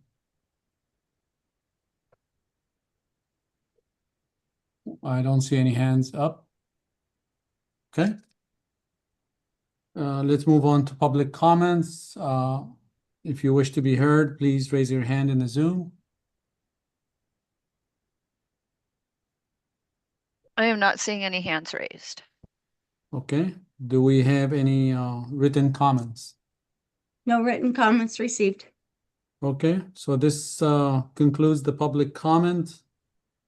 With that, if we could have a motion for items 4, 5, and 6. Mr. Chair, Ron Takiguchi, I'd like to entertain a motion to accept as submitted the agencies for items 4, 5, and 6. Thank you. Do I have a second? I'll second it. Shane. Okay, we have a second. Shane, can we do the roll call, please? Shane Murphy, Yes. Sharon Revim, Yes. Jenny Chang, Yes. Harry Mose, Yes. Osama Yunin, Yes. Gail Bate, Yes. Jake Tomlin, Yes. Scott Whalen, Yes. and Ron Takaguchi. Yes. Motion carries. Okay, can we have a global motion for item 11, please? Mr. Chair, I'd like to entertain a motion to have a global acceptance of item number 11, amendments to the 2025 California Plumbing Code, as discussed and submitted by the agency. Thank you. Do we have a second? I'll second it. Shane. Okay, if we could take the roll call, please. Gail Bate, Yes. Jake Tomlin, Yes. Scott Whalen, Yes. Ron Takaguchi, Yes. Shane Murphy, Yes. Sharon Revim, Yes. Jenny Chang, Yes. Osama Noonan. Yes. Sorry. Motion carries. Okay, can I have a motion, a global motion on all actions taken on OSHPD proposals today? Mr. Chair, Ron Takiguchi, I'd like to present a motion to have a global acceptance of all OSHPD items discussed today. Thank you. Can I get a second? I second. This is Jenny. Jenny? Can we take the roll call, please? Shane Murphy, Yes. Sharon Revim, Yes. Jenny Chang, Yes. Harry Mose, Yes. Osama Yunin, Yes. Gail Bate, Yes. Jake Tomlin, Yes. Scott Whalen, Yes. Ron Takaguchi. Yes. Okay, motion carries. All right, thank you. Before I call for a motion to adjourn, are there any comments by committee members or the state agencies? I have one from Larry. Yeah, actually, it's me. Hi, This is Mia. Mia Marvelli. That's Hi. okay. I'm here with Larry and Samantha. So, of course, I just like to thank the Code Advisory Committee members because I know this takes a lot of time to review the material. I know many of you have been on the committees for a very long time. And I really appreciate the time that you take to review them for their technical merit. And I know the extra challenge is this code cycle too. So thank you very much. Thank you. Any further comments? Tim Freeman? Tim, you're on mute. No, it's Enrique. Go ahead, Enrique. Oh, Enrique, I'm sorry. I keep getting interrupted. It's okay, Osama. Hey, yeah, I mean, I want to thank Mia Marvelli for being such a great executive director with the Building Standards Commission, and I'm really happy that she's going into, retirement. That's fantastic. So, anyway, thank you for that, Mia. Thank you for your hard work. Before we adjourn, Mr. Chairman, there is one action that we need to take. We need to take the global action vote for all of the Green PEME CAC proposals. Oh, okay. So we just did the OSHPD one. We need the global for all of the agency's proposals. Thank you. Okay, thank you for doing that. Ron, I know you have a comment, but before we do that, can we do a motion for all the actions taken by all the other agencies today? Then I shall do that, Mr. Chair. I'd like to entertain a motion to the committee that we accept a global motion for all the agencies' amendments accepted and discussed today by the committee as presented today. Can I have a second? I'll second that. Shane? Yes, sir. Okay, can we take a roll call? Harry Moose, Yes. Shane Murphy, Yes. Sharon Revim,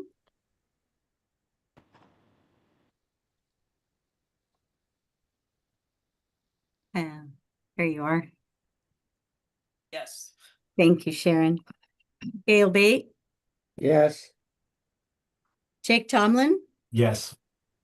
Scott Whalen, Yes. Ron Takaguchi, Yes. Jenny Chang, Yes. and Osama Yunin. Yes. That motion carries. Thank you.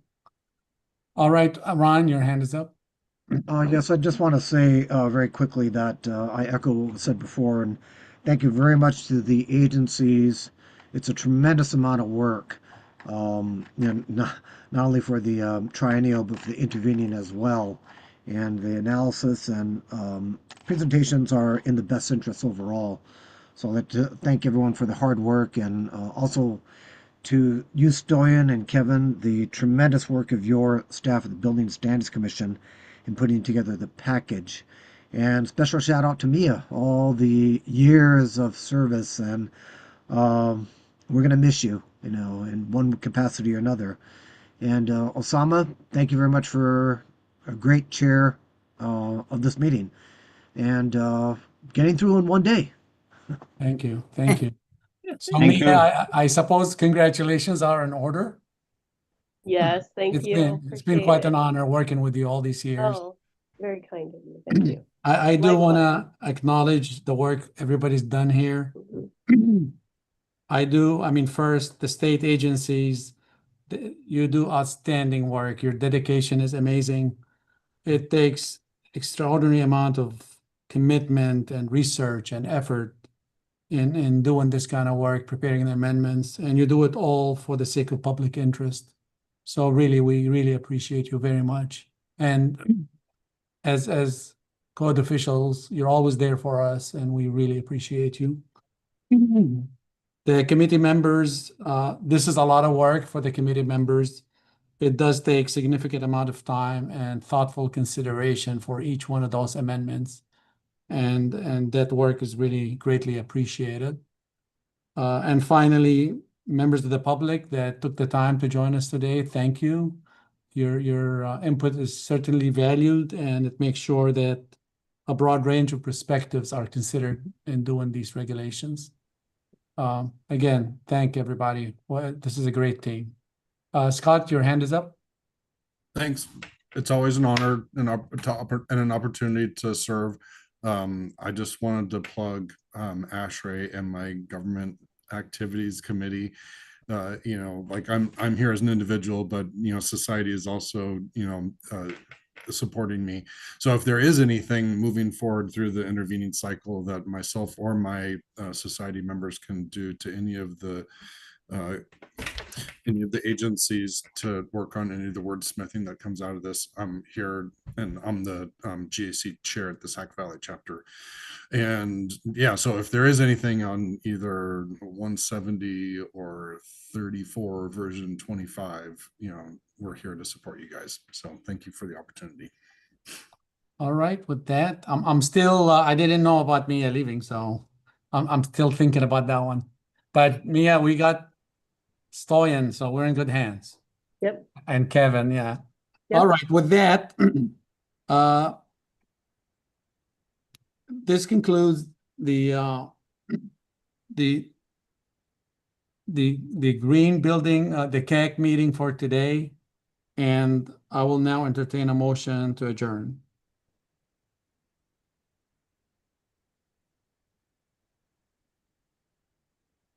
I'll make the motion to adjourn. Harry Mose. Harry. Okay. Okay. Gail Bate will second the motion. Who did the second? Gail Bate. Gail. All right. So we have Harry and Gail for the motion. And maybe we could do the roll call. And again, this is for adjourning the green building, plumbing, electrical, mechanical, and energy ad hoc committee. So if we could take the call, please. Gail Bate, Yes. Jake Tomlin, Yes. Scott Whalen, Yes. Ron Takaguchi. No, I want us to continue. No, just kidding. Yes. You can stay till 5, Ron. That's a classic one, Ron. Shane Murphy, Yes. Sharon Revem, Yes. Jenny Chang, Yes. Osama Yunin, Yes. and that carries. All right. Well, thank you, everybody. Be safe and have a great afternoon. Thanks so much, everyone. Really appreciate it. Same here. Kevin. Thank you, everybody. Thank you Appreciate very your much. time. Take care.